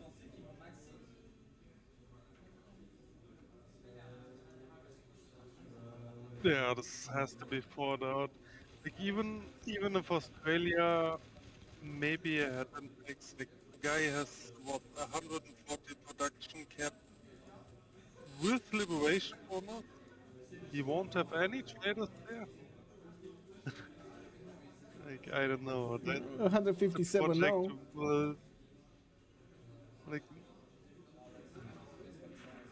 the exoplanet project will take like 10 turns. Like it's just not gonna happen.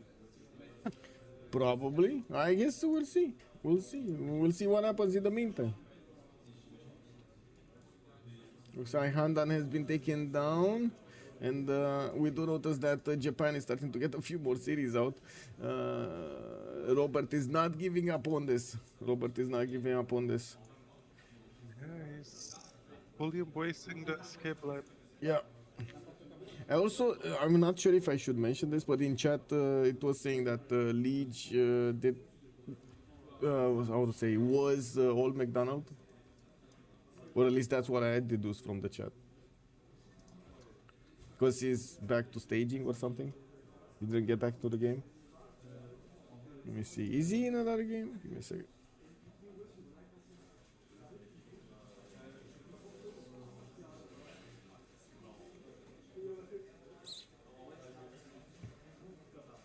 Yeah, he's in another game. He's in FFA 2.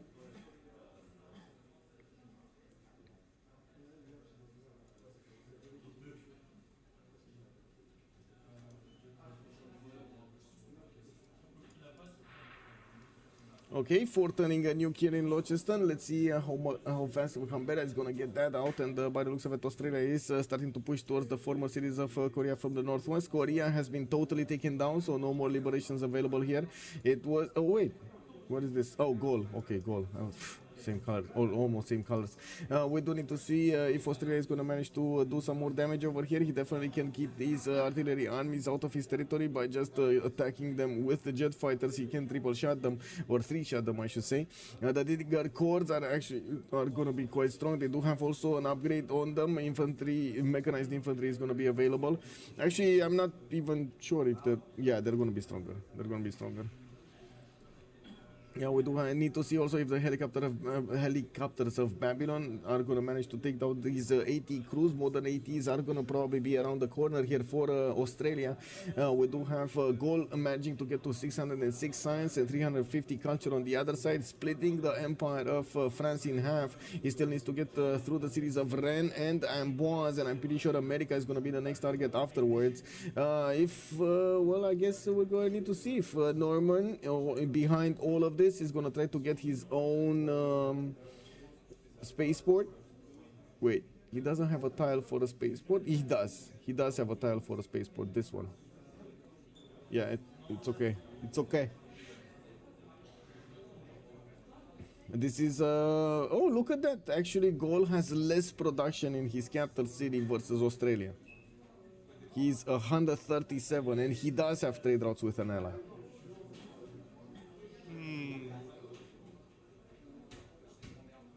Yeah, I don't know. I cannot imagine this game being decided by spacemen. Yeah.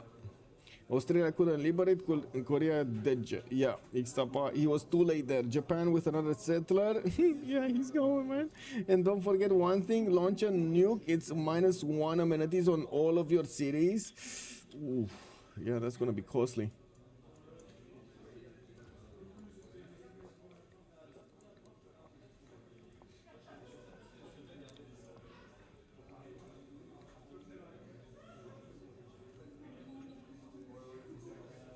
Okay, looks like we got another one biting the dust here. It's going to be Catherine de Medici being taken down. Okay, so we got what? 4 the big hitters that we, guess what, predicted from the beginning are still up there. But Australia is not even close to the points that he once had. Gaul is still in the second place. We do have Carver in the first place. Terry Roughrider is in third place because he started getting cities from Catherine de Medici, and Cyrus is on the fourth one. Australia is pushing back, and he's going to try to take a few more cities here from Babylon, especially the former cities of Korea. While we do see GDRs coming in, getting 3 turns over here from the city of Canberra, 6 turns from Adelaide. I mean, 3 turns for a GDR, that's pretty good. I don't know, Justice. That sounds very good to me. 191 production capital. Will we have GDRs from here? No. Might have the project coming up in 5 turns. Looks like quite a few fighters getting around. Carver is getting laser in 4. Professional sports also in 2 turns. While Shull is going to get his environmentalism, or did he finish environmentalism? By the number of tourism he's making, I think he finished it. He's on 964 tourism a turn here. And he is starting to acquire a few more tourists, but you can see the defenders are up to 190 right now, and it is Carver defending this. It's actually his ally defending this. Wow. Wow. Yeah, well, it is what it is.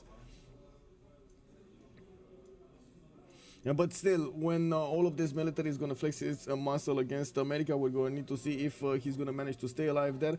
We do have one last remaining city that Gaul needs to go through before he's going to end up on the American borders. He already has quite a few units next to Amboise that could go against America, and definitely his infantry army has a bit of a problem against the tanks of America. They just don't do enough damage. Well, they still have promotions to get some more damage there, and we're going to need to see what they're going to do. Commander King, hello there, sir, and welcome. GDRs, yes, yes. What's the best way to support your channel? People don't know bits or gift subs. The best way right now, I think it is for like definitely gifts. Definitely, I totally appreciate them. It helps me spread the word out. But if I want to get to channel like the Twitch Plus, I need more points from each subscription. So it's higher tier of subscriptions that do help me out. Descra, bună seara, domnule, bine ai venit. Hello, hello. Is Dragos still in the game? We don't know if Dragos is still in the game. Also, Korkal, how different would the game be if America got Natural History Museum? That's a good question. Let's actually debate a little bit how different it would have been. So right now, I don't think he actually has the full slots of his musics filled up everywhere, like all of the broadcast centers getting filled up, but he definitely has a lot of them. I do believe Washington would have had a lot, like what, 4 more slots, right? That's what the National History Museum has, 4 more slots. With Apadana, with Governor Moksha, let me actually take a look at his government, if he's running the cards for tourism, but I think he is. He probably did go for the Space Victory one, right? No? Wait, yeah, satellite broadcast, okay. Heritage Museum, he's getting the great works and the artifacts. 200% tourism from this. I would say he would have been, like, just a wild guess over here, I would say he would have been probably like 45 out of 194 right now. Probably around there. I don't think it would have been making that much of an impressive difference. What, like, from now on, it will start to make a massive difference because you activated, because he got to environmentalism and computers. Those two together actually are the ones that push you so far ahead. So quickly, so far ahead. Having 10 more tourists would be a massive difference though. Like, I think you overweight already a lot. Sorry? Like, just get additional musicians this turn. What? I don't understand because you kind of mumbled over there. You said... Oh, I think you overstated by a lot. Overstated. As in 45 would have been way too much. Okay? Yeah. Yeah, I guess. At this point, almost no difference. Because it really becomes relevant when you're kind of overflowing in music. And, like, this is... Like, he got additional...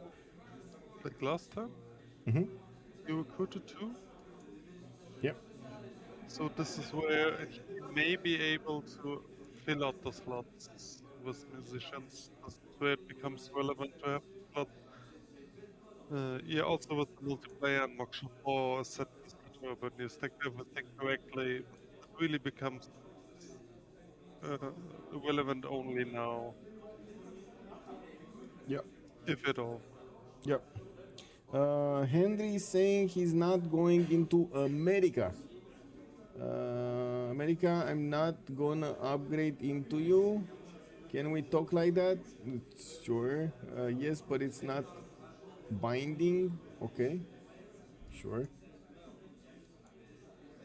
Broadway. By the way, he's finishing Broadway in Chicago. I did see Hermitage coming up next time in Cleveland. We got the stadiums coming out. More P-51 Mustangs. This P-51 beast over here do quite a bit of damage against the infantries. And to be honest, I'm actually thinking, okay, if Gaul is saying he's not gonna go into America, what is Gaul gonna do? Like, okay, he's building infrastructure towards the east side here, towards Babylon. Colombia? No, Norman said it. Or was it Henry? Oh, it was Henry. It was Henry. Okay, yeah, Henry you're right, is Simon. Colombia. Okay. Also, he made Just Lie. No, yeah. Like Sure. we've all been there, right? Like, oh, no, I'm not I'm gonna not kill coming. you. I'm not here. You don't see anything. It's all good. Yeah, like literally while taking away cities, I'm not gonna war you. Yeah. I'm sure everybody experienced this once. Yeah, I will not invade you. Exactly. Check text. Check text. You mean total amount of text again? 56 text on Shull. We got 58 on Carver. Who is it? John Curtin is gonna be on 63. And Biorix is on 55. And I guess the others don't really matter that much. And we do have about like a 70 point difference between Carver and Norman at the moment. Norman is starting to put his units on the east side, and he's creeping closer to Babylon. He might actually go against Babylon here from the west side. I don't think Babylon is going to be that happy of having to fend off the west as well as the east in his empire here. The majority of the strength of his empire is also deployed over here to handle Australia, which is going to get a nuke in 2 turns, and he definitely has a bomber to shoot it with. I would imagine he's also going to want to get one of those military machine guns, I should say, machine gun armies. Oh, never mind. What am I thinking? He's getting GDRs. Whoa. Didn't he have a GDR already? No, he should have had a GDR already. Just one walking. Where? Oh, I see it. Finally. Oh, I'm sorry. I was expecting to see it here, and I was like, my eyes were searching, but I couldn't find anything. So, yeah. How far away is Norman from GDRs? He's getting his satellites in 1. And we do have him not doing much in the capital, getting some supply convoys, aerodromes, yes? Norman is the least advanced. But actually, he might be the unlucky guy who gets torn up between advanced Australia and Gaul. Because they may consider Teddy Justice irrelevant because CV is not gonna happen. So they're just looking at score. So Australia just wants to secure himself. Gaul just wants to secure a second. Yes, and they might think it's a very good idea to tear apart Babylon. Yes. To tear apart. So Babylon may be the unlucky guy. Who actually fell through the, how was it called in English?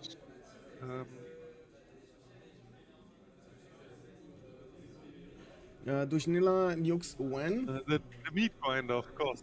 In 2 turns, or next turn. Was it next turn? Next turn. Locheston is gonna get the first one in next turn. Didn't one finish earlier? Let me actually take a look. I don't see a nuke. No, I don't see a nuke yet. So next turn is gonna be the first one. We got actually 2 coming out next turn. Locheston and Hobart are finishing up nuke here. And yes, he does have quite a few GDRs starting to move towards the front line. I'm actually quite curious if he has machine guns. I did not see a single machine gun, but maybe he upgraded one somewhere. But anyway, he has missile cruisers. I guess it's fine. His missile cruisers either or machine guns. And since we don't have mobile SAMs coming out from Babylon, I would assume these anti-air guns are not going to be as efficient against the nukes being thrown off at him with nuclear silos. I don't see the silos though. He doesn't have a single silo. And even though he did get a spaceport, he never actually got the first project in. Yeah, there's no first project. Interesting.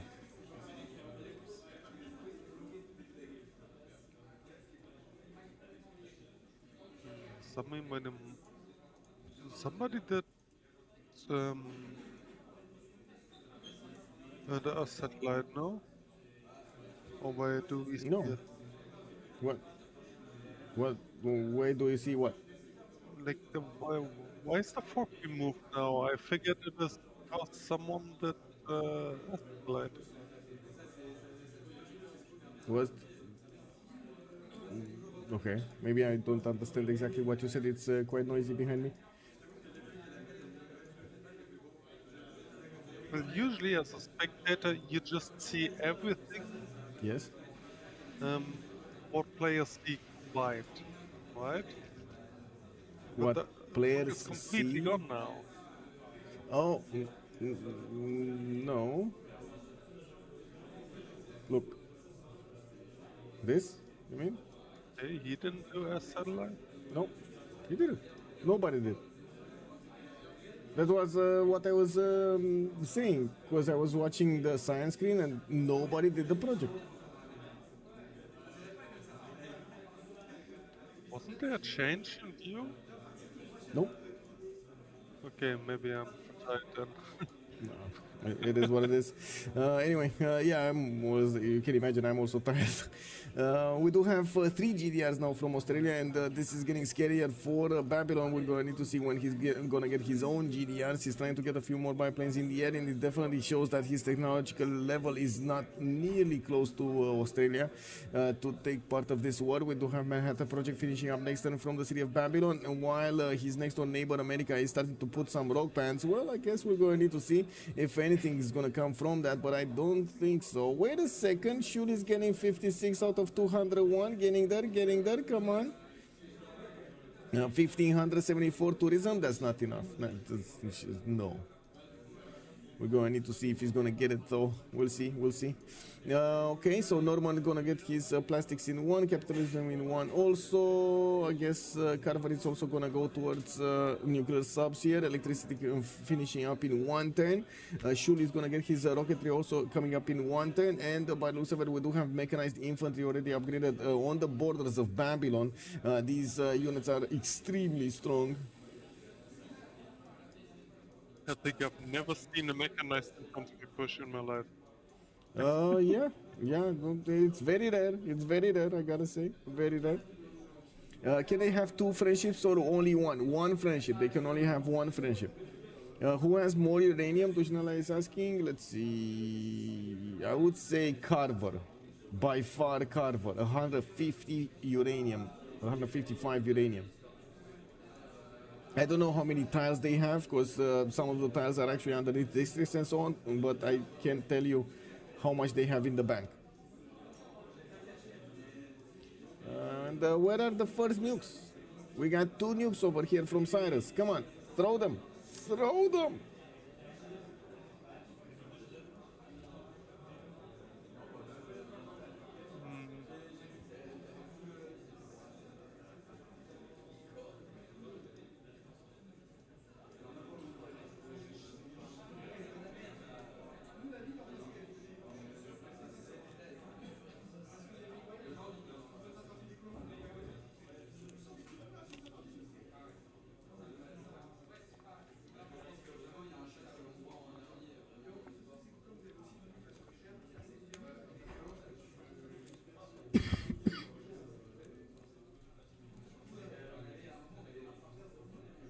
One sec.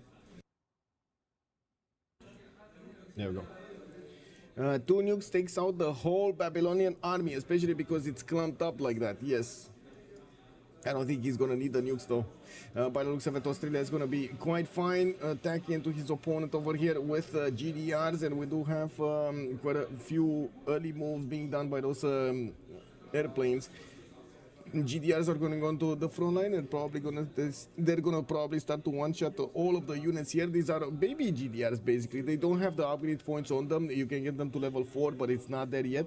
Now we do have Australia also benefiting from 500 only science with minus 165 gold per turn. He does have a lot of gold in the bank, and this basically he has switched to pillage economy for some time now, trying to pillage all of the tiles that he's getting his tracks on. Wait, I think jet fighters do pretty well against these level 0 GDRs, right? Well, I guess we're gonna see. They get out the air only on level 2. They do get some in here. They're already 120. You see, they do have an 120. I think at the level 1 they get like 140 or something. They get like a boost, and then they become. How do jet fighters hit into them right now? Very badly. But let me actually check. Yeah, they die.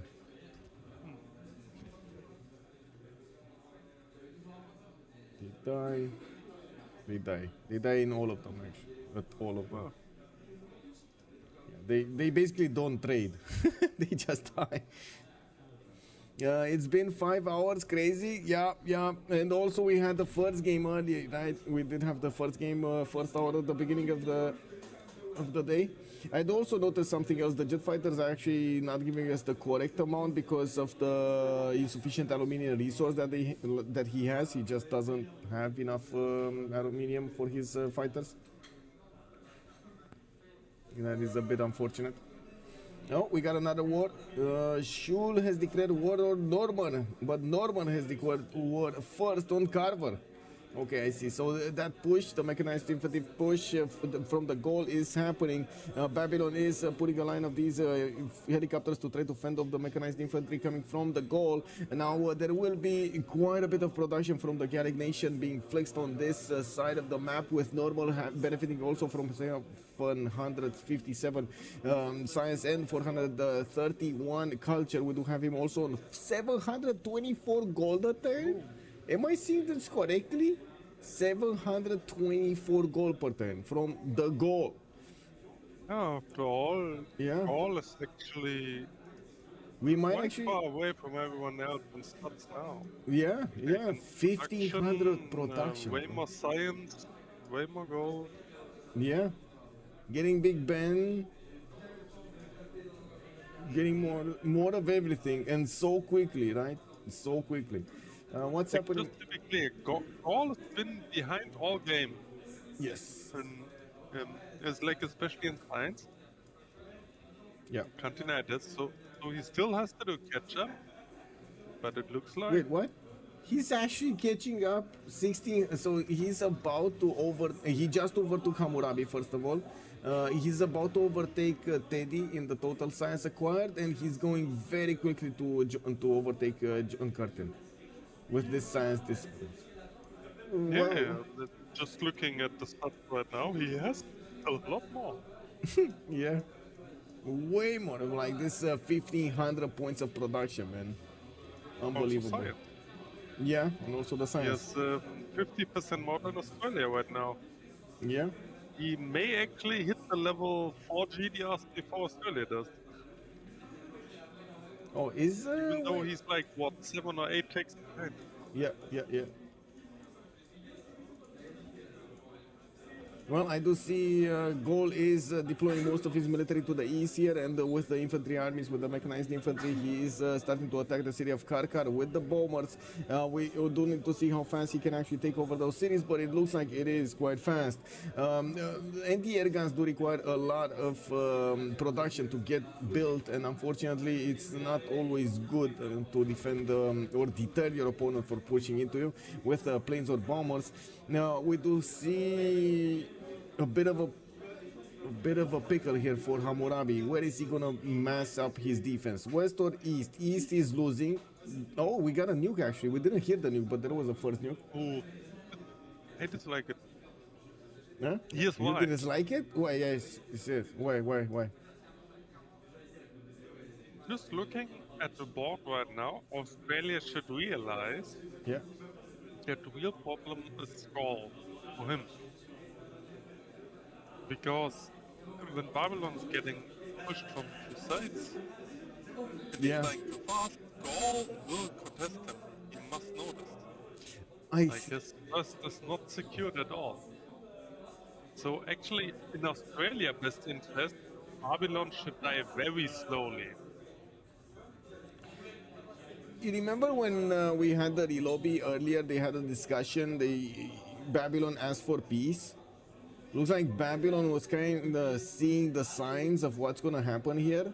While Australia didn't say he's not gonna actually like peace and ally and so on, he would accept ally. He did feel like he should keep on going because he needed to keep on going for the trade routes for everything else. He needed that tempo going for quite a few turns there. But now it's starting to be counterproductive, like you said.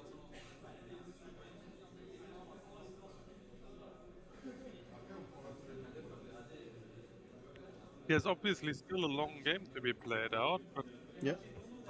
I think for the first time, Oh my god, wait, whoa, unbelievable. Mishui, thank you so much, man. 3 months in advance, level 3. That is, first of all, that is the first, you're the first one that actually got a level 3 tier, and unbelievable that you actually got 3 months in advance. Thank you so much, sir. Much appreciated for the support.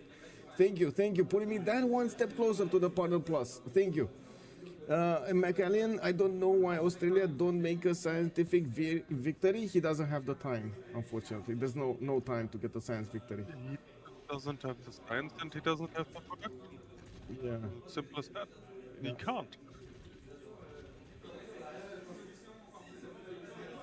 Like, this is not your usual FFA where people will just let you win. Yeah. No, he couldn't.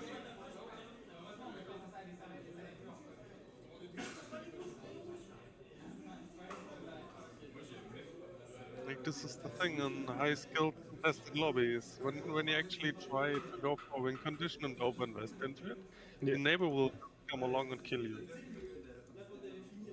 Yeah.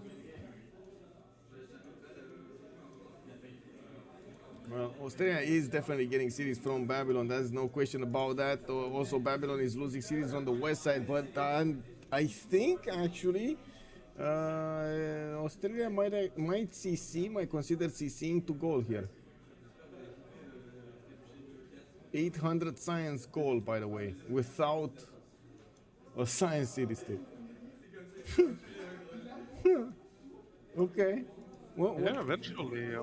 Honestly, Gaul just repaired all the Inca cities, repairing all the French cities, Yeah. developing them nicely. Looks Yeah. like slow and steady wins the race. There's no 120. Yeah. There's no 120. Small soldiers, hello there, sir, and welcome. Also, Ditharian, good evening, sir. Nice cast. GG indeed.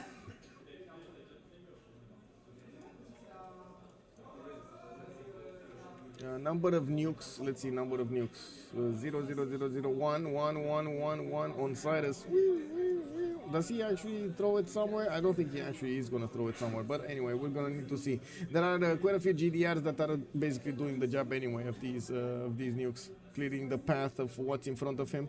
GDRs going into the south, gonna probably take Seoul and Gwangju on the way towards the west here, and he will need to throw those nukes against the Gallic army. Well, I guess at least Gaul has a lot of production to replace these bad boys. With pleasure, sir.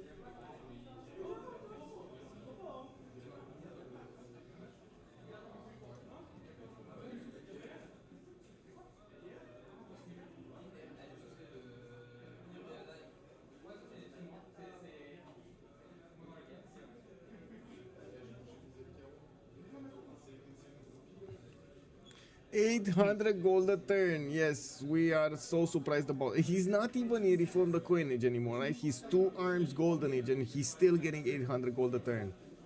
I guess it's just stock exchanges. Yeah, everywhere.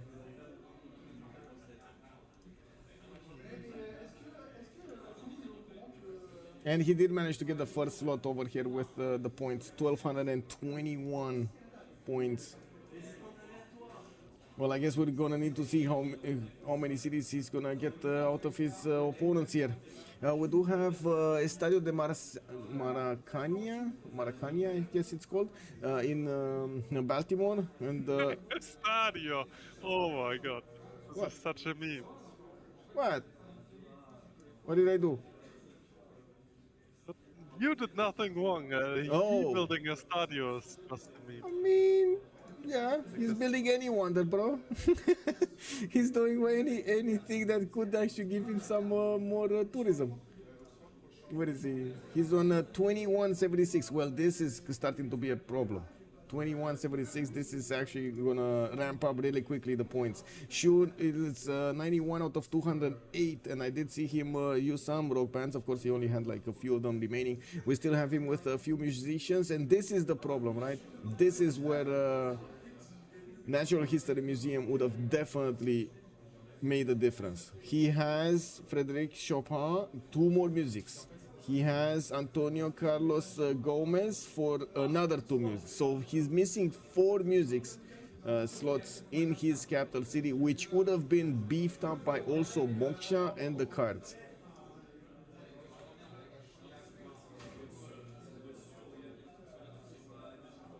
How did Australia get Rough Riders? Oh, the Diggers, you mean? Okay, not Rough Riders, the Diggers.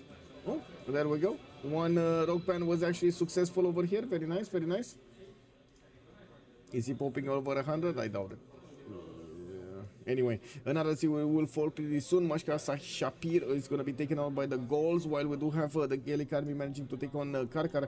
They now can go towards the main cities of Babylon. They just took care, cleaned up the south over here slowly. I do see jet bombers also being deployed from the Gaelic nation, while he's getting a few more military academies for his oil per turn. We do need to see if the mobile SAMs are going to protect him against the big bad military of Australia. And of course, with GDRs coming from Australia, this is going to go wild pretty soon. These GDRs do damage against the mechanized infantry, but they cannot one-shot them anymore, and that is a problem. Not one-shotting your opponent in this particular position. Okay, oh, Chengdu is also being taken out in the north. Slowly but surely, they're just eating at Babylonian cities. But since, wait, Australia doesn't really have a victory condition, right? He can't get to space. He's just getting dominated. He's gonna try a domination. Can he get a domination, Justice? Can he get a domination? Like, or force his opponents to CC? I don't think so. It remains to be seen. Like, looking at the stats right now, Yeah, I guess. Not too sure if, and if at all, how long he can actually stand up to Gaul. If Australia was Papa chilling, he could always get the Diplo victory. Well, if Diplo victory would have been activated, but it's not activated, so yeah. And if Papa Chillin was in the game. Yeah, and Was not the case, sir. oh, nuke. Where's the nuke coming from? What the? Bro. Oh, I see. Oh, that is Okay, this so was good. better, yeah. That is so good from Babylon. Wait, was this actually Babylonian? Yeah. Nuke? Yeah, that was Babylon. Okay. But one single mechanized infantry army is just killing off his helicopters. They're trying to attack into that unit, man. Yeah. Oh, This guy is pretty strong. yeah. Gaul's killing everybody, paving the way for Colombia second place. Ah, I see. He's dragging his ally with him. Well, you know, that's good. Who launched the nuke? Babylon. It's, by the way, the only lasting alliance on the map. Between those two. Yeah.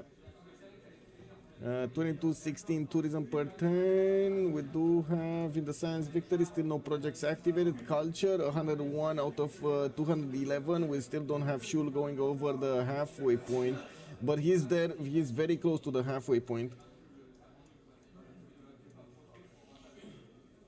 Oh my God! 3 musicians are available for him. 3 musicians. Yeah, no, it's not too hard that he didn't build the National History Museum. Yeah. Level 3 rock band, by the way, from America. It's about to be stepped on? No. What is it?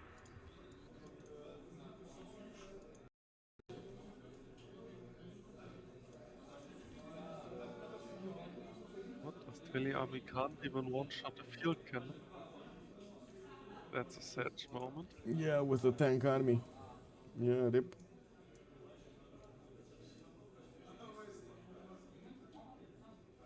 A 105 envoy. Wait, Namadol, they actually put 105 into it? Oh yeah. Yeah, look at that, man. Look at this bad boy. Yeah, yeah.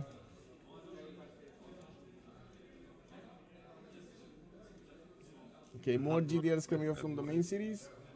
Moving towards the west. And finally the project. We got the launch Earth satellite in 5 turns. And I think the biggest question that we need to ask ourselves is Gaul gonna be competitive here? Is he gonna want to get the space victory? Is he gonna put down... Oh wait. No. Oh, he did. Look at it. It's yeah. That's from Adoatuca, that's from his capital. Okay, I'm going autocracy.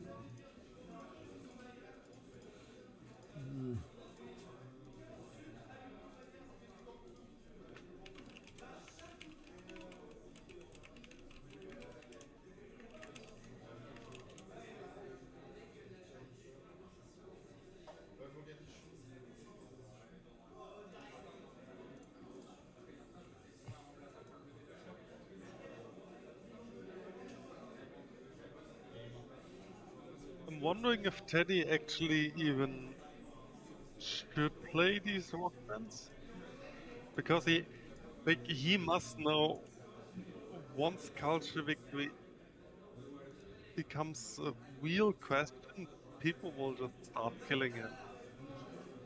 Like, shouldn't he just be trying to chill here and get third?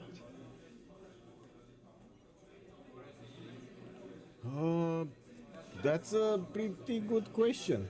Maybe he's thinking he's gonna sneak it through. I mean, come on.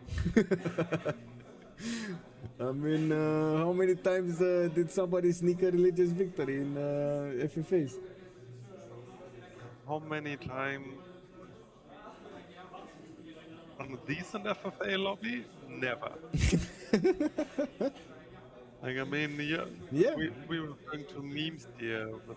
I mean, somebody's gonna call it out at some point, you know?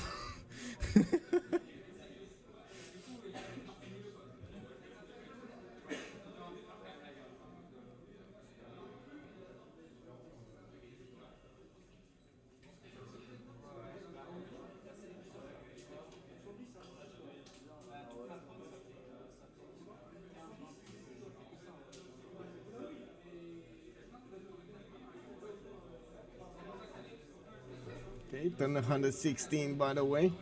By the looks of the GDRs are smashing through the cities of Babylon, and also his units are pillaging everything they could get their hands on in the Babylonian cities. 114 out of 208. It looks like Shull did pass with brio the halfway point over here for the culture victory. It's still going to take a long time for him to activate it.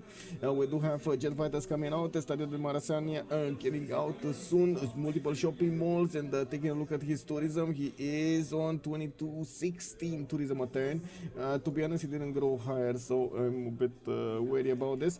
We do have Shull going for his robotics in 2 turns, just as Hammurabi is going to get them in 3 turns, but we do have way too many Australian GDRs. This is the GDR spam of the late game, and we will need to see when these units are going to flex against Gaul, how will Gaul react to this. He's going to need his own GDRs on the map here, and while he was trying to build up also his spaceport, it looks like he's still focusing down getting more military than anything else. Norman is getting electricity in 1, globalization in 1, and I would imagine he's going to go for his GDR pretty soon. By the way, one thing about Buffwetter's attempt here is like he's really missing out on Shiri, so he could have like 15 of them. Oh, here, like, yeah. So much tourism. Yeah.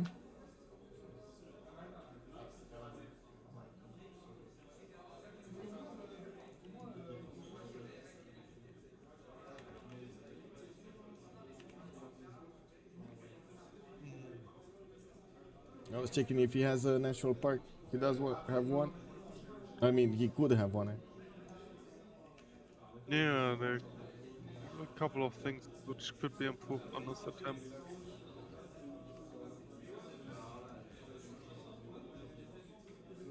But okay, let's just assume. I'm not sure he really wants this.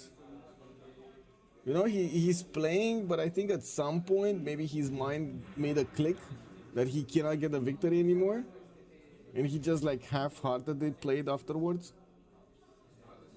Oh yeah, it's surely something like this. So the main protagonists here right now are probably Australian Gaul, right? And right now it looks like Gaul actually doesn't really do much to contest first. Or does he? That's I was trying to figure this out. That's why I was trying to see if he's getting the spaceport finished so he can start on some projects there, but it doesn't look like. Then I do see him actually getting a lot more culture. Maybe he's thinking that he's going to need to pick up the flag to defend the culture victory, which I mean might definitely be true. We do have Shull over here with a decent amount of tourism, and I do not think Grand Colombia alone can actually push into America, nor do I think that Gaul is going to be able to fight Australia, Babylon, and America at the same time. But I do also believe Australia is probably going to want to push towards the cities of America here, rather than Gaul, which will give Gaul a bit more time to settle down, to get his own units out. Foreign victory. Foreign victory. I don't know where that workman was, but it did play and it did win. 120. Okay, this is a problem. This is like Shull is getting so many of these tourism points per turn. Like we're talking like maybe 8 turns. If he keeps this up, it's like 8 turns, less than 8 turns for a victory.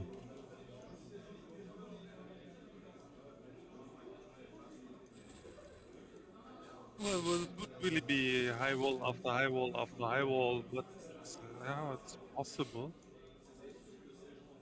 Yeah, I agree. It's not always high roll after high roll. It does seem like Babylon is doing something. He's killing Japan, so he's taking away a few of those tourists.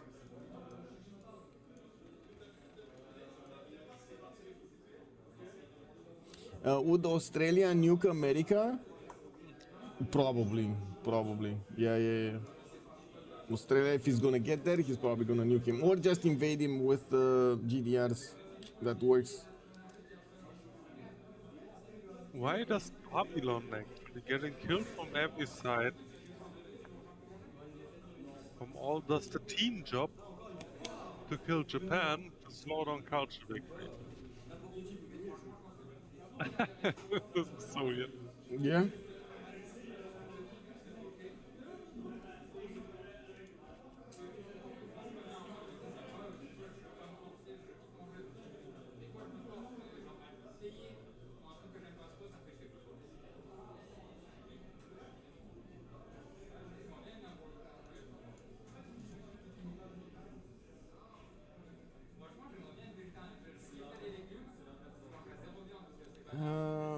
Gaul don't fight America? Gaul... That's a good question. I don't know why he's not fighting America. I guess earlier when we were discussing this, just as was pointing out that Babylon kind of got in the face of both of them. He was, because he had so much score over here, he was first or second in score. Both Gaul and Australia saw him as a potential point maker. And to be honest, Australia is gonna need to clear a path to get into America's territory, right? So he's just gonna go forward towards Babylon, Durmuti, Shapudum, and then go towards Los Angeles and Atlanta to get to Washington.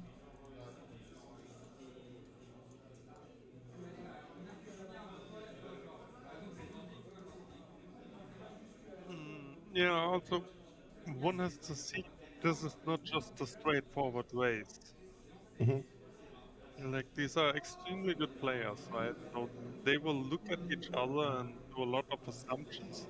Yeah. So if I do X, he will do XYZ, etc., etc., right? Yeah. And people really want to go for win here. They want to unnecessary things. So for example, for Gaul's perspective, it might be actually good that is the culture victory set, because this way Australia can't just sim to space victory, because he has to go up there and take care of the culture victory. Yeah. Well, looks like Gaul just got nuked. Babylon is not letting him be. Yeah, and then there's obviously Babylon not just falling over. Yeah. The guy still has teeth.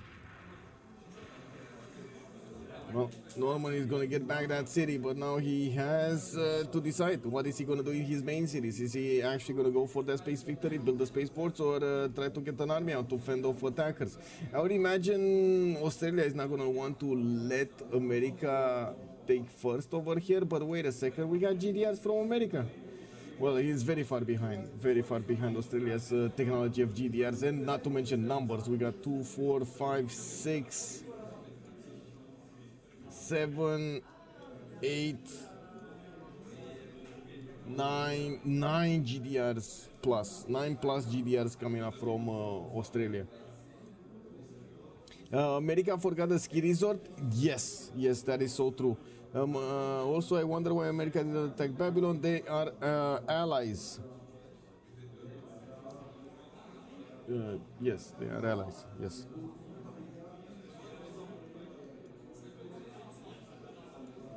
I guess what thinking means why America didn't take Gaul? I guess. Whatever. I'm not sure. Yeah, we were also already talking about the shimmy south.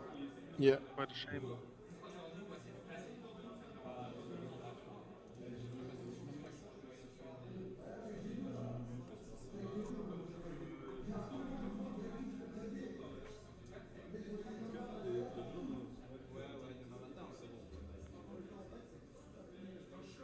I'm not sure exactly what's going on.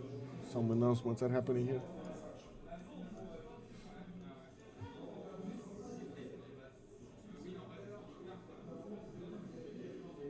Oh, never mind. It's a TV a little bit loud, or TV something. It's a little bit louder. Okay, what do we have? Gusia Carver is actually wanting to get out here by the looks of it, right? Robert Fraley is no. Robert Fraley is saying okay. He's Robert is gonna get out. That's Japan in the north. Robert Carver is gonna take him out. Stop shift entering settler. What? Oh my God, Yokohama. Okay, kick. You got another one.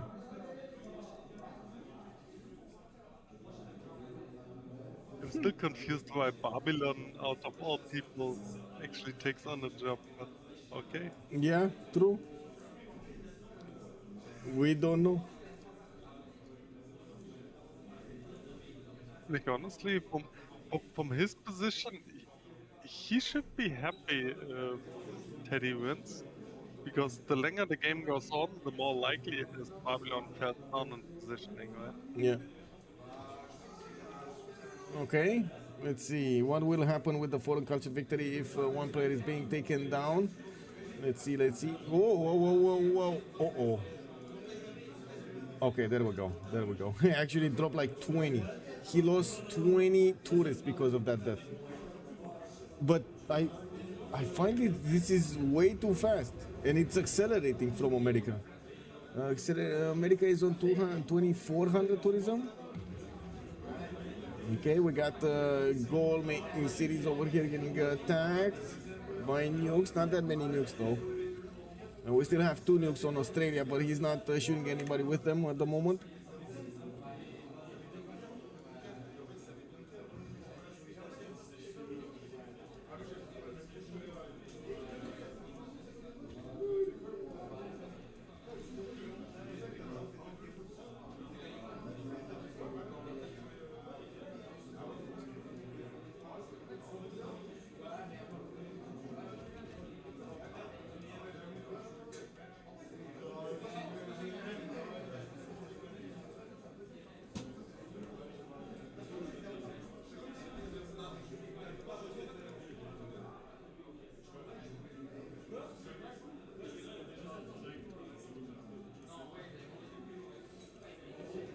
Well, Australia over here, it looks like he did manage to take another city, but he didn't go into the borders of America yet. He still has a few tiles to go for, not to mention 2 more cities, including the capital city of Babylon here.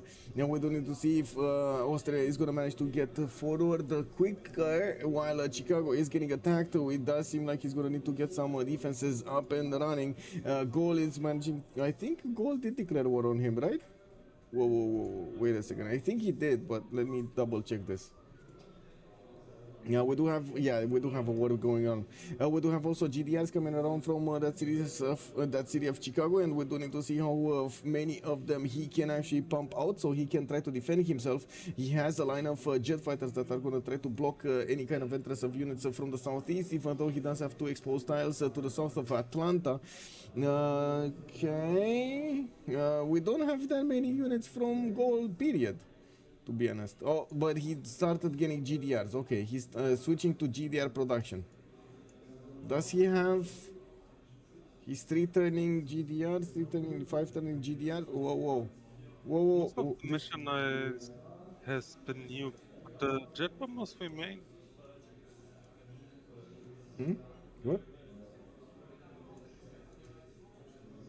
What's with the jet fighters remaining? Jet bombers. No, yeah, what? In the cities. Where? What? Of Gaul? Of Gaul? Yeah, they're At everywhere. least 3 on the screen. Yeah. Oh, yeah, yeah, he does have 3 of them, but I'm not sure. Like, initially I understood that there is still a jet bomber in an irradiated city, and how did, you were wondering how did it survive, but no, that's not the point, right?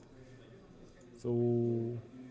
Oh, no, I just pointed out that most mechanized infantry has been nuked. Oh, right, yes, that is so true. Most of his units have been nuked and they weren't replaced. He's just switching to GDRs. Yeah. Yep. I wonder if this is the way though. You can irradiated land. I guess at some point, this is so hard to call. Like, this is the classic late game stare down, right? Mm-hmm. Who gets more GDRs and who dares to build the project? Because nothing else will happen. Oh, got a city from America. Is that gonna hurt him that badly to slow him down enough? Probably no. Or is it? 114 out of 209 for Shull. He didn't, like, there were no more added defenders here. And it is Gaul that picked up the mantle for the defense. Also, Australia is managing to get something over there done also. He's managing to get his jet fighters towards the... jet fighters kicked up. The GDRs towards the west side. I would imagine... wait. Where did the line of fighters disappear? There were like 4 fighters over here, jet fighters. They're not anymore. There are only 2 of them remaining. Well, that's a pickle. Were there maybe stationed from Philadelphia? That would be weird.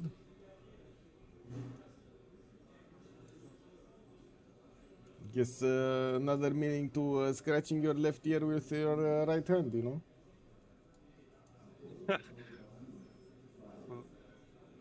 No better explanation. Maybe they disbanded as well. GPT should also be interesting to look at. Australia still everybody. minus 180, yes. Yeah, but he's 7,500 gold in the back. He pillaged so much of the territory of Babylon, all of the mines, not a problem for the gold.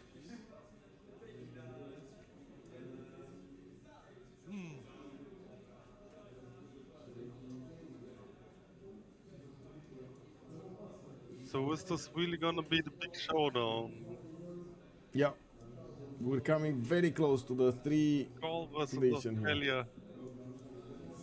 Well, to be honest, at the moment it kind of feels like Australia is on top of this, mostly because of the numbers of GDR and because he had them earlier. He's going to also probably have advanced GDR versus Gaul, but with no, I might be wrong here. I might misread this because Ambiorix is on 900 science per 10, so I definitely think he's going to have the science quick. They are on the same tech. Is it the same amount as well? Can you check this? On the Has what? Gaul really caught up 8 ticks? 28,000, 22,000, no, not even close. No, I mean the number of research ticks. How much If is it? bro, if the number of science is way higher, the number of the research text is not gonna be the Not same. necessarily. 100% is not gonna be the same. The technology is 65 versus 69, so 4 text difference. It definitely can be. If the one guy did boost nothing and the other guy did boost almost everything, In then you very, very rare cases. Very rare cases. 100% of what else would he do with that science? That's a good question. What is he gonna do with the science? Looks like Babylon is getting again one of the Gallic cities, but got pushed back. And by the looks of it, we do have Gaul pushing in Chicago. If he does manage to take another city, he's definitely gonna put a wrinkle in Shull's empire and dreams to get that culture victory going. So to be honest, I think this game is kind of in between two major powers, right? Like you said, Australia and Gaul. The thing is, Australia actually has no ally, while we do have Gaul with an ally. And Grand Colombia, look, oh my god. Grand Colombia, is he actually going to try to do something against Australia on the seas? Interesting, interesting. that's actually a real ally. Yeah, that is actually a real Amazing. ally.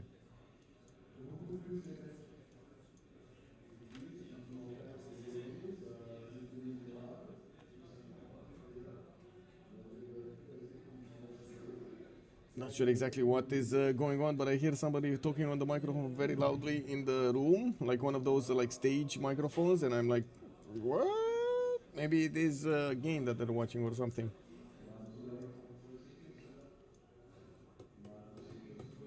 Send those ships west. Exactly, send the ships west. GDRs are coming up from Australia, so from America, but Australia is already getting to the borders and the goal at the same time. So I would imagine America is just not going to have enough firepower to defend this. We do have Cyrus also managing to get the first project. He's working on the second one, and we do need to see if Gaul is going to manage to match that. We do have a few Babylonian units over here still remaining in the city of Gwangju, while in the capital it looks like 4 turns for launch moon landing to finish. That is very slow, actually, very slow. Anyway, how much production does he have in the city? Give me a second. 155 production. Like usually players that want to get this very quickly, like the Science Victory, they're gonna go 200 plus. So yeah. No ally, no trader. Yeah, no ally, no trader. Maybe communism angle after all. Did we just have did we just notice a GDR buy here from the Gaul? Okay, very nice. 820 gold not being spent poorly. I think there's another Gamo in the game, right? Is it Gauss? No.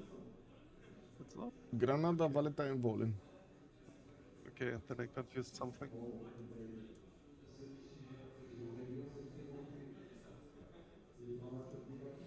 I do remember in the vanilla game where Wage bought GDR for 700 gold. That was so insane.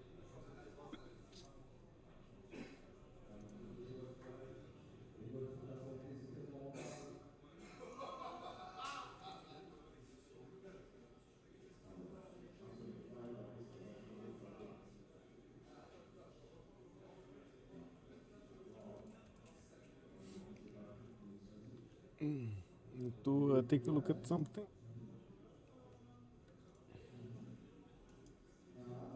Oh. Oh, culture. Nah, that's not happening. Not happening. 168 out of 216. And he's losing cities. He just lost Bantibor, Philadelphia. We do have Chicago that's going to be taken down. Even though he does have a GDR, no worries. New Orleans is also just taken out. And by the looks of it, from the east side, Australia is just going to push through and plow through, I should say. Just making sure he's pillaging every one of the mines so he can get the gold and the resources and then keep on going forward.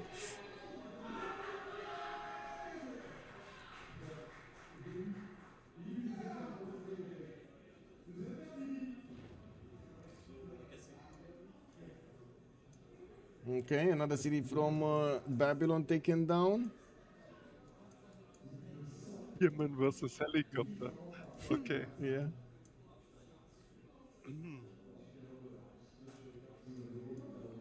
Australia science victory, well, he's trying, and I think that's the biggest question, if he will have the time to get there. I don't think he has the science to get to proper weight, smart materials and the other one, like the last projects, the lasers projects. That's the biggest issue. Eventually it will obviously happen. Well, yeah, but in how far? Wait, so gold long. piece? Oh, Carver is asking, okay.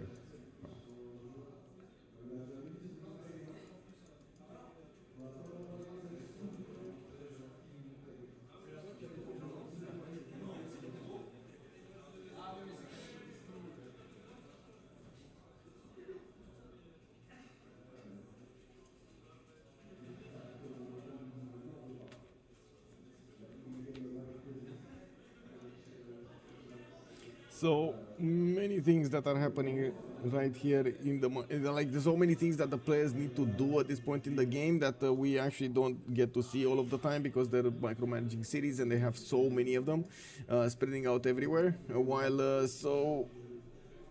many wars are also starting to take shape. Do we have any movement here? Still no movement from Grand Colombia to go to the west side. He has his army prepared, quite a bit of navy. We're going to see if he's going to manage to arrive safely over here in the cities of Canberra. Wait, still 4 turns for launch moon landing? Was this 4 turns last turn ago? Or is it just times move so slowly that it didn't even take a turn? Low. Scientific victory during this time? We'll see. It was a Babylon-Japan merger. Yeah. A nice way to put it. Yeah.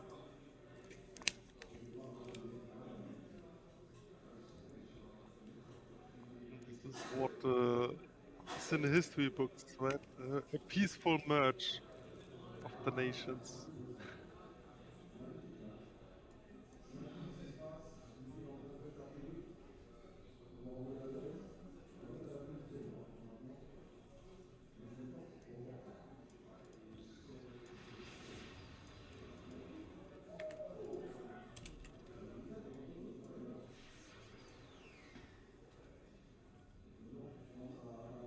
Okay.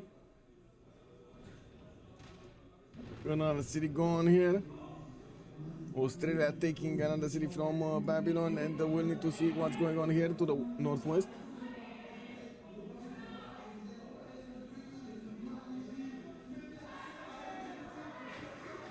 Let me take a look. What's going? Oh, wait a second. Here. Oh my god! I actually need to get this. I think there's something in the main hall. Like there's a right next to door to us. It's the main studio, and you get like where we're gonna play the finals tomorrow, or they're gonna play the finals tomorrow. Didn't you say there What? was a party in like half an hour? Yeah, but that's upstairs, not here. As in, it shouldn't be. There shouldn't be anyone actually here. Give me a second.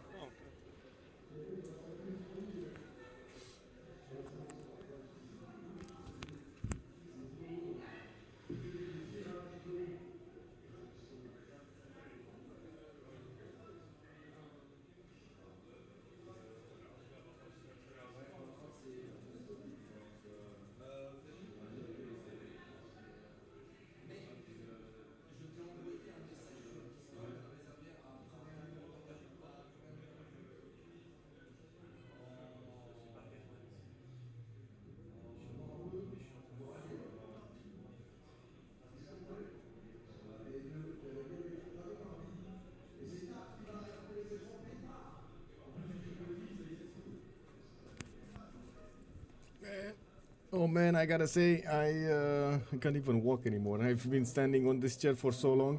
I didn't get my usual breaks to, you know, get up every congress and so on and so forth. So my feet are not listening to me anymore. Yeah, IRONMAN even taking his toll on you. What? IRONMAN, very exhausting. Iron Man? Yeah, it is what it is. No exception for Carson. No exception. No exception. Yeah. Anyway, the next door there's people watching something League of Legends, and they're like watching along or something like that. I'm not sure exactly, but it's not the commentator here. It's just he's on TV. Okay. Let's see what's going on. Gotta head out. Thanks for the great casting. With much pleasure, sir, and thank you so much for the support. Much appreciated. Thank you so much for everything. 123 turns. My games never last that long, or sometimes when I do a scientific. Yeah. Well, to be honest, in the normal games, if you're playing single player, you're just gonna passively get a cultured victory faster anyway than a science victory. Yeah, these accidental culture victories. Yeah.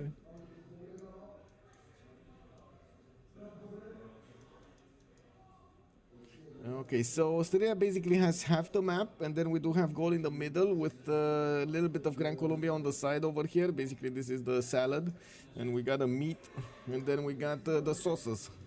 Well, let's take a look what's going on. America being torn apart in the north. We do have multiple GDRs just running around freely into his territory. Now more GDRs coming up from the east side from Australia to try to push in. I'm not sure exactly why they did go back though. I saw them going back. It is what it is. Okay.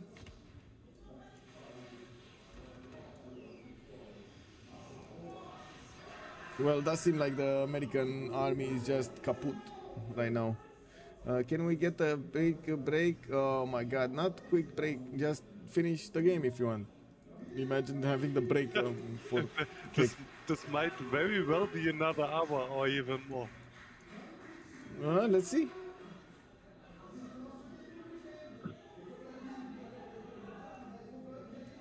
IRONMAN doesn't mean no P-Man. I mean, what, didn't you get your safety, how do you call it, safety bag underneath the chair? Yeah? You need to get the battle chair going. Too much South Park, man. Yeah. 98% of my victories, yes, I can imagine. Anyway, there we go. Carver is gonna be left out, or Shull? No, actually, both Carver and Shull are gonna be left out here. So we're just gonna have a battle between the three, and I think actually Simon is gonna be the kingmaker here. After all, yes. But he's not moving. And I guess he's not moving might make the king anyway.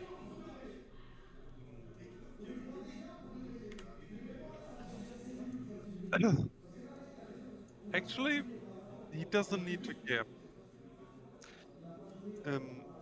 He's third no matter what, right? Yeah. So why would you make an effort? Yeah. 1 second.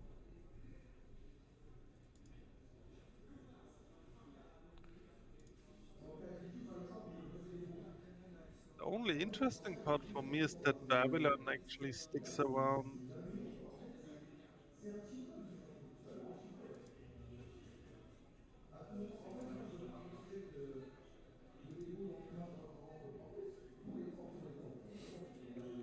Like at this point, one can say Simon is definitely third. Yeah. Between first and second, like Australia looks favored right now. Um, but it's still not sure. But I don't see motivation for Babylon to stick around actually. Yeah. For sure. Like if he waits for Teddy to be killed, sure, may get fourth, but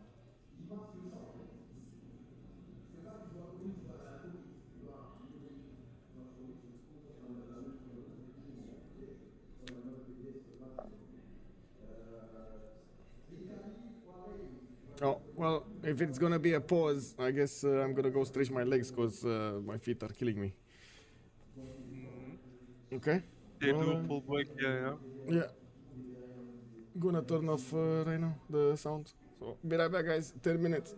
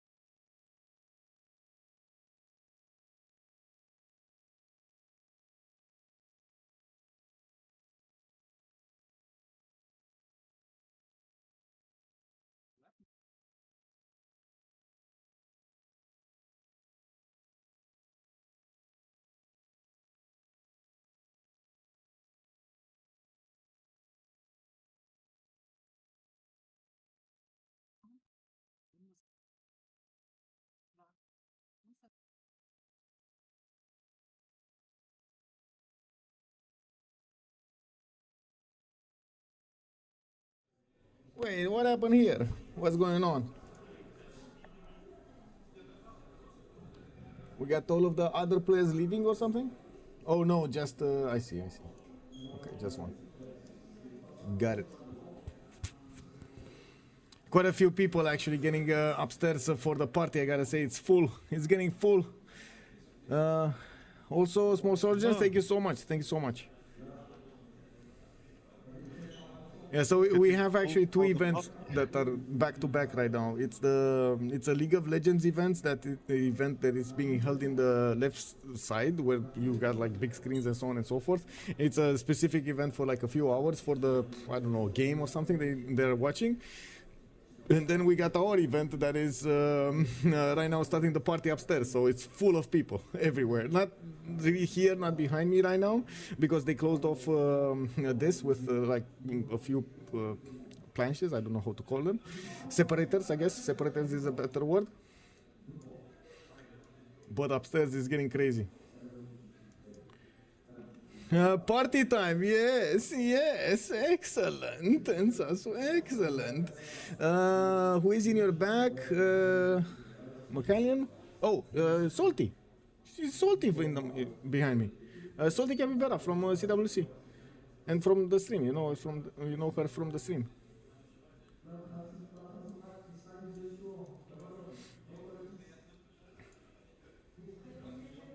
Rafaelo, thank you so much also for the follow. Much appreciated, sir.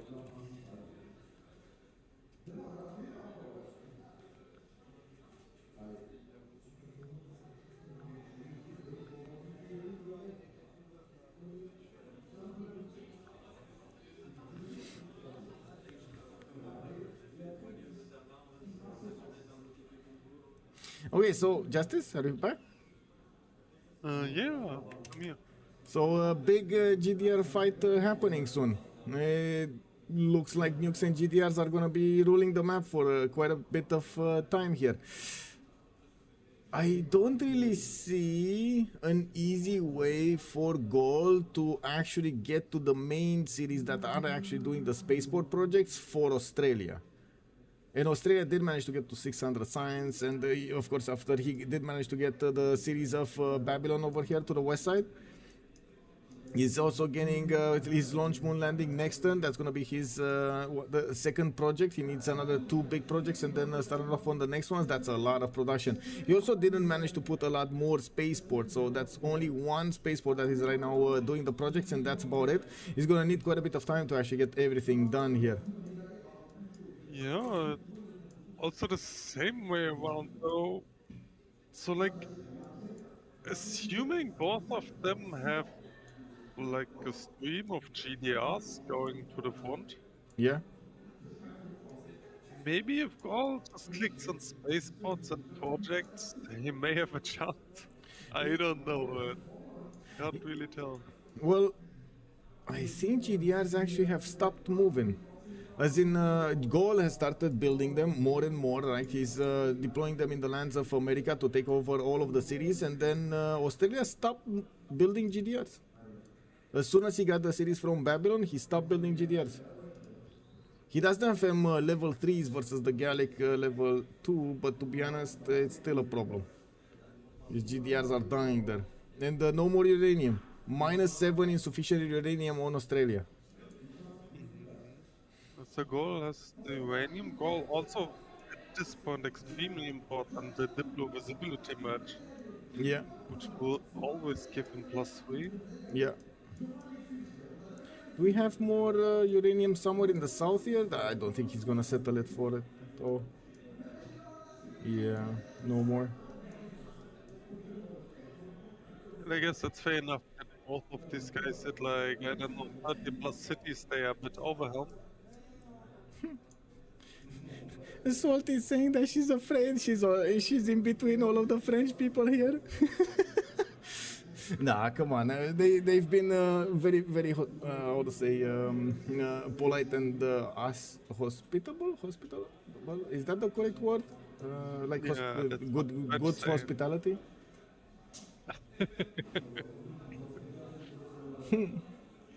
Better than me? Okay. Okay, sure. Yeah, she's probably talking better than me in French. I'm pretty sure she has more experience in this. Yeah, okay, better than me. I got it. Oh, another war. Norman did declare war back on Australia here, and by the looks of it, he's starting to attack his GDRs. Quite a few more jet bombers are flying over here, but still they're dying if they're attacking into the GDRs, even with the lack of uranium. We're going to see if maybe there's a mine somewhere that he pillaged of uranium that he could re-improve over here in the lands of Babylon. I would have imagined he would have had quite a few mines over here improved that he did definitely pillage. I don't see it though. I really don't see it though. You are asked to shift enter. Oh. There we go.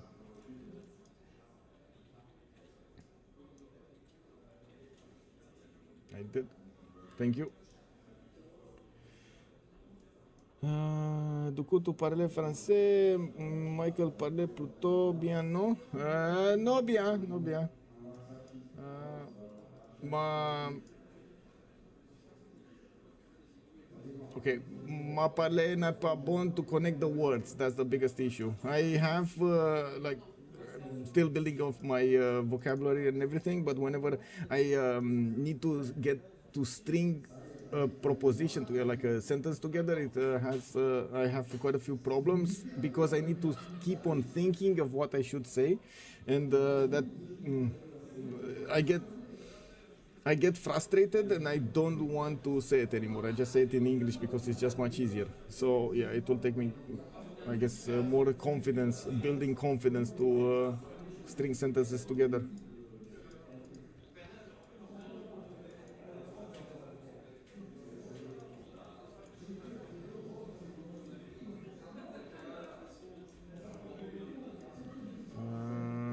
Fold expedition also in 2 times for John Curtin. He's gonna get to those last projects. I do see him still going for his campus research projects. I don't know. Oh, I see. This is gonna be massive. He's gonna get Carl Sagan. This is gonna want in his 4th project, I believe.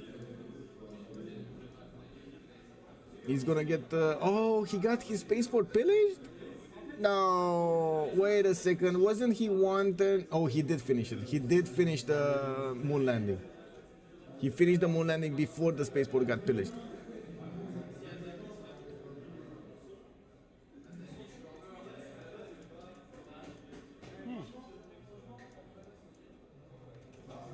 Carl Sagan is effectively a project.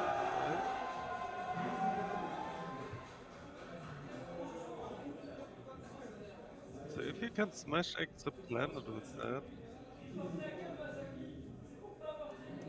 Yeah. That's the massive one, right? That requires the most production.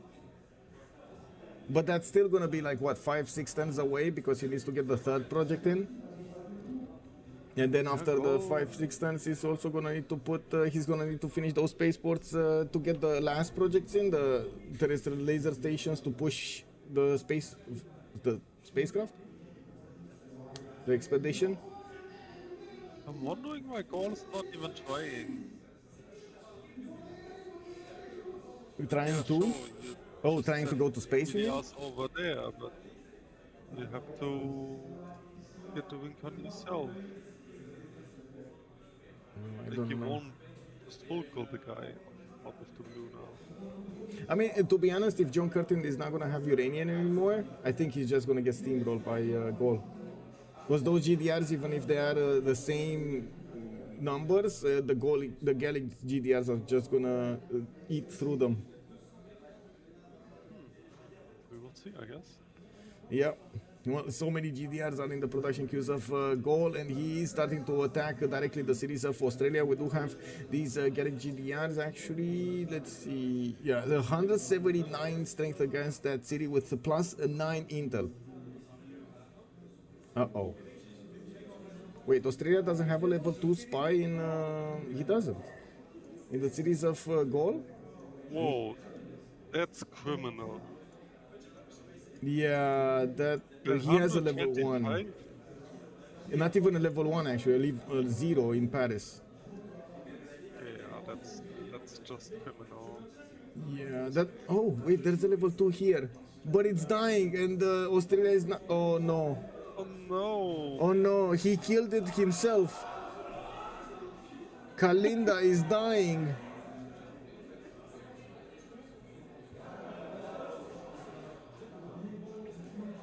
Oh no, Kalinda! Yeah, Kalinda.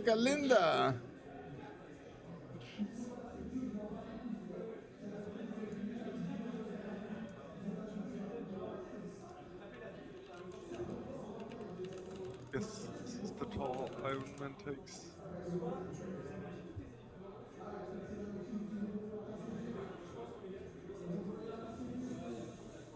I don't know. By the way, I was when I saw the first names, I was very curious why Huckleberry Finn didn't make it in the game, in the names. I don't know half of these farmers anyway. Me neither, but I know Huckleberry Finn. I don't know any of the others. I do know John Deere. I did know John Deere. I have no idea who Norman is. GW Carver, again, no idea who it is. I guess these are all like branded stuff in America or something. Oh, nuke somewhere. Where? Oh, I see. Well, interesting.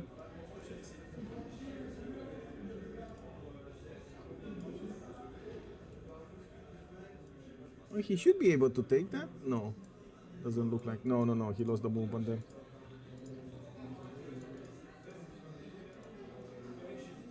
John Deere makes farm equipment like tractors. Yes, sir. That's actually what I was remembering. But you know from where I see it? Actually from the movies, the VOD that I saw with Farm Simulator. They were. I was at some point trying to see if that's actually a good game. But oh my God, I actually did impressive graphics and mechanics for that game. Can you show us score and score cultural? Yes, sir. Culture is probably dead. We don't have any more culture happening here. 181 out of 247 for Terry. Terry is out of the game. We do have normal very far away from getting a win. In the science victory, we do have the second project finished for Australia. We do need to see the third and the fourth one finished, and I'm pretty sure he's going to start up on it pretty soon here. He did manage to acquire Carl Sagan, so that's going to help. In the total score, we do have Norman leading the way with 140 more points, 1733 versus 1593 of Cyrus. Wow, it feels like there we go. We got the gallery behind us. It is what it is. The shouting matches have started. Hello there, and welcome. What ended up happening with the 4v4 at 4? I didn't get the 4v4 at 4. Sorry, Io. I volunteered to actually get this game like quite a few weeks ago before I knew it will end up on the same dates. My initial impression was actually that this ending of the season should happen at the end of December, not in January. So I guess my mind was mixed up on details there.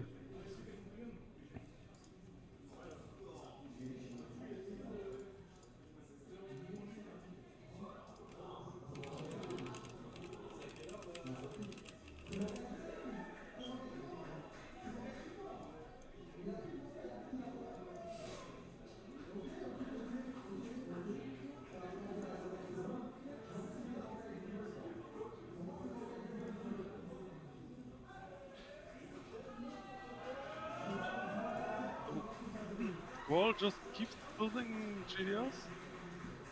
What's the deal here?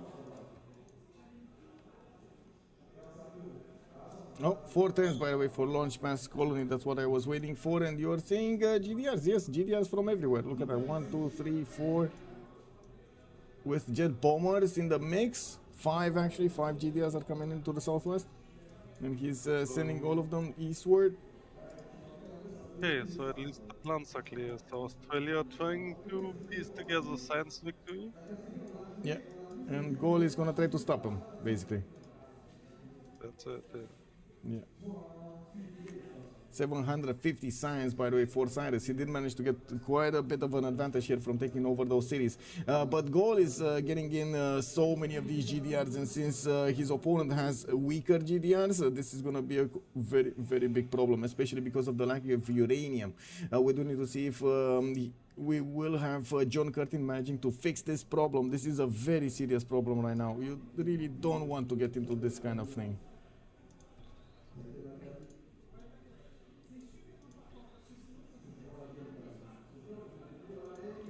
Oh, I think he just lost a GDR in Cleveland, by the way. Australia. There were 2 GDRs here. There's only one available. Only one alive.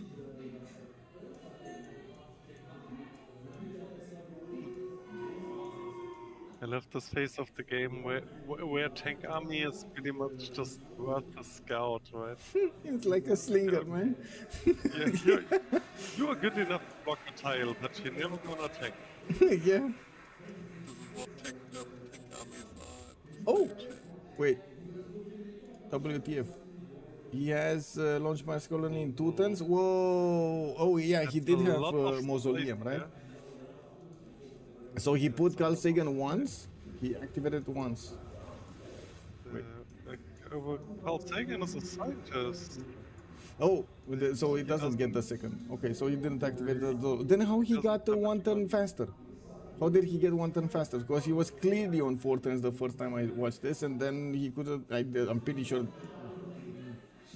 we didn't have 2 turns passing. But anyway, yeah, we do have spaceport, 2, 1, 2, 3 coming in and going out. 4 actually. We got 4 new ones, 4 spaceports, and there was a nuke somewhere, but I didn't see it. Where was the nuke? No, not here. Was it in the lands of? No. Oh, this? This was the nuke? I guess so. This kind of looks like the nuke. It looks like new irradiated territory here.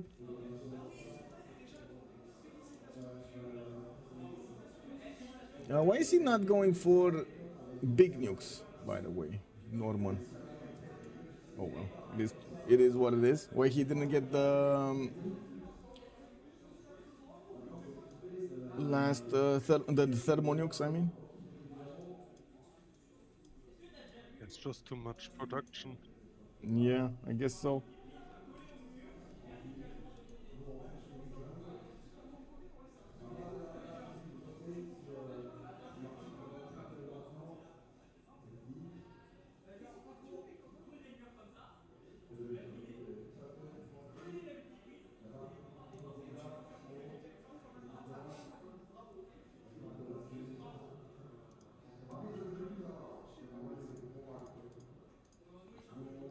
No more nuke in the game? No more nuke in the game. And I'm pretty sure Cyrus is not going to have the uranium to build any more nukes. And it looks like Norman is still on 122 uranium. We do have also Henry with 78. Henry has has started moving. Okay, this might actually break the camel's back. We do have quite a few destroyer armadas, battleships, or do we have? Actually, no, we got the missile cruiser armadas, pretty strong. We also have a lot of helicopters, which are just going to run around and pillage stuff. This is going to be very bad for Australia if they get in.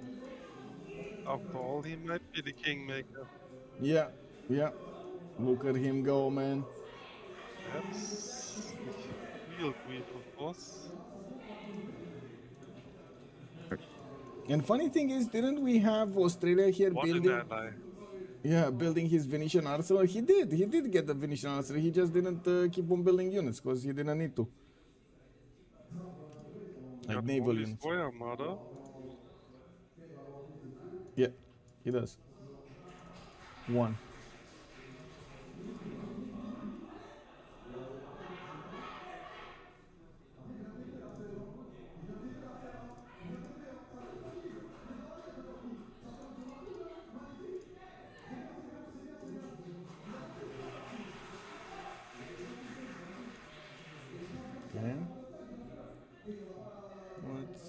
Going on. Okay. Well, it seems like the cities are. Gaul is dead. Deal. Gaul deal.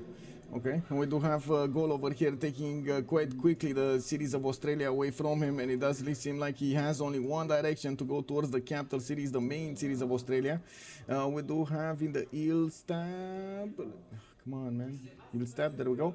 Norman on 2,000 production, guys, and while Cyrus is on 1,574, but it looks like he's bleeding cities every turn, not to mention science and culture. Mars colony gonna finish next turn, and then he's gonna start activating that Carl Sagan for the last project. That's actually gonna be big because this is not that far away. Like, look how fast he's getting the spaceports. Like in 2-3 times he's gonna get the spaceport, so that's about the same time he's gonna need to actually start the project for the laser stations and so on. So can they get here in the next 30 times? In the next 5 to 7 times, I guess.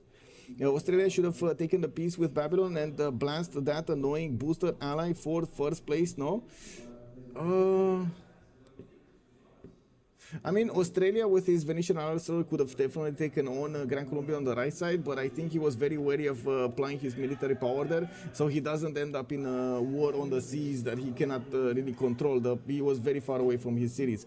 But to be honest, how slow Grand Colombia did manage to get his stats up, I would imagine that Australia would have actually been on top of that quite quickly. He liberated Brussels. He did? Let's see. Where was Brussels again? Wait, wasn't it here? No, no? Or is it dead already? You know. It was a Babylon city? Yeah, to the north. To the north, okay. Beijing, Chengdu, no. You're looking right at it. Oh, this one, Brussels. I mean, no, he didn't liberate it, no. It's still there. Babylon is still there. North of Beijing, yeah, Babylon has it.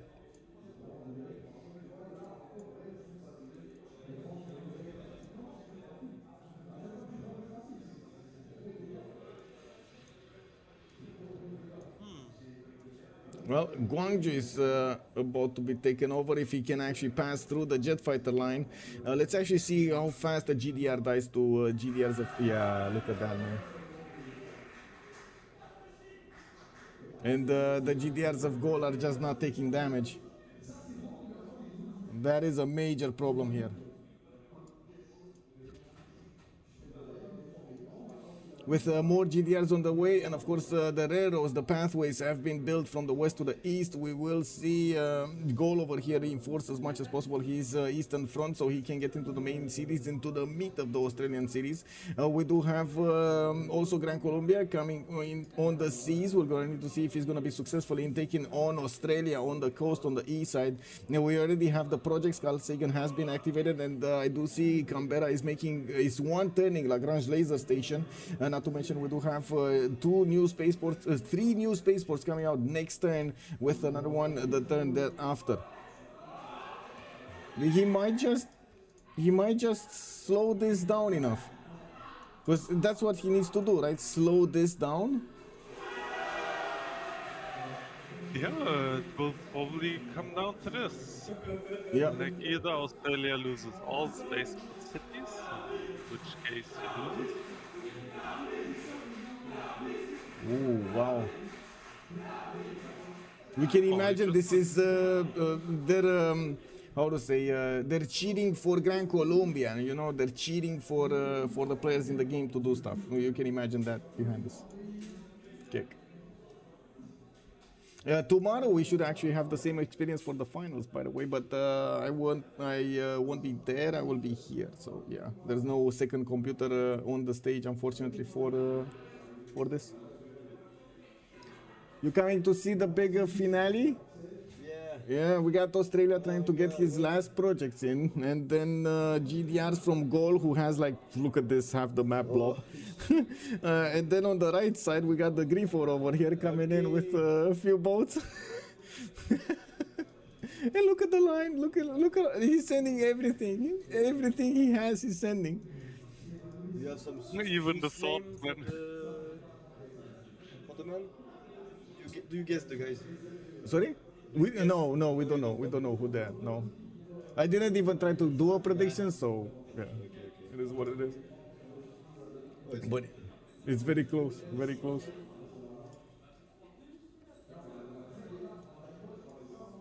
It is fitting, to be honest, to have this type of a close match in FFA finals. We are expecting this from the high-performing players. The party will be good. Yes, the party will be good, hopefully.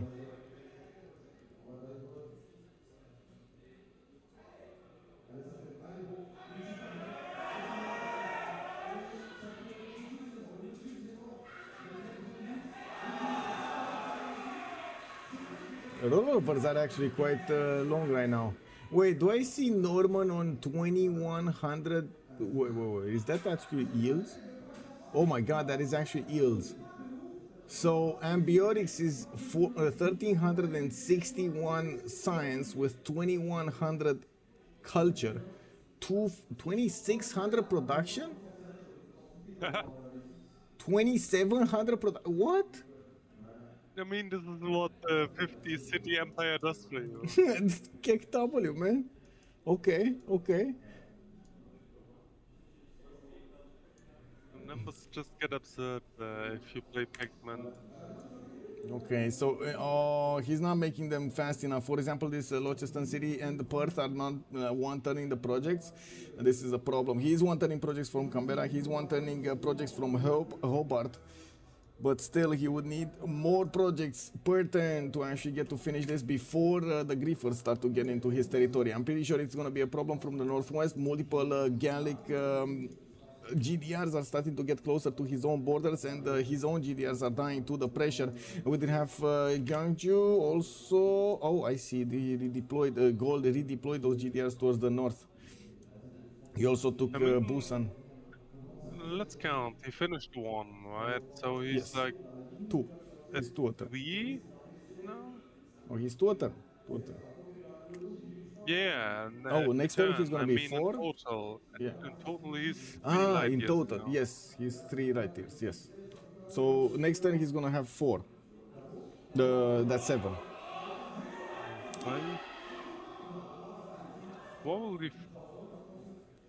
And he should get another 4 after that. If you have 2 right now, and he gets 2, Bolivar is gonna be 5. Then 1... extra, so it's gonna be 4 per turn. So 9. This will be in 3 turns already. I think in 3 turns he's pretty griefed. Lexat, hello there, sir. Culture victory is not happening anymore. They took out Teddy Roosevelt. They took him out. Teddy is only on one city over here. They just don't care anymore about him. They do care about the space victory, and they don't want to dedicate efforts anywhere else that doesn't really matter.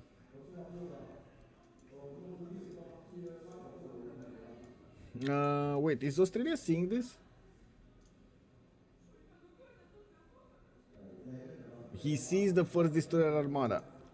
He might actually send... Yeah, there we go. He's sending this to see what's going on here. Oh. Yeah, he got spotted. Henry got spotted.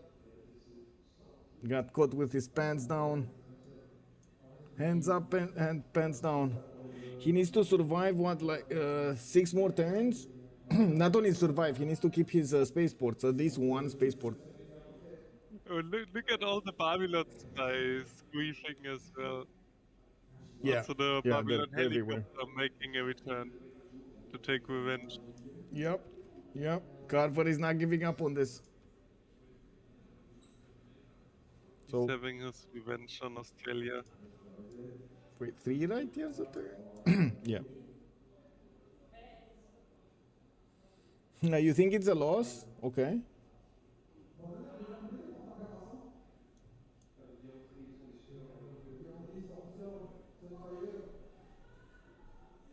So did you figure it out when he does how many turns he actually needs to survive to get to space? Realistically, at least 6, I would say. Like I wouldn't. It didn't really calculate it, but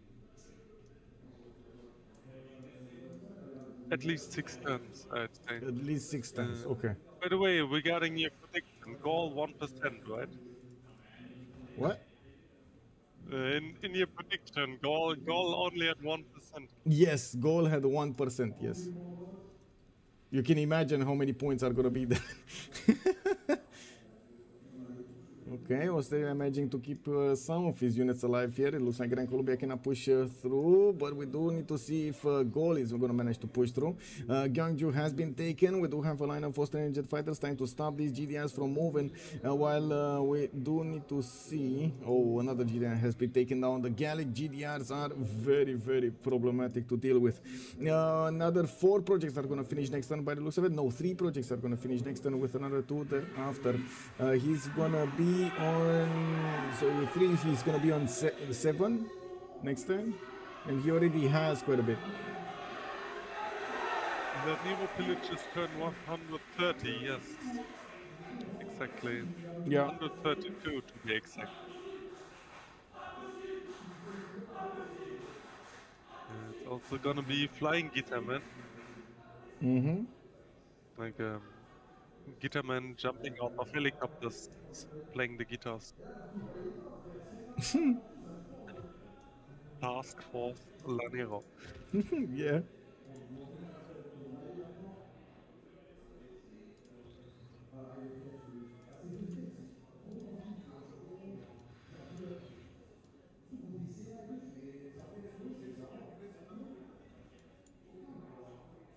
Oh, we got nukes. We got nukes coming in from Grand Colombia. Let's see if he's gonna manage to pass them through. Any nuclear submarine anywhere here? Mr. Nukes up? No? I really like how literally everything is swimming there. Yeah, yeah. Everything is going towards Australia's capital. It doesn't matter if it makes sense or not. Like when the medic, a swordsman, general. Yeah, yeah.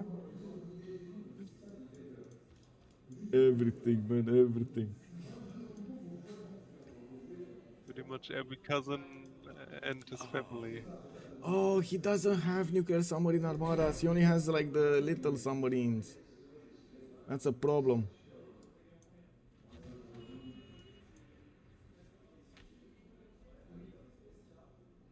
Oh, Geelong is gonna be taken down by the looks of it. So many. I think it's over. Yeah, it kind of looks over. It is what it is. 4 light years per turn with another 3 next turn. Okay, on 7 per turn. What was he? He's now on. He's gonna end up on 7, or did he end up on? He should have ended up on 7, right? And so he's gonna get 14. Yeah, not gonna happen. Doesn't look like it's happening. And even with Carl Sagan bonus, it doesn't look like it's happening. Maybe if he did have also Stephanie Kolchak, maybe. Kolek, actually.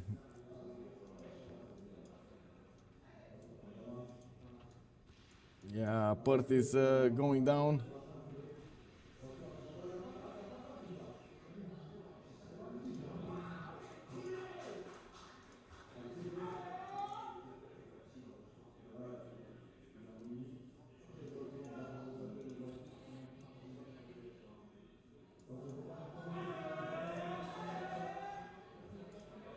Okay, how many points is he? Yeah, he's on 7 per turn now. Newcastle being taken down. Perth is going to be taken down. That's a Project City, Spaceport City. And it does seem like Grand Colombia is overwhelming the defenses of Australia that he has in the capital city, while we do have Australia with a few of these GDRs still not managing to do the trick here. So I guess Norman is gonna take third place here. Sorry, Normal first place. We got Henry second place and Cyrus third place. This is probably what's happening, right? Carver is also in the game, but I don't think that. Well, I guess they may actually take him out entirely. Yeah, Babylon may come back to take third. Yeah, you never know in these games. Well, to be fair to Babylon, he actually tried to warn Australia about what's gonna happen, you know? He tried.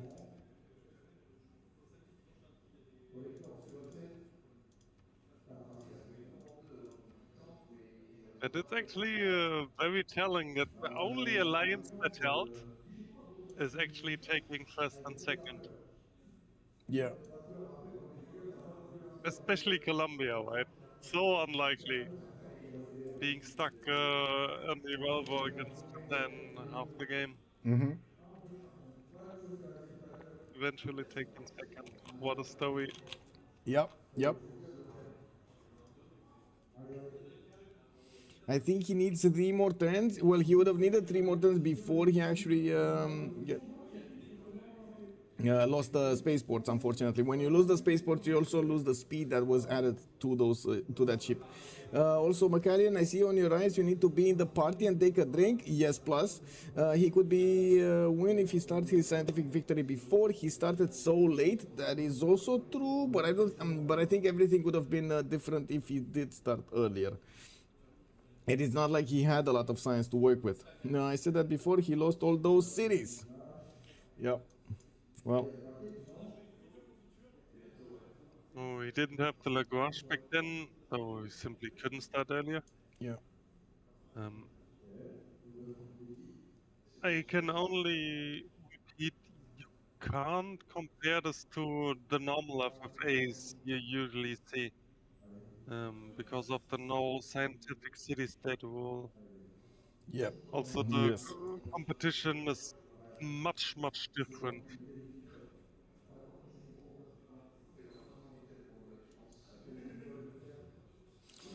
GG and good night indeed. Well, I guess we're still gonna need to wait for the bell to ring over here. And we're gonna need to see if they're gonna CC or not, or what's gonna happen. But it does seem like the chances of Australia winning this are slim to none. He did get 5 light years, by the way. He would, if these series are gonna remain alive for another turn.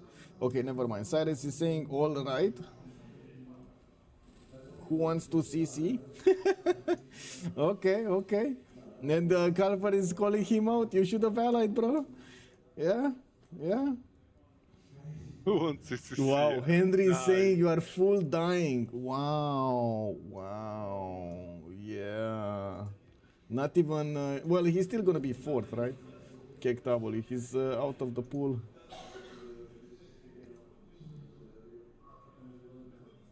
I buy GDR from there, Gaul.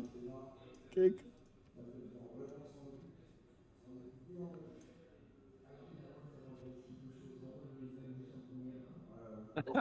Golden, no coordinating at least. Well, that's too late.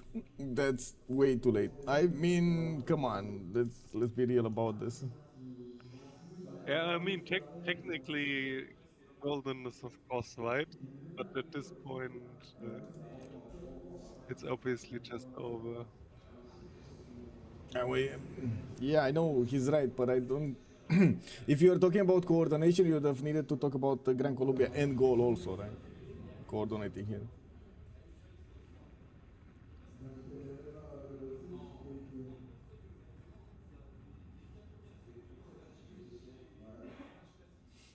What a savage, yeah. Babylon now actually won that.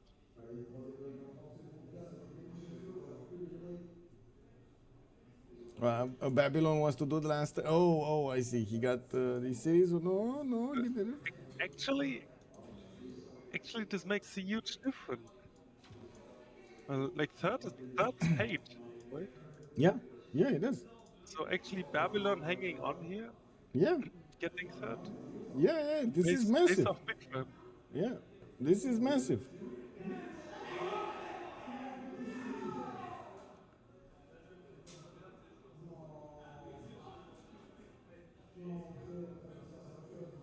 Huh?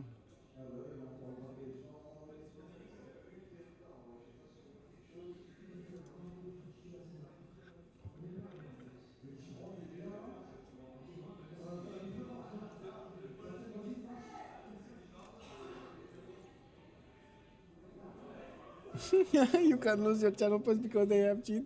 Man, 1% chance, guys. 1% chance that Gaul is gonna win the game and he won it. 1%. I'm gonna choose the outcome right now because this is massive. And I also wanna say, let me actually see, can we get some post game or do we have any post game chat? I don't know. But I do need to get to the party and close the computer and so on and so forth. So let me take a look here.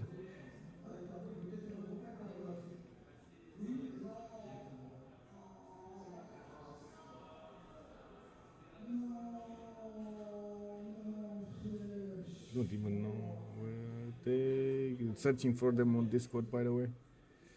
Oh, they're not in any channel, right? They weren't in any channel. Anyway, it is what it is. Thank you so much, Justice, for being here, and I hope you enjoyed the show. It was quite a long stream. I thank you so much for coming in. Thank you. Yeah, very welcome. Okay. Also, I want to say thank you so much also for the everybody for the support of the stream. Much appreciated, sirs. We will see each other tomorrow. First of all, for the 4v4 in the morning, and then we're gonna have the finals in the half day. That will be the final. It will be the, of course, tomorrow is gonna be the final day of the LAN. I thank you so much also for the follows, for the subs, for the bits, for the oh my god, tier 3 Mishui. Thank you. Oh my god, I need to celebrate tonight. I will also gonna try to do some updates later on in the on Discord. I do want to see exactly what games are going on and if I can actually do the updates. Gonna need to check with the administrators here, and we're gonna come back to give an update on the time, on the schedule, and so on and so forth. In the meantime, have some fun with some Civilization 6 gaming, and see you in the games later on tomorrow. Bye bye bye.